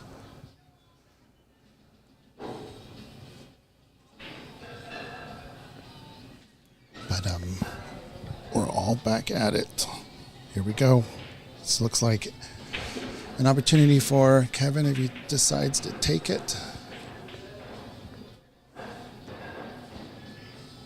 Ooh, would have liked a thinner kiss on that blue, but he has an opportunity for a snooker. A long green. I don't know. I would take the long green. Looks like he's snugging. No, it looks like a full bore Q action. So yeah, 2-way shot there. Well, no way is a 2-way shot. Let me correct myself. It was a nice snooker there. Got to get in between the brown and the black. You got in between everything. Okay. Well, that snooker paid off for Kevin. For now.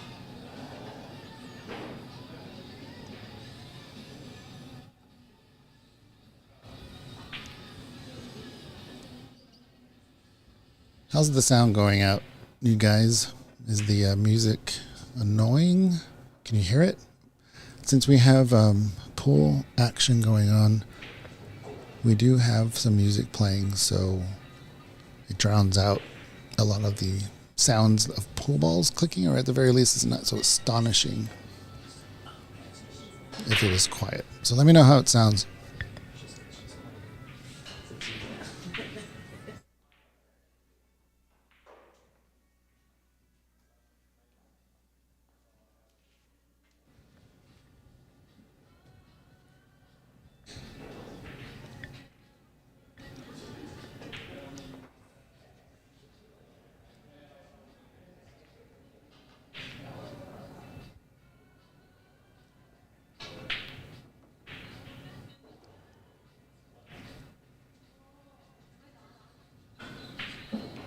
He sees that green. Maybe play the side. I don't know. It's probably too straight to go off the side. Yeah. Try to do a little bit too much there, in my opinion. But yeah, he wanted to go off that side cushion for the loose red on the right into the bottom right corner. And now Kevin has that opportunity, unless he decides to pot the middle, go a couple cushions back down for the pink. Or play it nice and steady for the blue.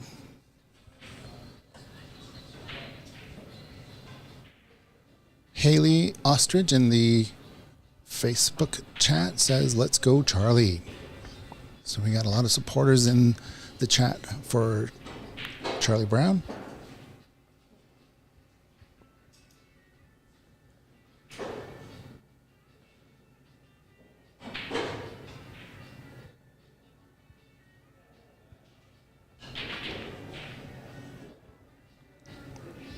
Yeah, it's one of the drawbacks, no pun intended, of leaving yourself for the blue. It's so far away from the red ball, so you have to really do a lot to spin that ball back. If you had saved it for the pink, you got away with it though. If you had saved it for the pink, it would have been a natural angle to get you down into the reds. And although Charlie didn't take advantage of that mistake from Kevin, he also didn't leave anything real for Kevin. Unless that red goes into the left pocket. It did. And taking that shot, it frees up the red next to the pink spot into the same pocket.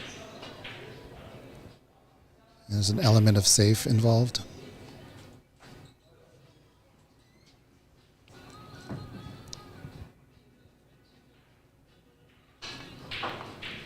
And he went for that one. That was a good line. Okay, here we go. The break has started.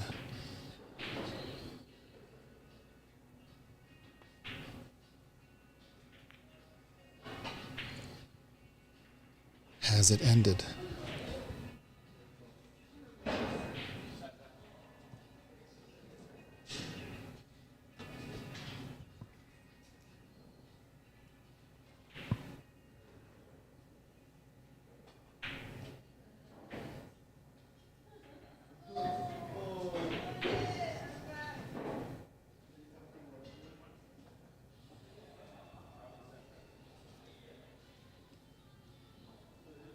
That is safe enough.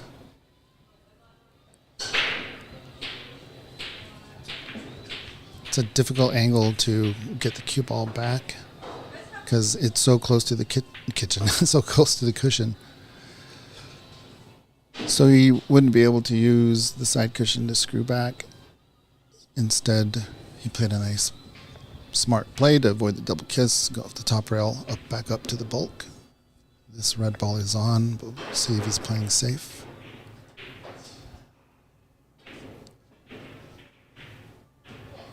Susan W. in the YouTube chat says the sound is okay. That's good. Thank you for that feedback.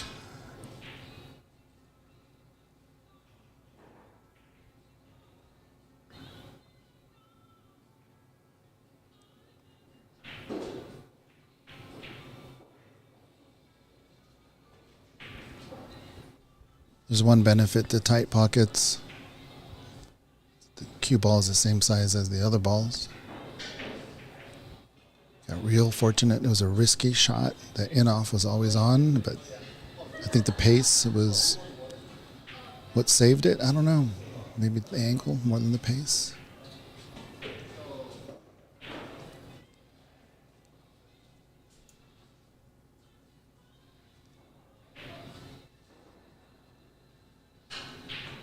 Thin cut here. That was too thick. The brown helped out. That black ball being by the left corner pocket is also aiding in these players' defense.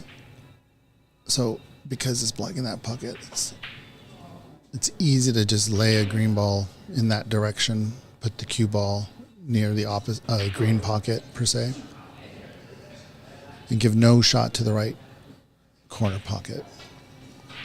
Or at least try not to. Black ball is out of there, so that pocket is now open. Maybe the red to the left of the brown can go in, but it doesn't look like it, and it's a blind pocket anyway. You might want to... Yeah, it's very tough. So if you try to roll up on the one below the black ball, which is not what he's going to do, it would be tough. He went for the pot instead. Am I colorblind? Someone tell me if the red that I was pointing to is actually a brown. I gotta adjust the color on my monitor. Javier Valenzuela, share to lots of groups just now. Thank you so much, Javier. It was truly a delight to have you in the room in this tournament.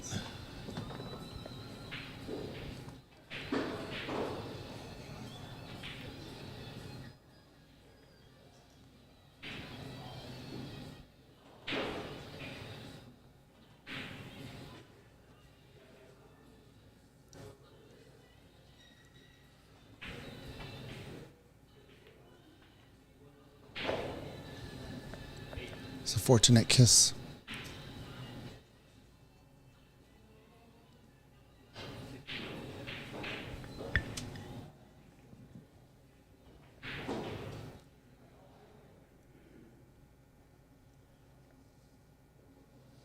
Yeah, so these players, it is a qualifying tournament. And it is a serious tournament. But it's not the actual tournament that we're trying to qualify for. So we do have a room of pool players playing their Masters League.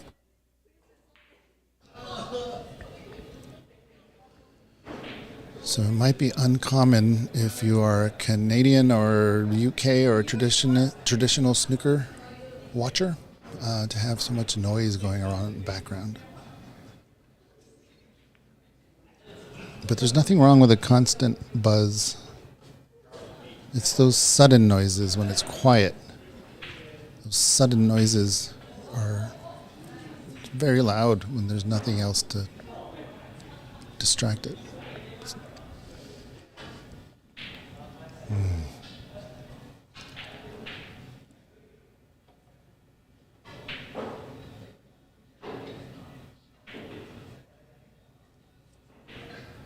So for those that weren't watching earlier, we had Stephen Fullen in the booth as he was in town playing a tournament. And so he was here commenting on the match between Varun and Charlie Brown. Where's the cue? Unfortunate there. How are you going to plan for that? But there you go. It happens. Helps Kevin a bit. Might help to walk around the table. And no, not going to bother. Just puts Charlie back in.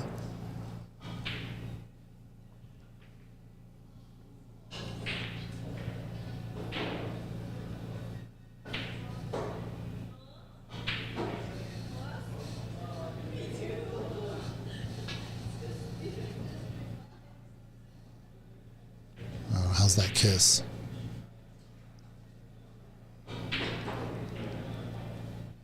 That was a fortunate kiss. From this angle, it looks semi-potable. He went right down for it. Oh yeah, plenty of room.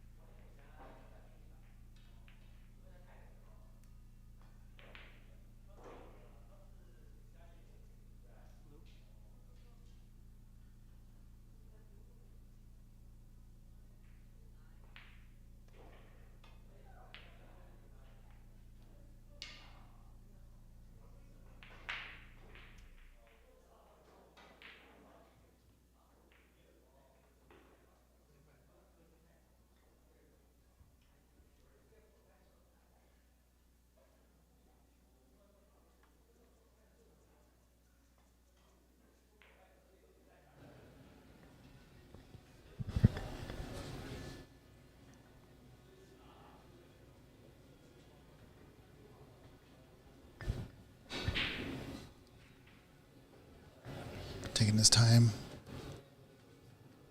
thinking it over.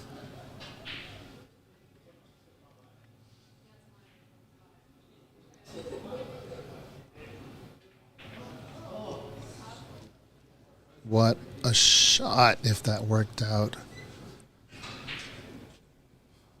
Charlie Brown has a pretty amazing snooker brain.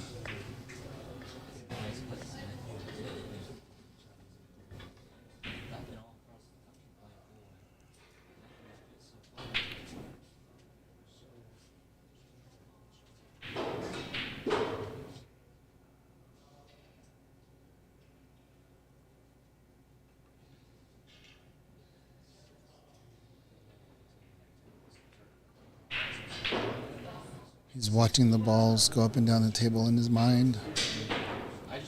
Now he just needs to recreate it with his body. It's a little pacey.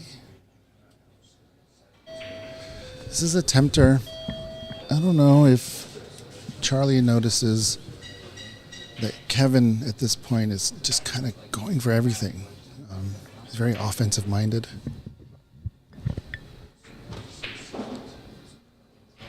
And if he is noticing that, there's nothing wrong with leaving him tempters like this. And let Kevin kind of work his way out of a rut. And with each long pot miss, that rut gets deeper and deeper.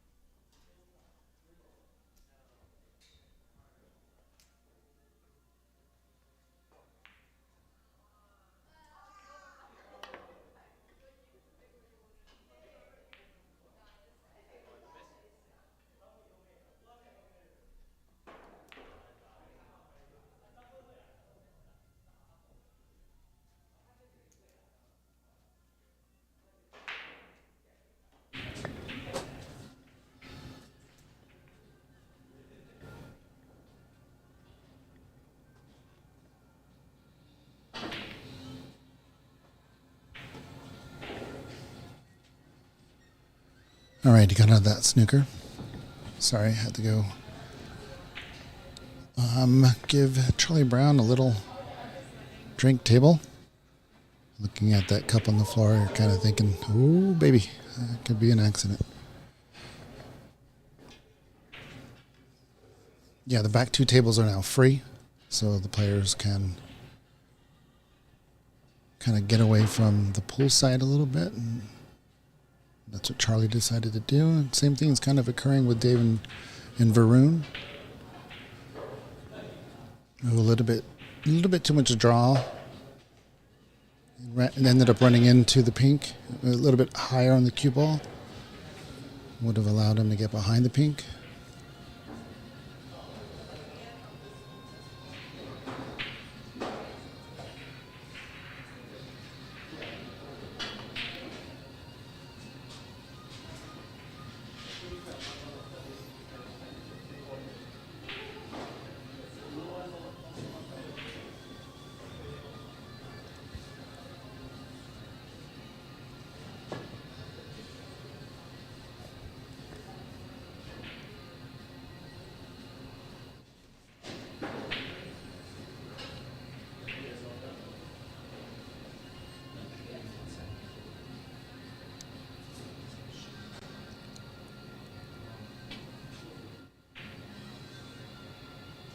Opted to play safe.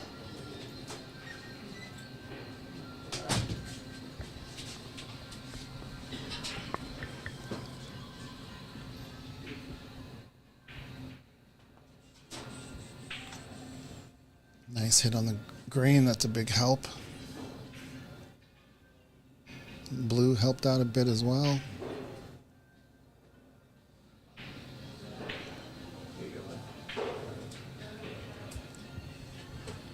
Charlie's going to take a look at every angle to see whether or not that red goes. He's also looking to see if it's on the cushion, so maybe it does. That's my favorite tape in the house. I just grab a card for some tape. This is what loves you.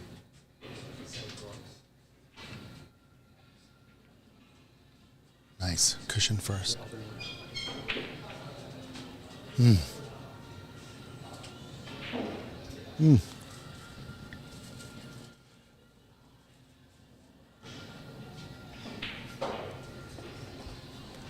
These cushions are so responsive, and he hit so little of the red ball that the cue ball had no choice but to keep all the energy, and it was a little bit too much energy. It went straight into the right pocket.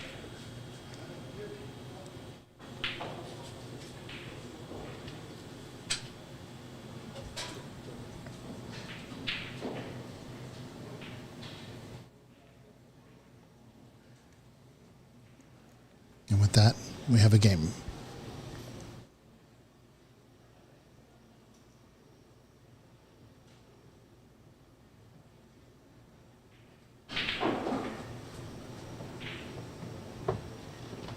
Yeah, that was a better pace for his safety. You're good. It's hard to get, it's easy to get out of, but it's hard to keep it safe once you hit it, which Charles, where did that come from? Charlie did a good job here. I still wouldn't go for this pot if I was Kevin. Done a lot of work to get to this point. You're only down 6 points. You know, kind of take your opportunities mixed with patience. The more patience you have, the more opportunities you'll get.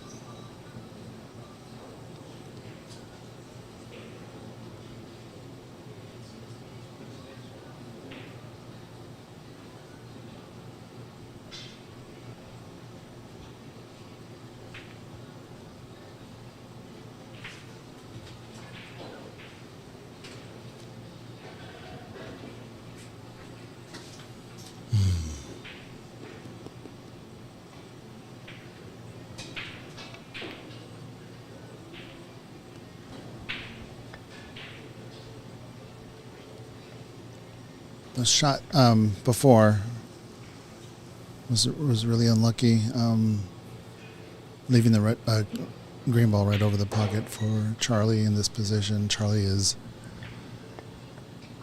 not going to let him get away with that, obviously. He's taking his time with this rest. It's potable.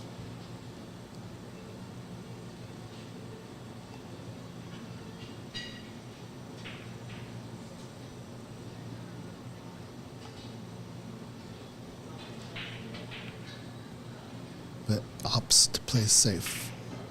How's not that safe? Oh my goodness. Holy mackerel. Oops, wrong table.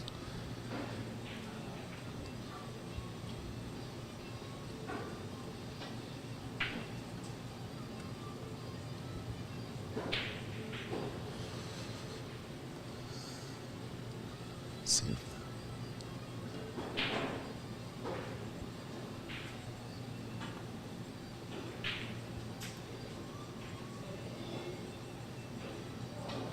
Man, you just look at those collisions of the balls and you're thinking, how's it going to turn out? And it turned out pretty well for Charlie here. From the camera view, you can't see that the brown ball is about a half an inch away from the cushion, so it's not on the cushion.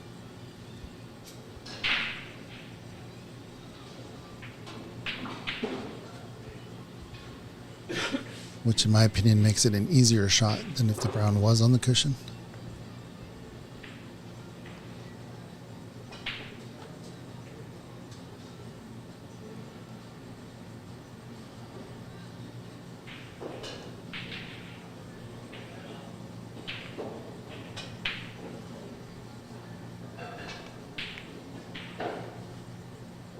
He did not shut the door. I mean, with the pink where it is, it would have been difficult to shut the door. But that blue ball should have gone in. But, yeah, the black is a nice position. Obviously, the pink is trouble.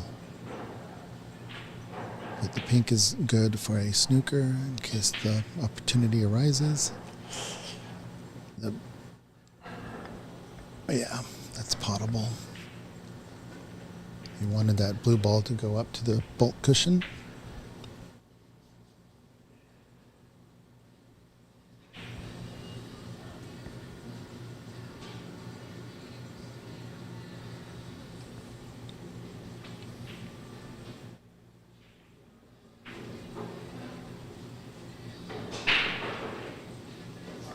Just look at the speed of that table. You judged it very well. Nice soft stroke, and the ball just kept rolling down the nap.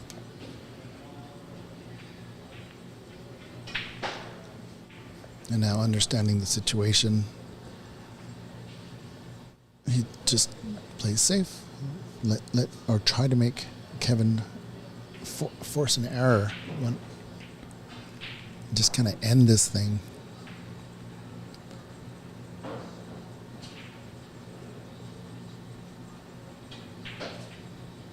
I wonder if he'll just roll up to this.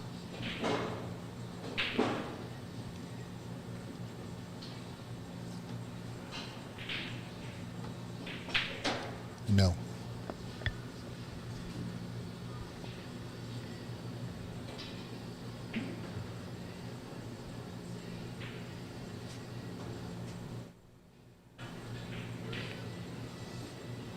Is it going to get behind the black ball?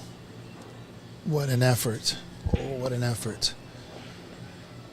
Given where that black ball is, it's going to be super difficult to get behind it to the middle of the table. But with that effort, he was darn close. Unfortunately, it knocked the black ball further into the middle of the table. Unfortunately for Kevin, that is.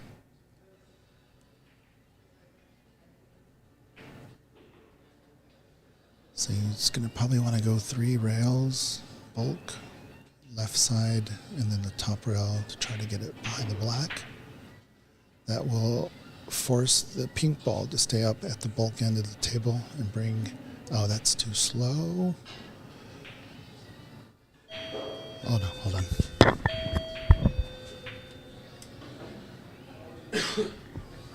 Yeah, it is getting crazy. All the pool tables are taken. Chinese 8-ball's taken. We're getting calls about people wanting to play snooker, but not until this is finished.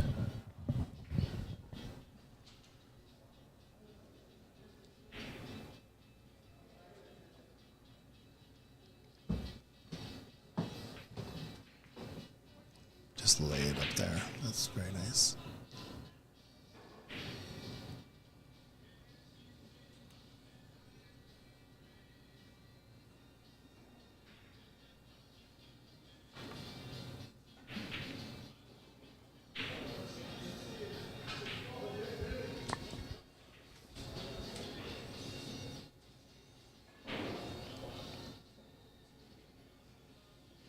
Yeah, that middle pocket might be dangerous. Let's see what he decides. I'd be worried about the corner pocket swallowing up the cue ball.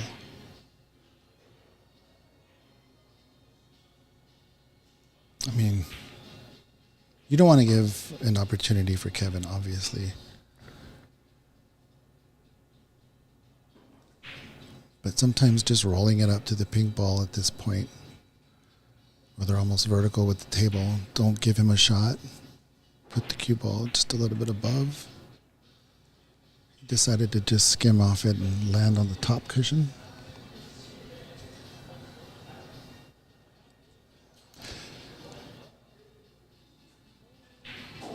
CC is tournament director, he is referee, and he is the gatekeeper as well for the people walking in. We all do multiple jobs, and that only says we need help. We are growing. We want eager and passionate people. They don't even have to be good at the game. They just need to love it. Come by, Ox. Tell us your story. See where you can fit. And let's promote snooker in this country, and let's promote pool in terms of having an actual tour like they do in snooker. I know that Matchroom is trying with 9-ball, trying with ranking 9-ball. I think they're doing a lot of really cool things over at Matchroom. So, you know, it takes a lot of people in groups and organizations. Oh, come on.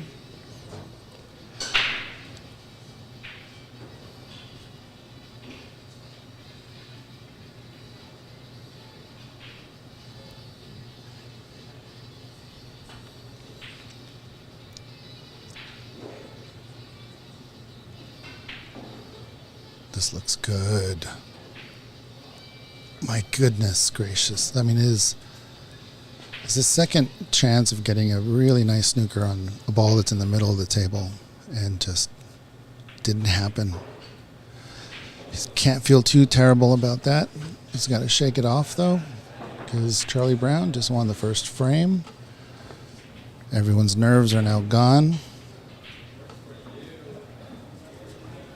I know if I was in Kevin's position, I would not remember a shot from that frame.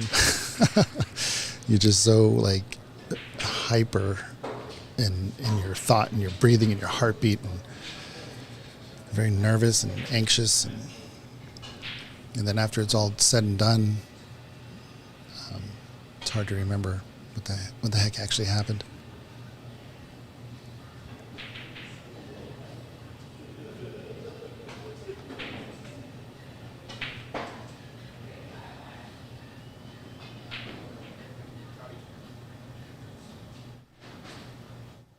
Table.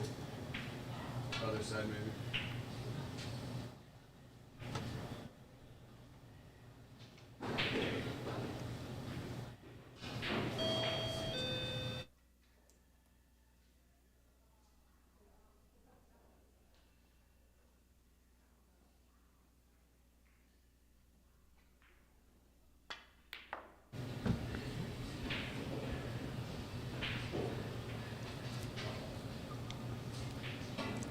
was a very impressive draw,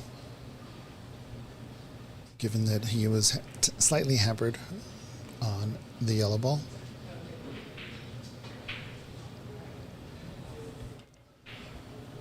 He does not have to draw this back too much. In fact, he may have overdone it. Yeah, I think he was going for the red on the left, but I think the easier leave would have been to the red on the right of the pack, which is he's now shooting. He's removing that opportunity for Charlie, so it's a nice safe play.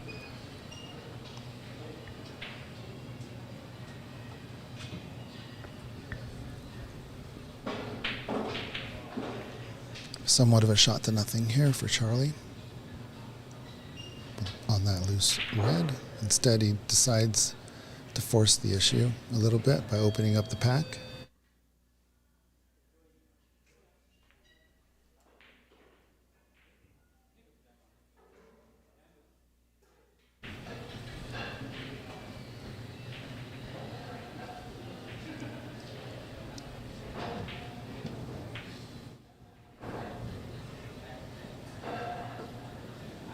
Well done.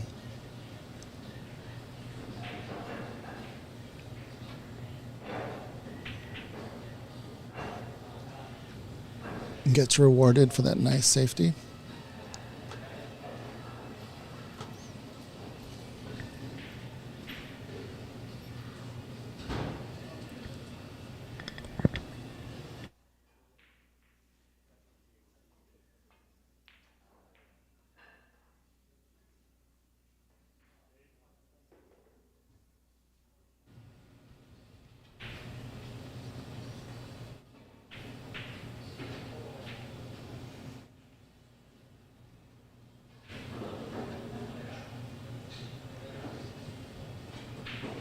I like to personify a lot of things that aren't human, so it definitely looked like that cue ball was trying really hard to get up behind the brown. Didn't quite get there. Charlie opts not to take the tempter on the right.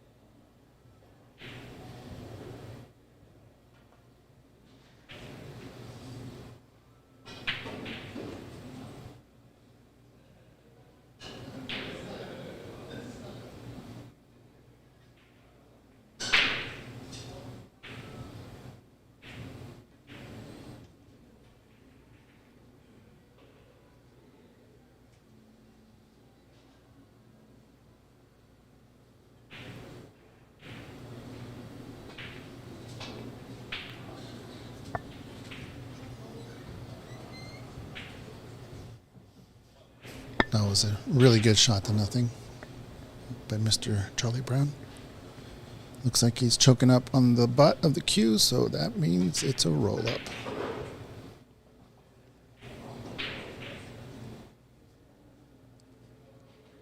Still a nice long red there. Revving up his cue action engine, giving it some gas on what has been a pedestrian pace so far. Just trying to not make a mistake, these players are. But every once in a while, you gotta just put your foot on the gas, take a nice long pot, give it a shot to nothing, so there's no guilt if you miss, and just take the safety afterwards if there's nothing on. It's a 1 point break, but it feels like a nice break.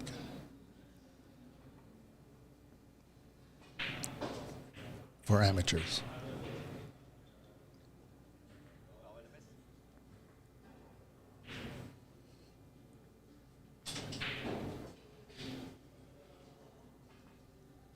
So it's a foul and a miss.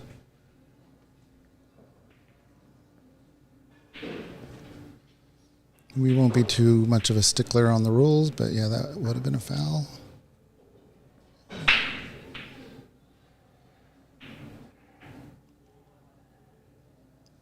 meaning that the player cannot touch any ball on the table, can't touch the cue ball unless it's handed to them by the ref in an instance of ball in hand.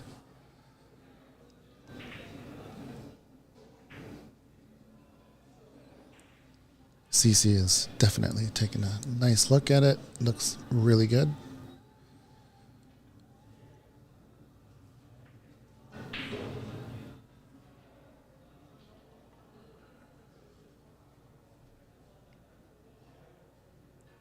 I think he has the line. Oh, no, he does not.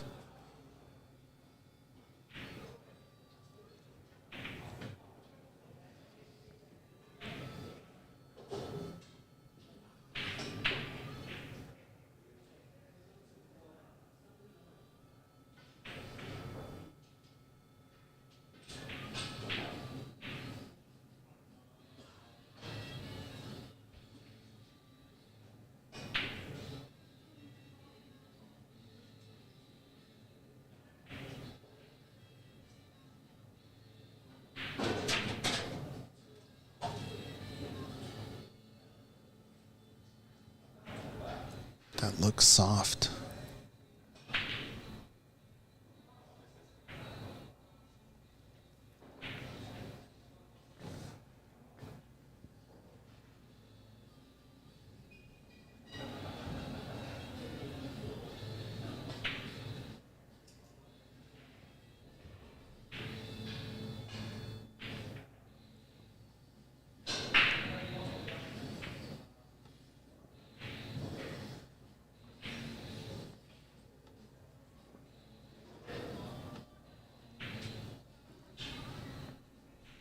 And then just once again, the reminder about the rules. This is not a round robin, so it's the knockout round. And you can put back your player, your opponent. Oh, it hit. It hit. Okay. So if he missed, he could have put him back as many times as he would like until snookers are required. In the round robin stage, we have a limit of 2 putbacks in 3 attempts. You can restart the sequence if there's ever an invalid snooker, and you can have him try again. So in that sense, you can keep going. If the player happens to consistently create a foul and an invalid snooker.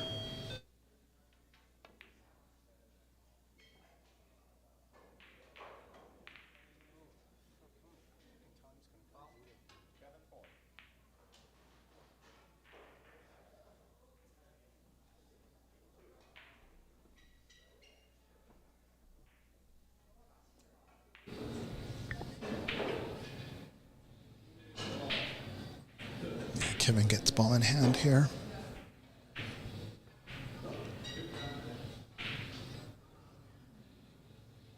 That red ball's got to get back into the pack. Good, good.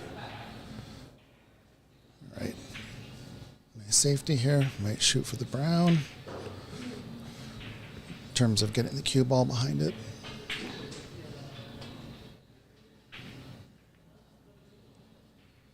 Looks like he was going for the yellow, maybe the brown, and just got a little bit too thick. Nothing of consequence, though. I'm going to push this cloud of red balls over to the right.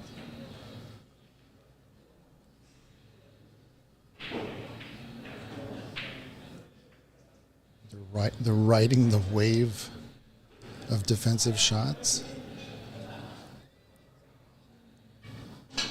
Kevin just let him in. Oh no, he's only got the green, which is potable.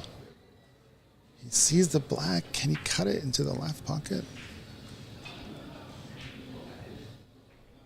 That green will get you right back down to the reds. He's got a bridge over a few of them, right?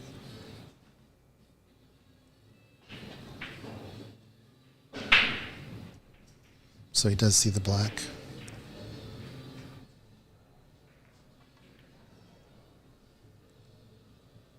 And it's just incredible how much you can overcut these tiny little snooker balls.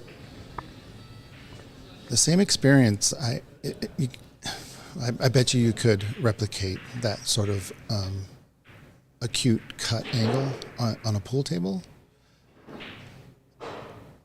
I haven't done it. I've only done like really 90 degrees, maybe a little bit less than 90 degrees, but you can see on some of these on some of these snooker ball slices, it almost looks like a 45-degree cut, right? I mean, it's just incredible. The physics on these small balls compared to the physics on the larger pool balls.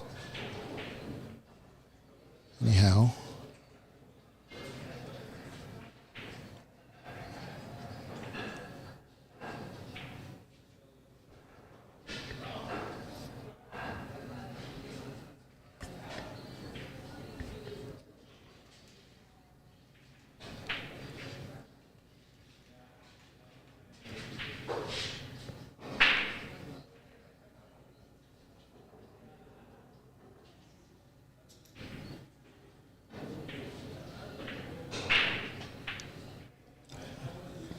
real tap it in. Oh no, he's not going to tap it in. Where's he going for? Black ball to the right. Is that open? Doesn't look open. Maybe the pink ball into the corner. I'm sorry, into the middle.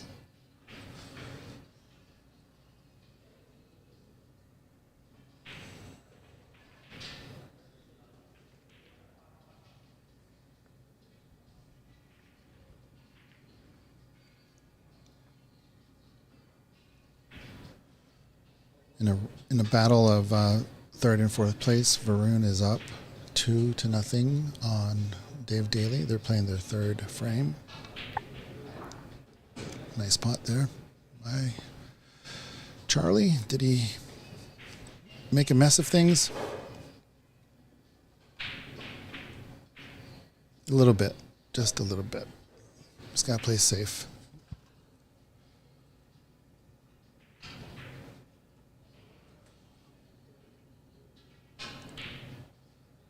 So the race for the third and fourth place is a best of 5. So Dave really needs this frame. Right now the score is 1-0. It's now 6-0. Varun. Long way to go on that one. If it becomes super interesting, we will switch over.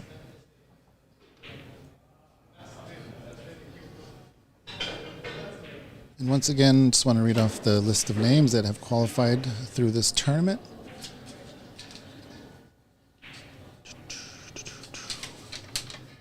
I'm sure you guys can hear the paper. Sorry about that. So everyone that you've seen today on the TV tables have qualified. And the final 3 that have qualified, and it's 7 players, but only 6 qualify, given that Kevin is already qualified. So Clay, Javier, and Alex are 5th, 6th, and 7th, respectively. And they also qualify for the Seattle Snooker Open. So they get a paid entrance into the tournament, which should be a lot of fun. Everybody seem to just be having a really good time here. So, yeah, I don't know. This is really fun. That's all I'm saying. I mean, everyone that comes here has a great time. I think snooker is a beautiful sport. And the only way really to present it to a new audience is in its full glory, and that's with the proper equipment. And then you get people out here just trying to do their best on it. We have a lot of success stories, from intermediates advancing to elites, from beginners advancing to intermediates. And so in a few short, 16 months? How long have we been open? I don't know. I'm asking Jamie. 18 months. We've definitely improved the standard of Q Sports in Seattle. And we're not doing it alone. We're not saying we're doing it alone.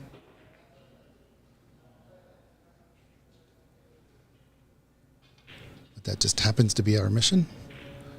What is Charlie's mission for this shot? Just playing safe here? What's he doing?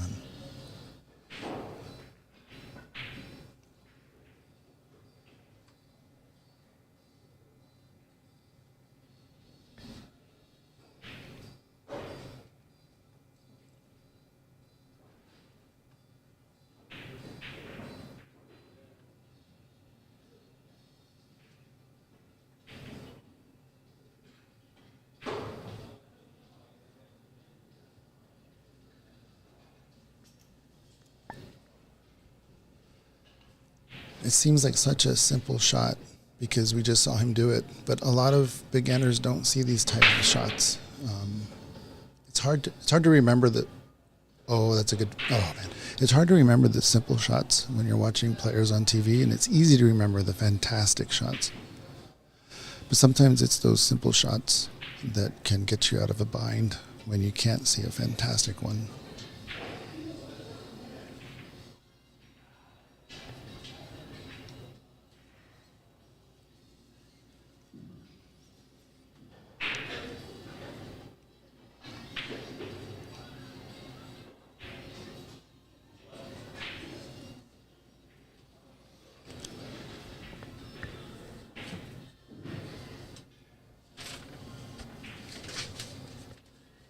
I'm going to be joined here in the booth by a special guest.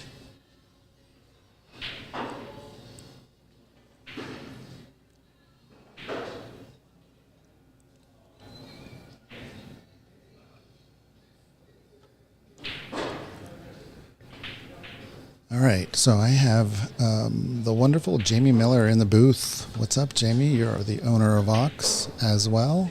How you doing? I'm doing well.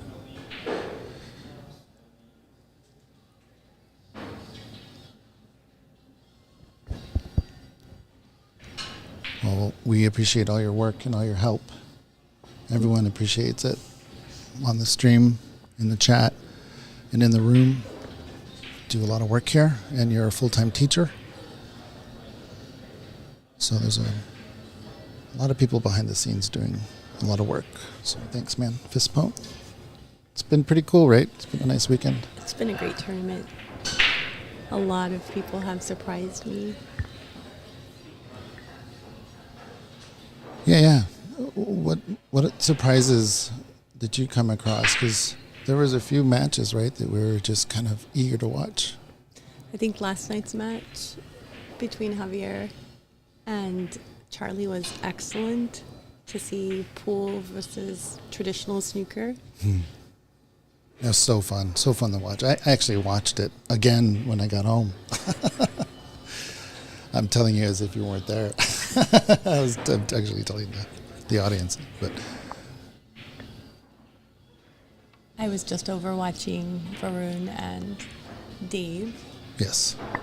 It's 2-0 Varun. And at the last game or frame, it came down to the black. No. And Varun took it, so Oh, that's brutal on a short race, and with a player like Varun. When you get Varun in your sights and you don't put him down, then you're going to watch out, man. He's going to come back for you. so I believe they're playing first to three, correct? Yes.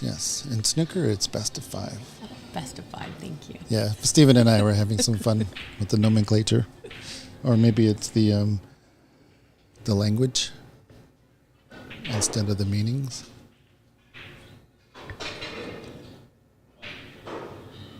So is that called a dialect? Are these dialects or are these just simple nomenclature? I think it's nomenclature. Okay. But if you want to get creative and all that, you can call it a dialect. No? Is that too confusing? Well, I think fluker is definitely dialect. A fluker is, yeah. Our made-up word. It's a form of an existing word that it develops in a different region of the world, right? And it has to be the similar language, though, right? So English, Southern English, is that a dialect or an accent? Okay, anyway, back to the finals. So I have a proposition for you, Jamie, Yes. and I think you know what it is, but I challenge you to a game of snooker, live stream, and we're going to play for something. We're going to play. I challenge you to who gets to do the dishes for an entire month. You don't want to lose. And yeah, no kidding. And what we'll do is obviously handicap it into something that we can both agree on. But I'm thinking 4 or 5 points of red. That could work. Yeah, that Yep. could work. We heard it. You heard it here first, people. I don't know if you mentioned that Kevin, I know that you said that Kevin has already qualified, but that he came in third for our WSL league standings, tied for second, but lost on the high break. So took third. Yes, which shows his growth and consistency, really.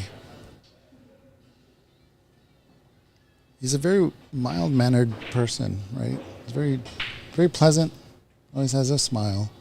He's ready to laugh. So he doesn't put, it seems to me that he doesn't put that much pressure on himself because I think he thinks there's always another shot, there's always another game. Doesn't take it too seriously. We all learn differently, and whatever he's doing is working.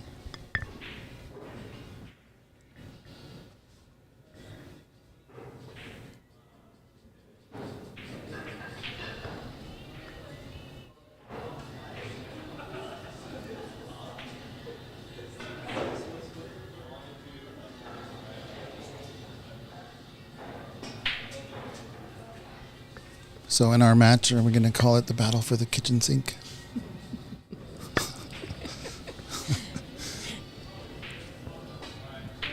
That sounds like a good name. Yeah.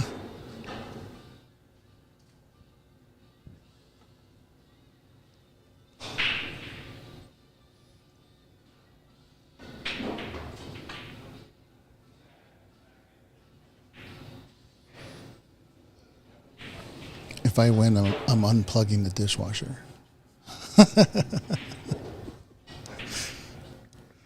That's not fair. That's not fair.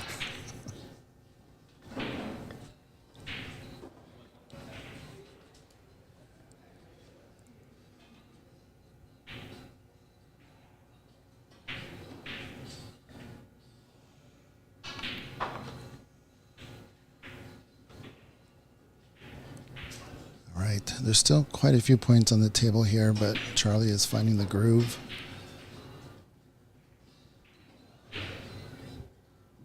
Kevin has to resist the feeling that he might want to rush things and get some points quickly. It is a longer race than what we are used to in snooker. I'm sure Charlie is used to these type of races, but as far as the Seattle players, the majority of us are not. I think Cece is well equipped, Varun is well equipped, Prathamesh is well equipped, Dave Daly. All the players that do well in these tournaments, you have to say, are equipped to go long in these tournaments and actually prefer it. But for us noobs, it's tough playing a long race.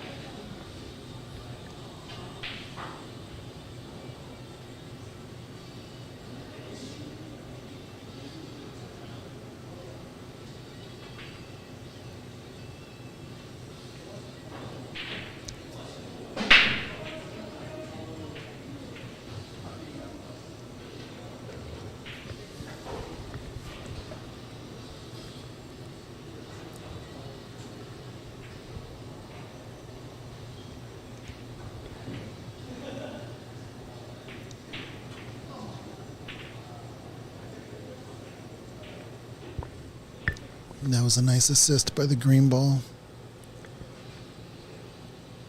Otherwise, I believe the cue ball would have come back down the table, given Charlie a possible opportunity.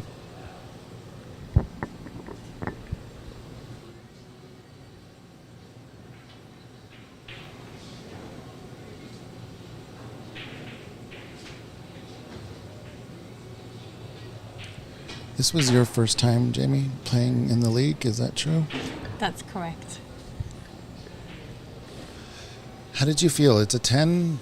What was 11 weeks? It was 11 weeks. We had 20 people. We had a clear division of beginners and experienced players. How did you come out of that league? I think I was next to last. Next to last. Okay. Hey, no One worries, of my man. last matches was against Kevin, so And that's who you beat. yeah. Yeah.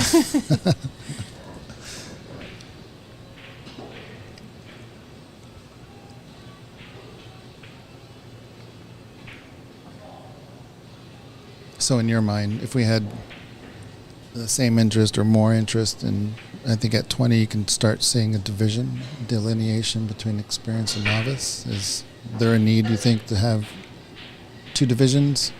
I definitely think we should have two divisions, a learner league Yeah. and then a more competitive. I think both sets, wow, we'll enjoy it. Yeah, those are so tough to judge. If you hit them the wrong way, I mean, the pocket just loves to swallow those up. So you got to add a little bit of draw if you want to go past it, a little bit of side, or just choose another option. That used to happen to me a lot.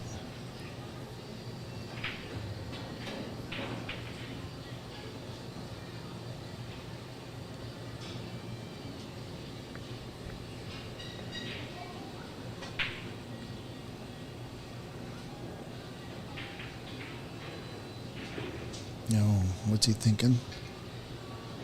Is he thinking about cushion first?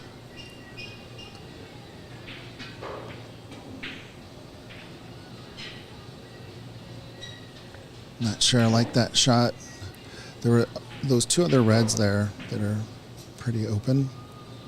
The chance of him making it was slim, but he was fortunate to not leave that red he hit on. And that would have been the third reason to not take that shot, that you run the risk of leaving the red you hit on the lip of the pocket. And Charlie, although, lets him off and does not take the red under the black spot. Does he have a cut angle? Or is he just tappa, tappa, tappa?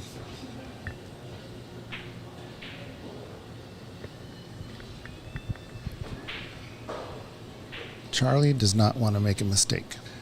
He has a large lead and is not going to force a mistake by himself. So he just, smart player. I think he's learning Kevin's game. He's learning Kevin's ability.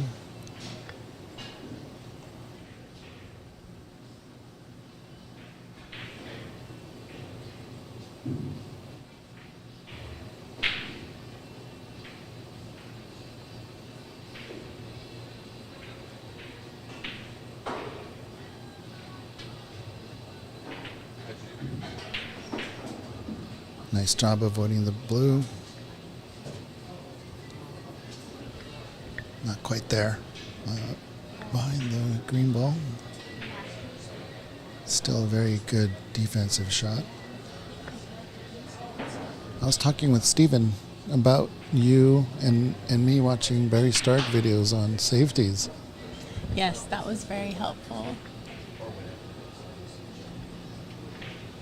You even used them against me a few times. That's not fair. Well, I think playing League as a beginner just showed me that there were a lot of times where I just didn't know what shot to take. Yeah, absolutely. And I did use a few very stark moves towards the end of the league after I practiced them. Yeah. And it kept me in the game longer. And that's all you want. I mean, the longer you're in the frame, the more chances you have. And if the other person is just having a better day than you, then that's just the way it goes. But you don't want to hand them things because you don't know what shot to take, right? And I think a lot of beginners run into that. So Barry did well on making that video. It did do us a lot of good, and I shared it with a lot of the beginners. Sent an email out to the group and just said, beginners, practice defense.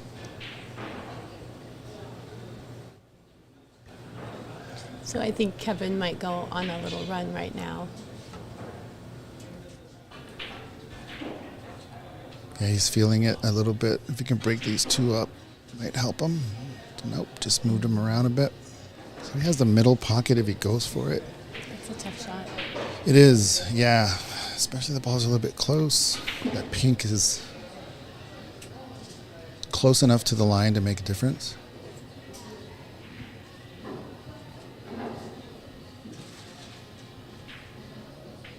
And good decision, I believe, from Kevin. Just didn't quite get behind the brown. Oy. So it still was a good decision. His mindset is changing a bit, so you can see improvements. That a little bit of a war games going on where Kevin displays something, and Charlie tries to snuff that out, and then Kevin notices and plays differently, and there's just this push and shove and drama of the frame. There's really nothing like it in terms of drama.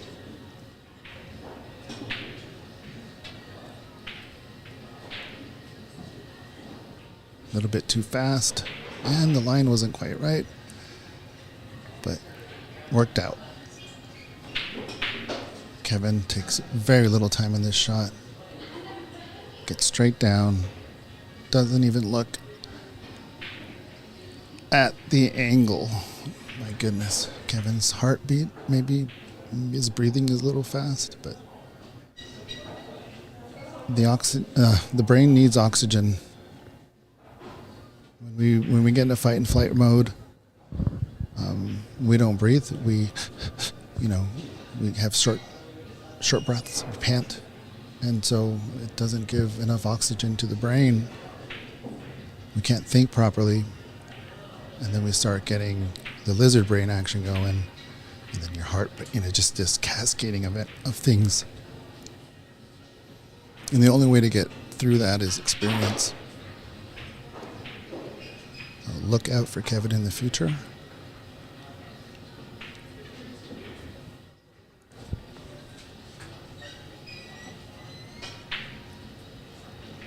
Well, over on table Bex, it looks like Dave Daly conceded, and Varun won that match.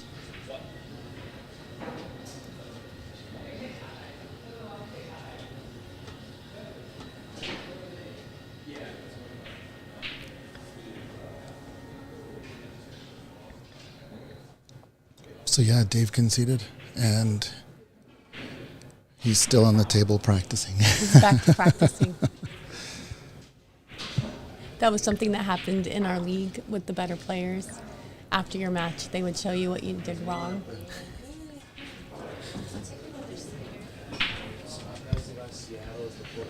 All right, apologies for that scene change during Charlie's shot. Just wanted to take a glance at Beck's table.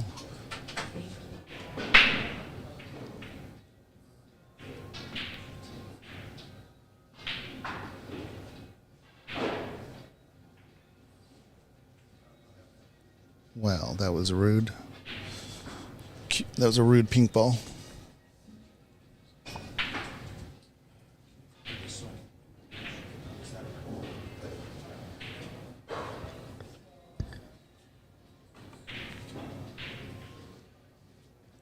Oh, totally had enough room. Very good. So he's gonna naturally hit the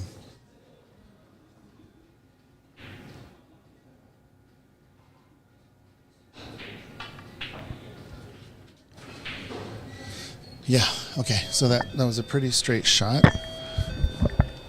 So nothing fancy needed to be on that red.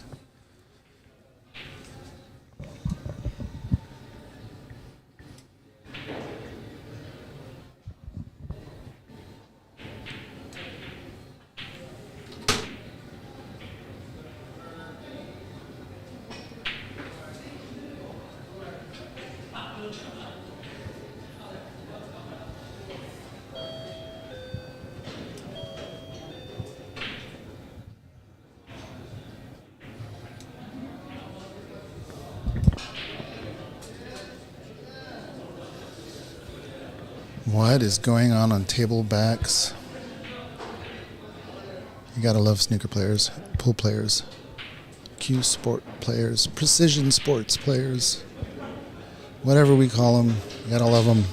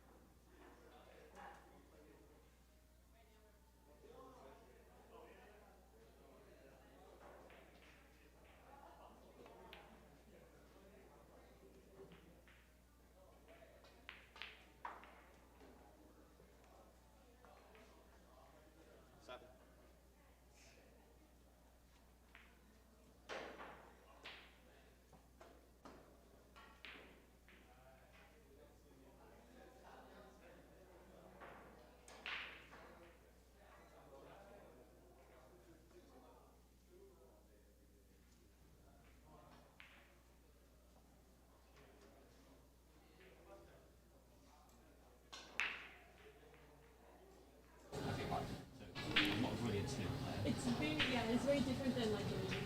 I know membership. It's interesting. The way our membership works is Obviously, a beautiful snooker, and you still pay the time, but you get 20% off. but I guess the pot wasn't on. I mean, that's It's a $300 deposit. would be the only reason to That gives you 25. play that snooker. But I'm doing a few things at this time, and I glanced up and I saw him play a snooker, but I thought that red was on. If somebody in the chat can let me know if that red was on or not, that'd be great. And that is unlucky. As a member or non-member, you can always book your tables in advance. Yeah. Yeah. No, when you're saying how to do a membership, very similar things in the UK.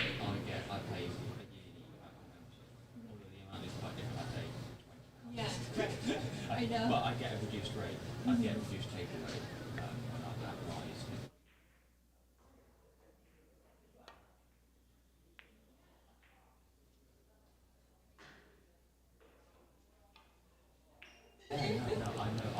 All right, TK in the YouTube chat says, yeah, the red was on. Capital on. Yeah, I mean, like I said, I was just kind of always doing more than one thing, but I just glanced up and it looked like it was on, and initially I was like, whoa, that was a pretty bad miss, and and then it just stuck to the black ball. It worked, so just one of those experience moves, I guess. But it did absolutely work in his favor.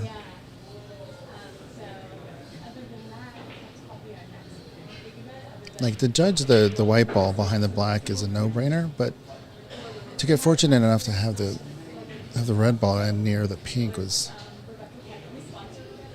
as they say, luck. But the more you practice, the luckier you get.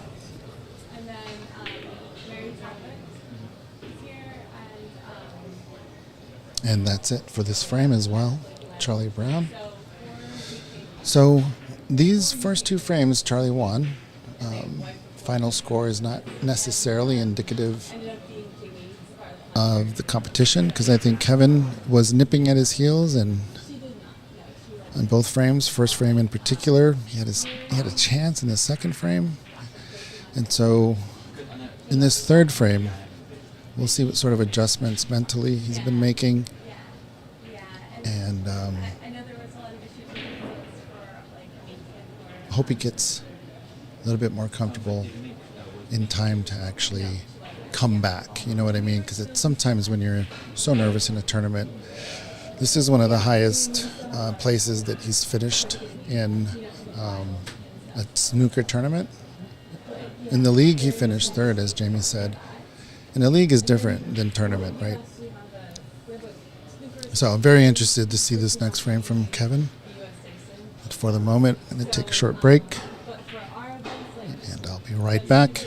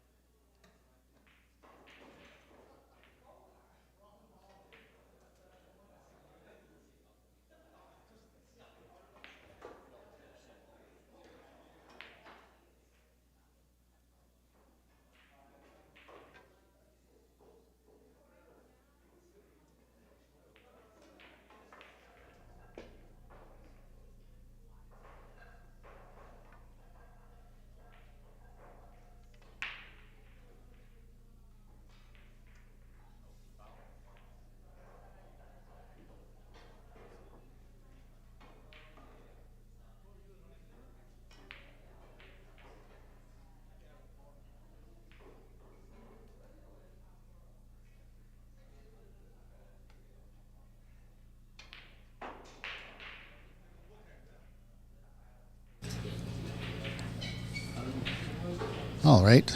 Before I got back on the mic, I saw Charlie make an unforced error there. It was a tricky situation trying to feed the rest in between those red balls. Buck Moose, welcome back. Thanks, man. Welcome back to yourself as well. Thanks for joining us.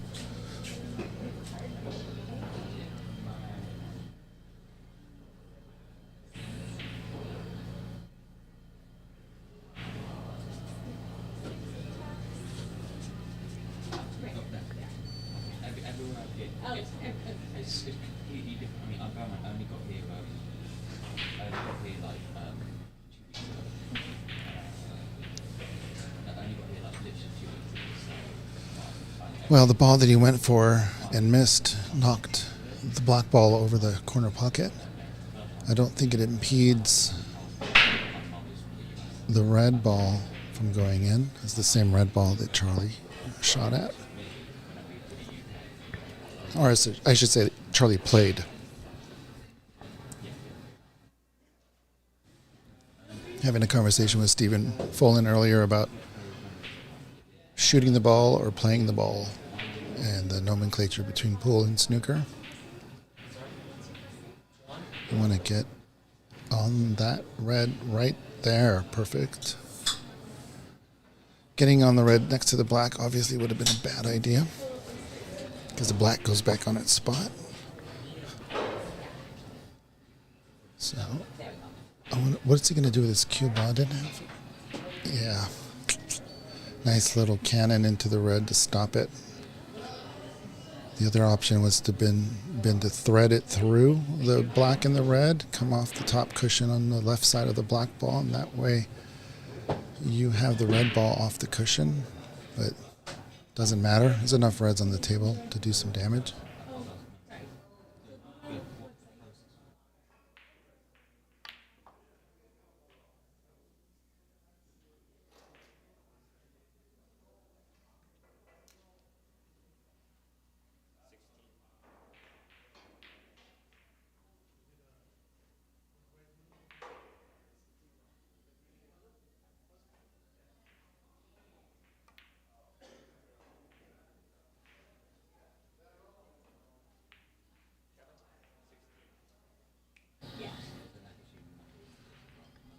All right, well done, Kevin. Showed a little bit of his skill he's worked hard at.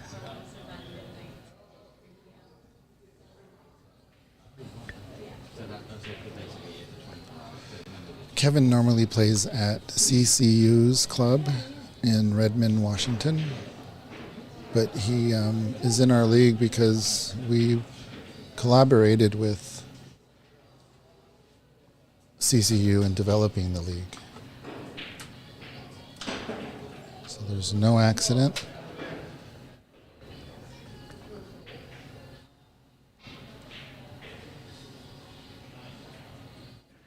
But yeah, if you're in the area, please come check out Ox and definitely go check out Empire.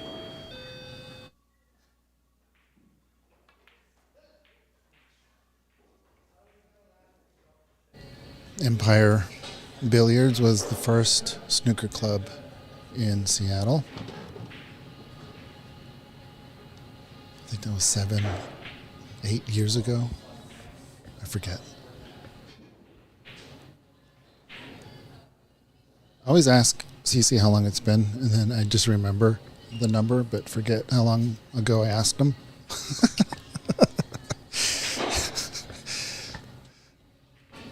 So I keep saying like 6 years, but it's been like 2 years since I've learned it was 6 years.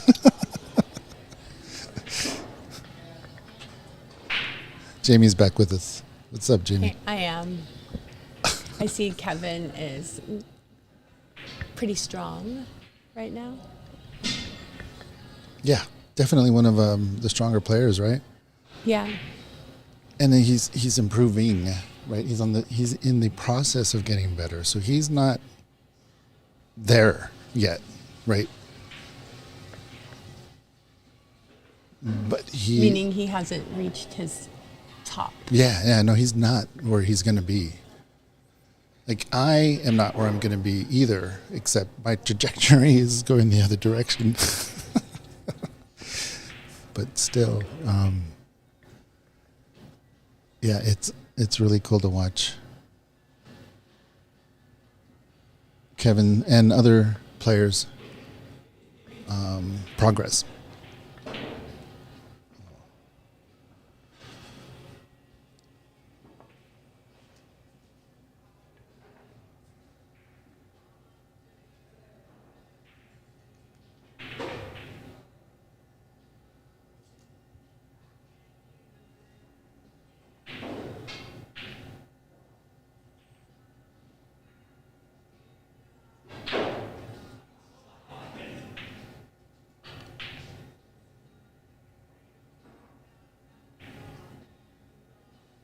Really good shot. Had really no other choice. I know that those two reds on the left are going to help Charlie to try to get a snooker here. Or at least play safe. Snafe.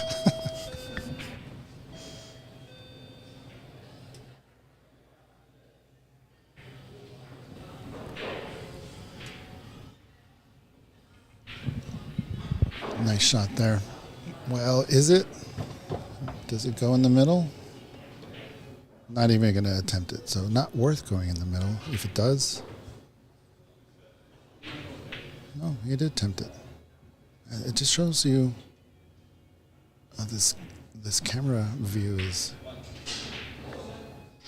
it's just slightly off, it seems. Yeah.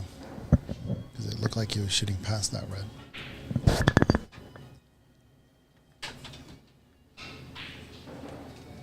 Either way, went in. Nice shot.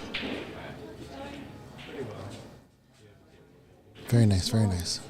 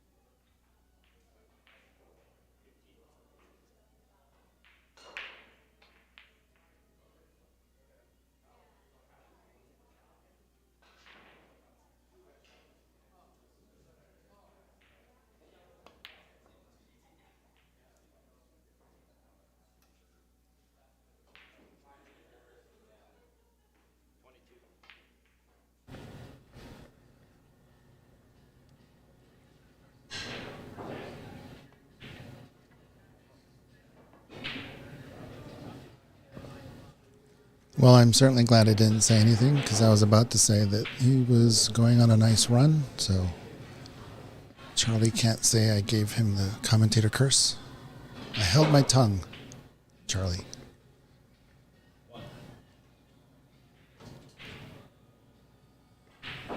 Now, what's the response here from Kevin? Charlie gave a good response to Kevin's points. Now, what's Kevin going to do?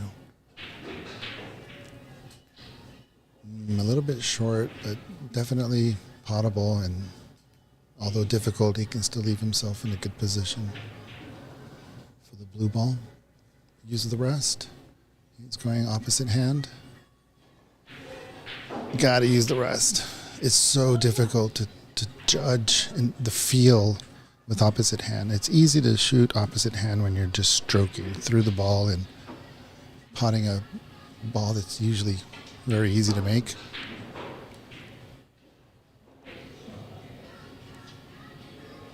I agree, Buck Moose. He did rush it. Buck Moose in the Twitch chat asked if there was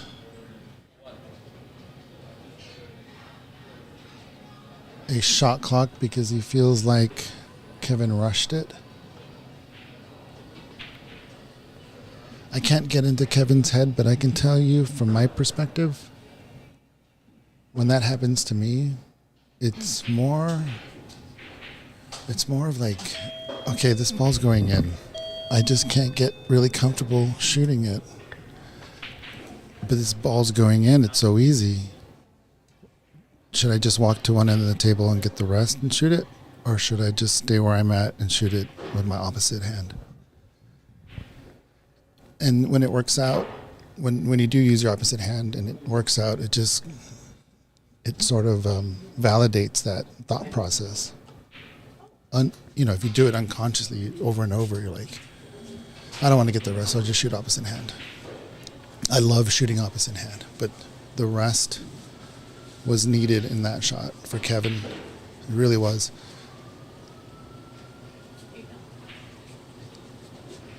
Beautiful work here by CCU. Just dropping that pink ball in.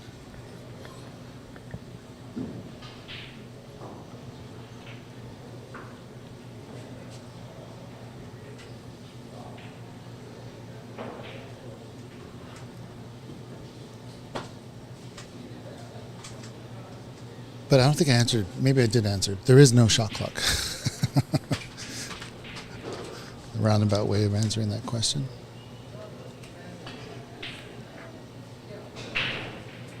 Oh. Right, looks like the black ball is in the way. Or maybe it isn't. He's going for it.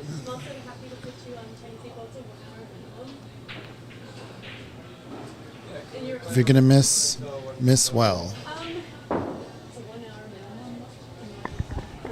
And that's what Charlie did.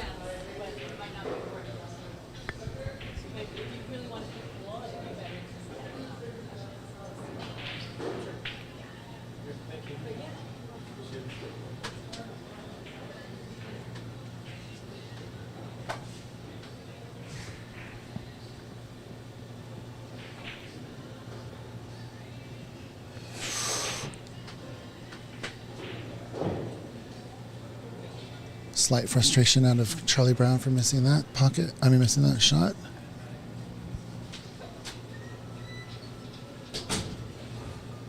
So if I was Kevin, I would take 2 laps around the table and let Charlie stew in that mistake. And at the same time, it'll ease my excitement. It'll relax me if I walk around the table, look at all the shots. It's easy to get target fixated on what you know you're going to take, as Stephen Fullen mentioned earlier, that it's always best to look at every other shot. I mean, you don't have to spend 2 minutes on every possibility, but just walk around the table. And at the time, you're just like, okay, is this a better option? Is this a better option? Okay, what if I do this? What if I do that? Okay, so my heartbeat is now relaxed. I'm breathing normally. And I am now ready to go for the shot that I initially was going to take. And that can take 20 seconds. It could take 30 seconds. It could take 2 minutes. Who knows? But with no intent on sharking and taking too long, there is a benefit to slowing down when it's an easy shot in front of you.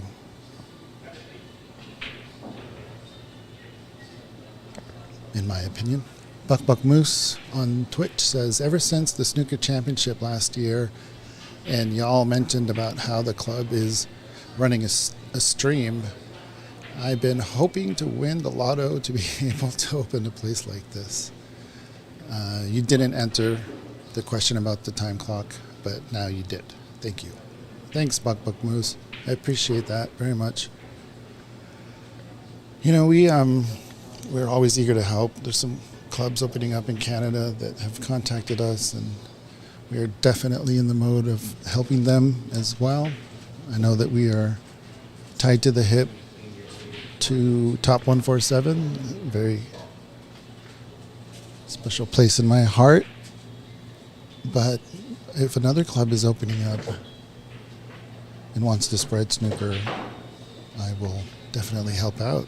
And Carl down here in Washington is opening up a snooker club. He has 3 Rileys in there, and Simon Barker went down and fixed his table. So his club will be joining the Washington State Snooker League. Carl is a really nice guy, very pleasant. He was here for the Nick Barrow coaching course, and that's when we talked. He is experienced in running leagues for arm wrestling, and so he gets sports in terms of leagues and tournaments, and so that's knowledge that can be extrapolated to help us spread snooker for sure.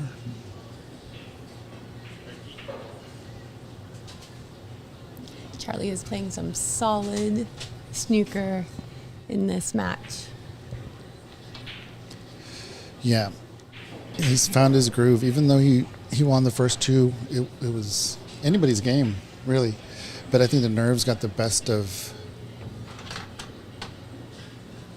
Kevin, in my opinion. We'll have to ask him for sure if that was the case.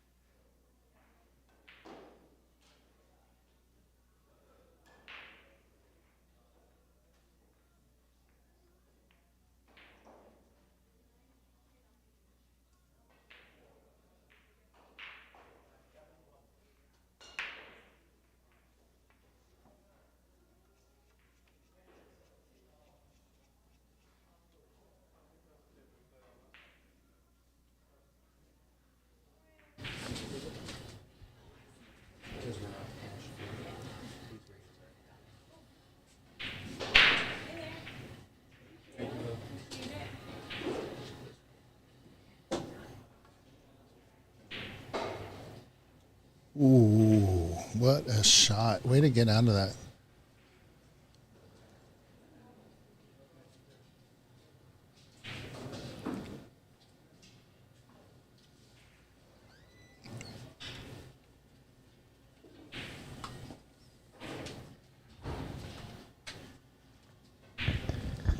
We got a special guest in the group, the owner of Ox. Special guest. Part owner. We're the Ox family, you could say, right? Part owner. We just had a part owner, Jamie, in here. Yeah. Is that Jamie's first time on the mic? It's not. No? Oh, okay.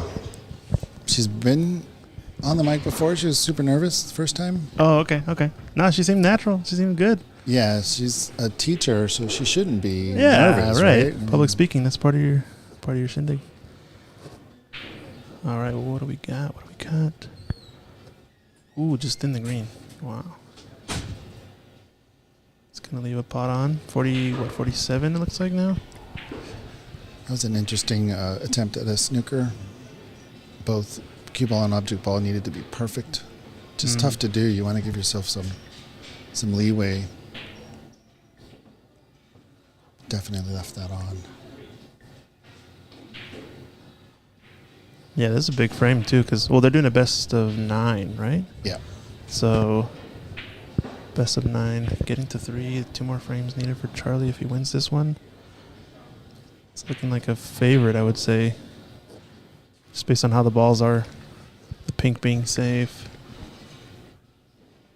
Yep. It's going to be tough to get a hand. I think he needs a handful of snookers. How many? 47, 25 it looks like. Yeah, just So one. 22, actually. Yeah, only one. Okay, I thought he needed a lot more. It seems My like math that brain. sometimes. Yeah, it totally does. Once you get to the higher colors, too, the snookers are, 5, 6, etc. points.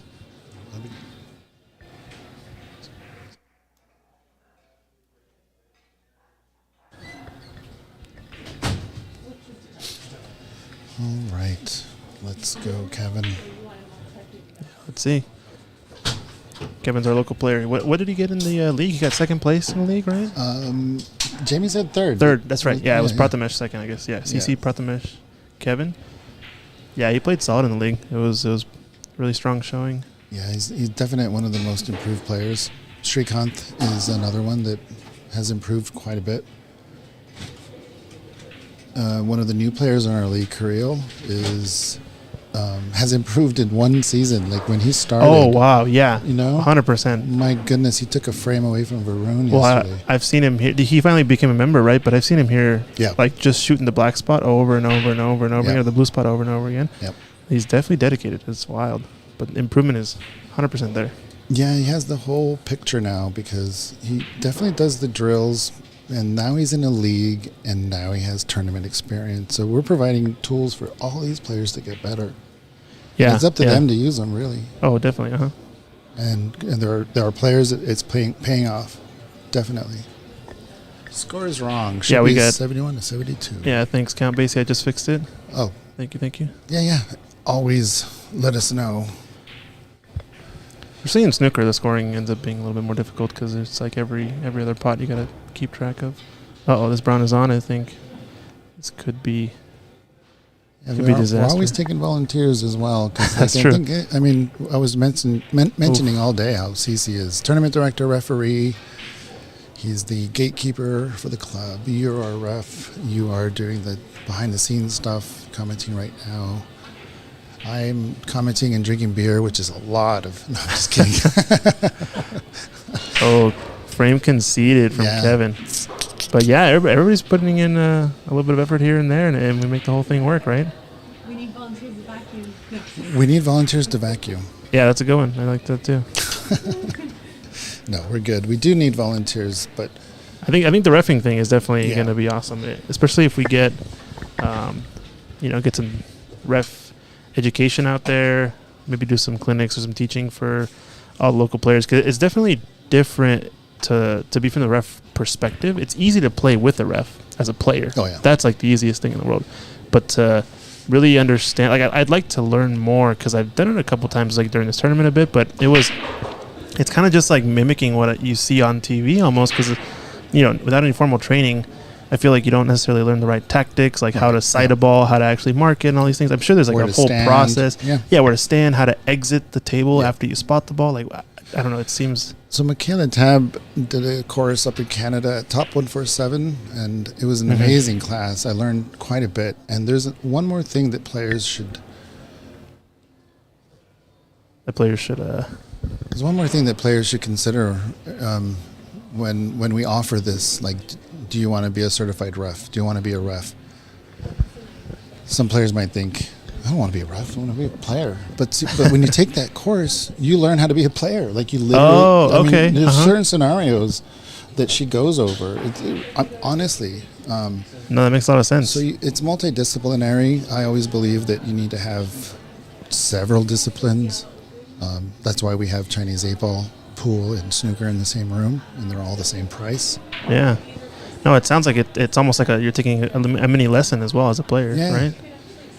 And if you know the rules and your opponent is less familiar with the rules, you have an advantage. Yeah.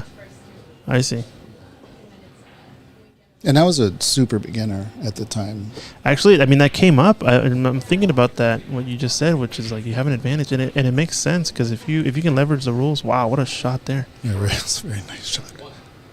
But yeah, I was thinking back to there was a couple instances in the BC Open, for example, where my opponent made a certain assumption, and then when I asked them about it, the rules afterward, and they were confused. They were like, "No, I thought that the rule was this," and I said, "No, I'm pretty sure the rule is blank."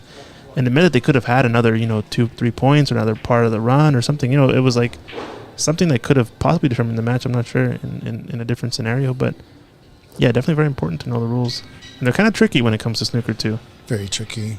There was an instance, I was playing Kevin in the league, and very, very close matches, very close, and I was in a position where there's a 3-foul rule. I won't go into the 3-foul rule quite. Oh, yet, the but conceding a frame 3-foul. yeah, the Oh. conceding a frame, and so I missed the first one, and then I missed the second one, Uh-huh. and then I missed the third one, and so I was like, "That's the frame." There was a ball on. I could have hit Phil in the face, Yeah.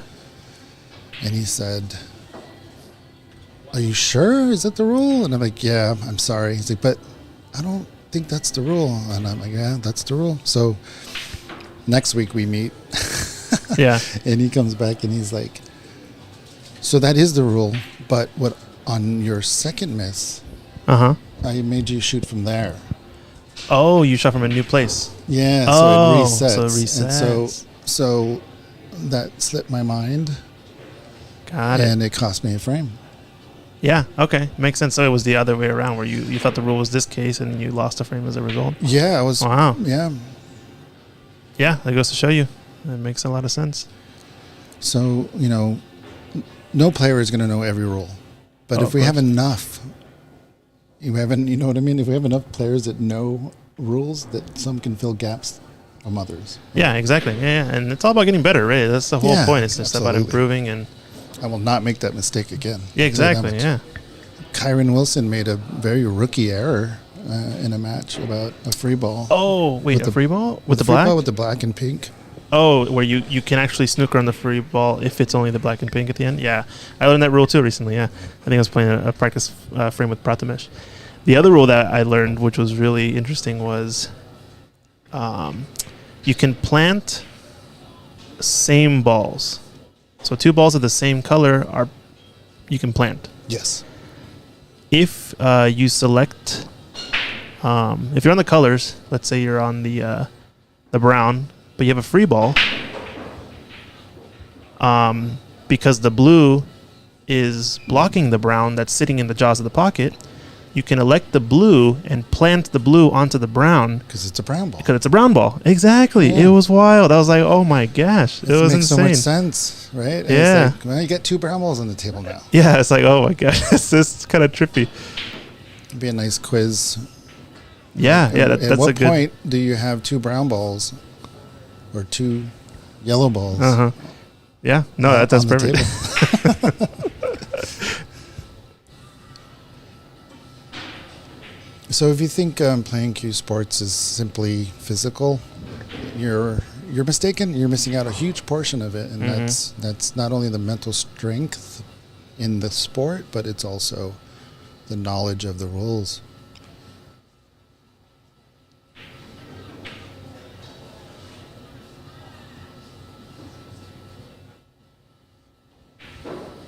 All right, so Charlie has an opening here. We've seen him. What has been his high break so far this tournament? I was refereeing another match and I noticed, I think, 30. I want to say it was a 38 or a 34, 32, something like that, maybe. But I feel like we haven't seen any in this qualifier over 40 even, right? Oh, wow. He missed the block there. Yeah, it's not the table's fault, Charlie. Don't take it out on the table. We are not the World Snooker Tour. We can only afford these tables once. That's true, yeah.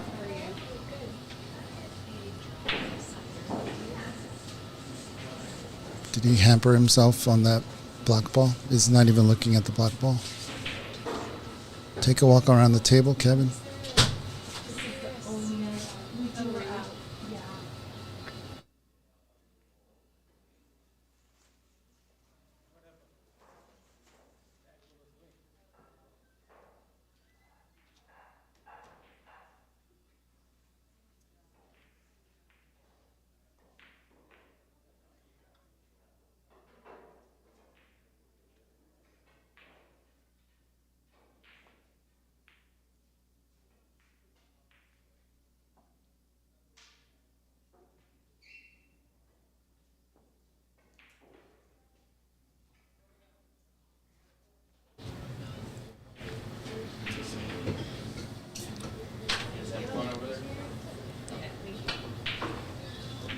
Ooh.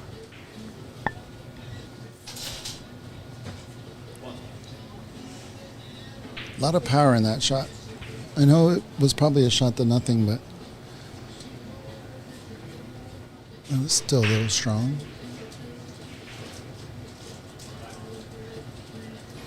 It's going to be hard to roll up because he's on the cushion. So you might want to just take another shot to nothing. Like the black ball. Oh my goodness. I had no idea that it was wide open. Wow.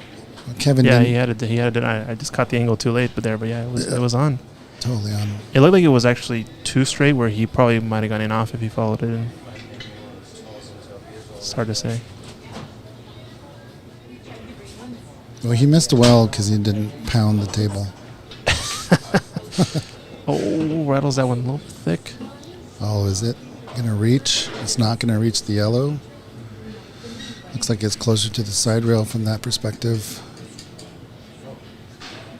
Did I call it a rail? Oh, he's taking this red in the bottom left. Going around. Yeah, it's not too potable, this red all the way to the far right. So probably going to see some back and forth.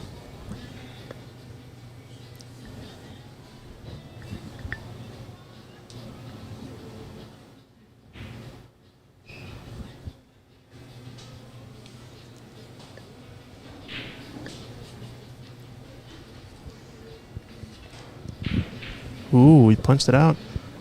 This red might be on. It's a tester. I'm not sure there's a color No. available. Actually, I don't think it does pass the black. Do you think it passes the black? It's close. It does, but he's not going for it. Yeah. I think the right side of that lip.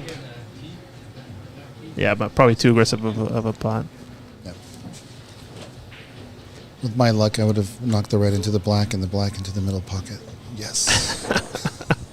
Yes. Yes. Oh, nice shot there. Yeah. Good speed, too. It's going to get on a color in the bulk area. Yeah, it would have been pretty safe otherwise. Come back down.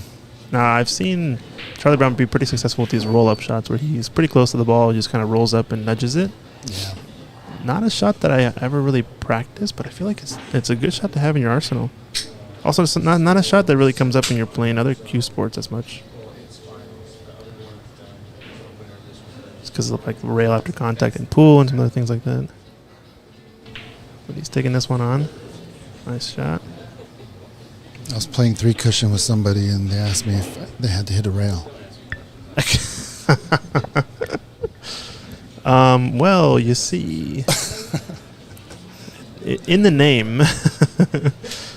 Not called three rails, Christian. Oh, that's true. Ha ha. Ha ha ha. Hey, that's a nice little nudge on the black ball. Give him a better potting angle if he Oh, yeah, chooses. it goes. Yeah, it goes.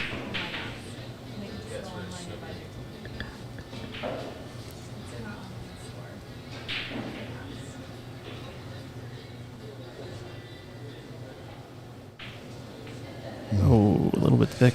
He's been missing him on the thick side. I've noticed on the last couple shots.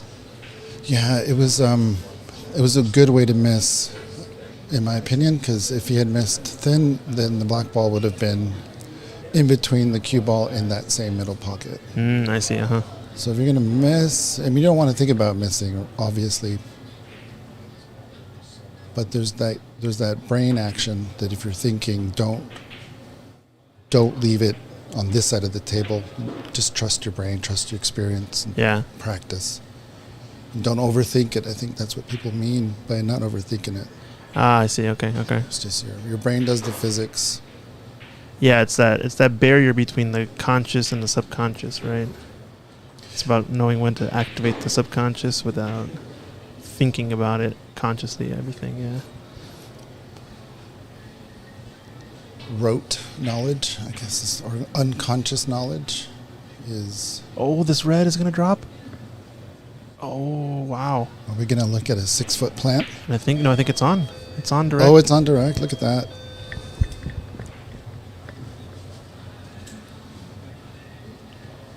Yeah, now what color do you play for, though? Well, Might if not you be able to go- get out. You can go around the table? If you go cushion first on the side cushion, Yeah. you might spit it out to the right. Oh, he hit it Mach 10 straight on. Or you could do an Wowzers. etch-a-sketch shot like that. Yeah.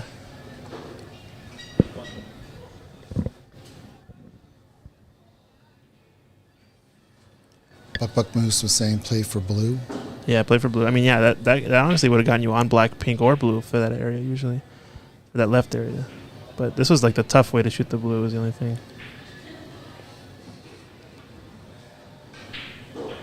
All right, so I think this player's been playing for a while now. Maybe a little fatigue settling in. Not a terribly high-scoring frame, but the balls are open. All it takes is one good stint of concentration. Yeah, I like the pink ball. I like the black ball. Blue ball would take some work getting there.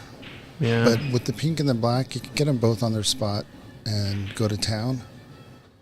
Yeah, I wonder if this pink spot is covered or not by the red. Yeah. If it is, it's effectively a blue ball, right? So it might even be better.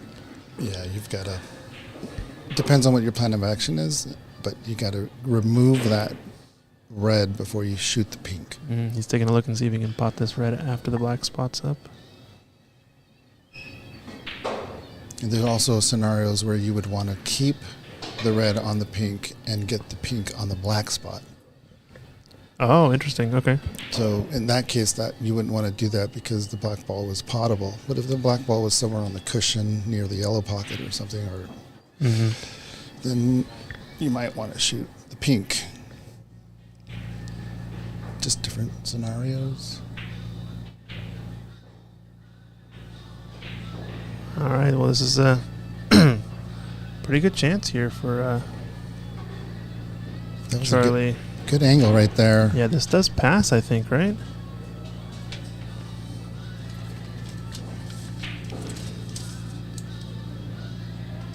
Yeah, it looks clean to me. Yeah, definitely. Wow, pretty clear. Yeah. And you don't need to hit it hard. You just got Good to shot. roll past the red, it looks like. Oh, you hit it pretty good. Yeah. You hit it sweet. Now he's on the black. 100% passes, says Buck Moose. We got to hire Buck Moose for some commentary. Yeah, no Sounds like he knows kidding. what he's talking about. So what part of the world are you in, Buck Moose, if you don't He's over mind us asking? on the Twitch chat. Looks like he's rocking a what do you call it? Dark Side Pink of the Moon, Floyd. Pink Floyd Yeah, but- album cover. Love the Floyd. Oh, missed it. Overcut it. It's a big shot there. From Minneapolis originally, but lives in Wisconsin now. Nice. Oh, 0 pool halls. Oh, that's so sad. Sad to hear.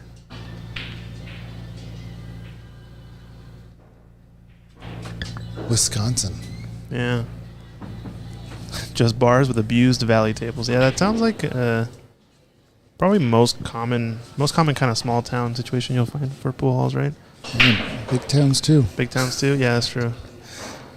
Until we arrived. Not saying that we're the best in the city, because I would never say that, but I think one of the things we wanted to avoid is Is exactly that. Though. the bar mentality, the closed tables, the packed people, and we wanted people that cared about the sport and attract those type of people. And I'm not saying that they're better, I'm not saying they're worse, just saying that the clientele that we were after, given the mission that we were determined to do, is exactly that. Hold on.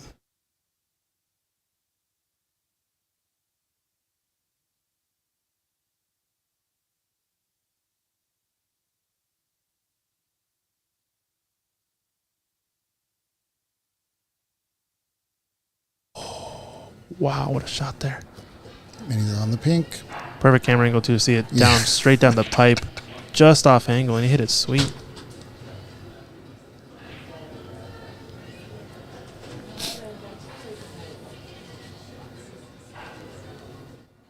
Vistislav Snooker 155. He's from Germany watching right now. Nice.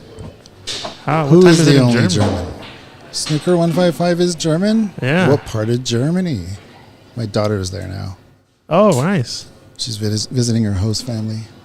Oh, is this staying like a study abroad type thing, or? Yeah, she spent a year in Germany during high school. Ah, I see. The host family, they just had such a great time, such a wonderful experience, and so they've always kept in contact. Oh, that's awesome. You're in Bayern? Oh, Bavaria. Oh, Bavaria. I love me the Bavaria. It's München, right? 3:30 a.m. over Yeah. there. Oh, it's Yeah, I know. It's more than München. 3:30 a.m. though. My goodness. Prost. Yeah, Prost indeed.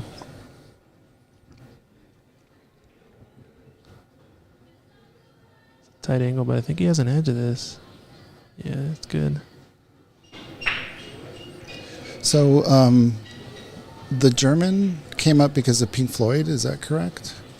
If that's so, do you listen to Dungen? Dungen? I don't know how to pronounce the German. Dungen? Dungen or Dungeon? I don't know. Dungen. Maybe. Yeah. Really nice band from Germany. I believe. Oh, they're it's a from band. Germany. Yeah. Oh, okay. So much good music out of Germany. Nice. I love me the Germans. I do. I think he's thinking about thinning the right edge of this red to put it next to the other red, maybe, so it's kind of the same target to hide behind. But there's nothing in the middle of the table to and hide. it stops it though. Like it stops it. Yeah, It doesn't keep the. I mean, that's a really good point, right? Because you can literally freeze him up and make him like basically one ball. But it's a good strat if there's something to hide behind. But there's like nothing in the middle of the table besides the green. if he tries to screw back behind the blue, It's probably a better shout, honestly, for a better cue ball. But he might sell this out. Yeah, this red is on now. what's the angle on that brown? Does it go? Yes. Yeah, the brown pots into the green pocket, right? Yeah. Yeah, plenty of room. But he also has the opportunity to come down the table. But what's there for him?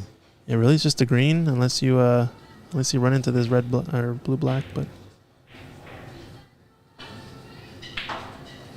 too soft. Yeah, it's gonna lose a lot of that speed, especially because it has top on it.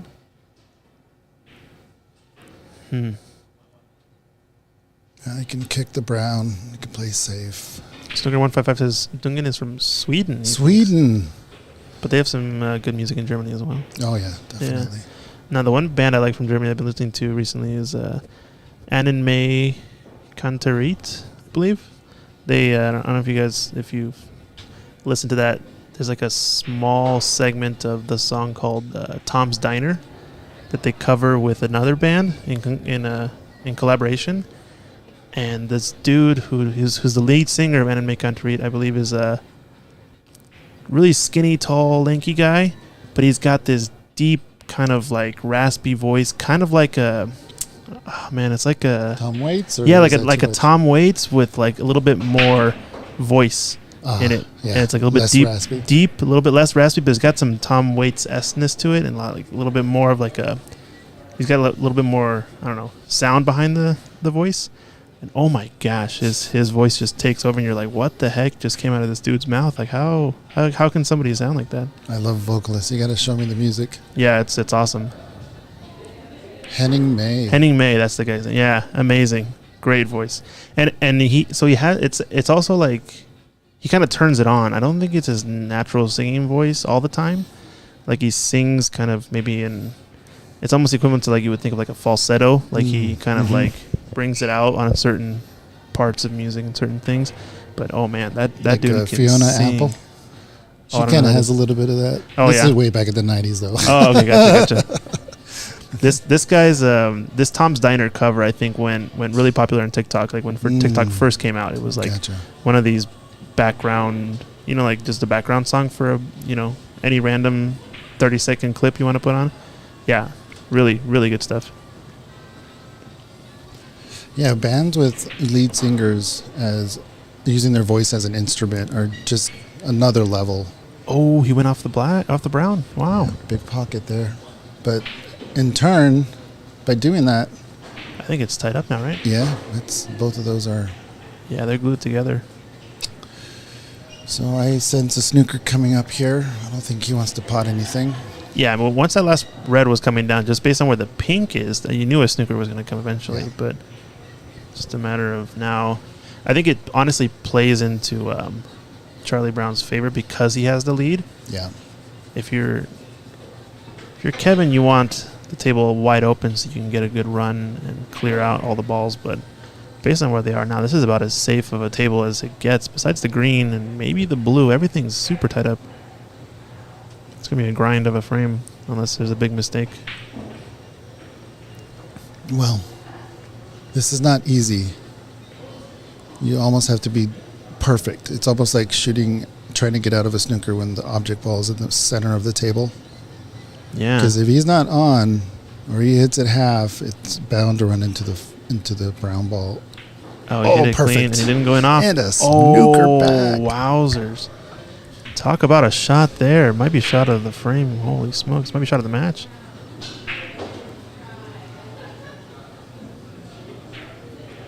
Buck Moose. Yeah, that's another funny one.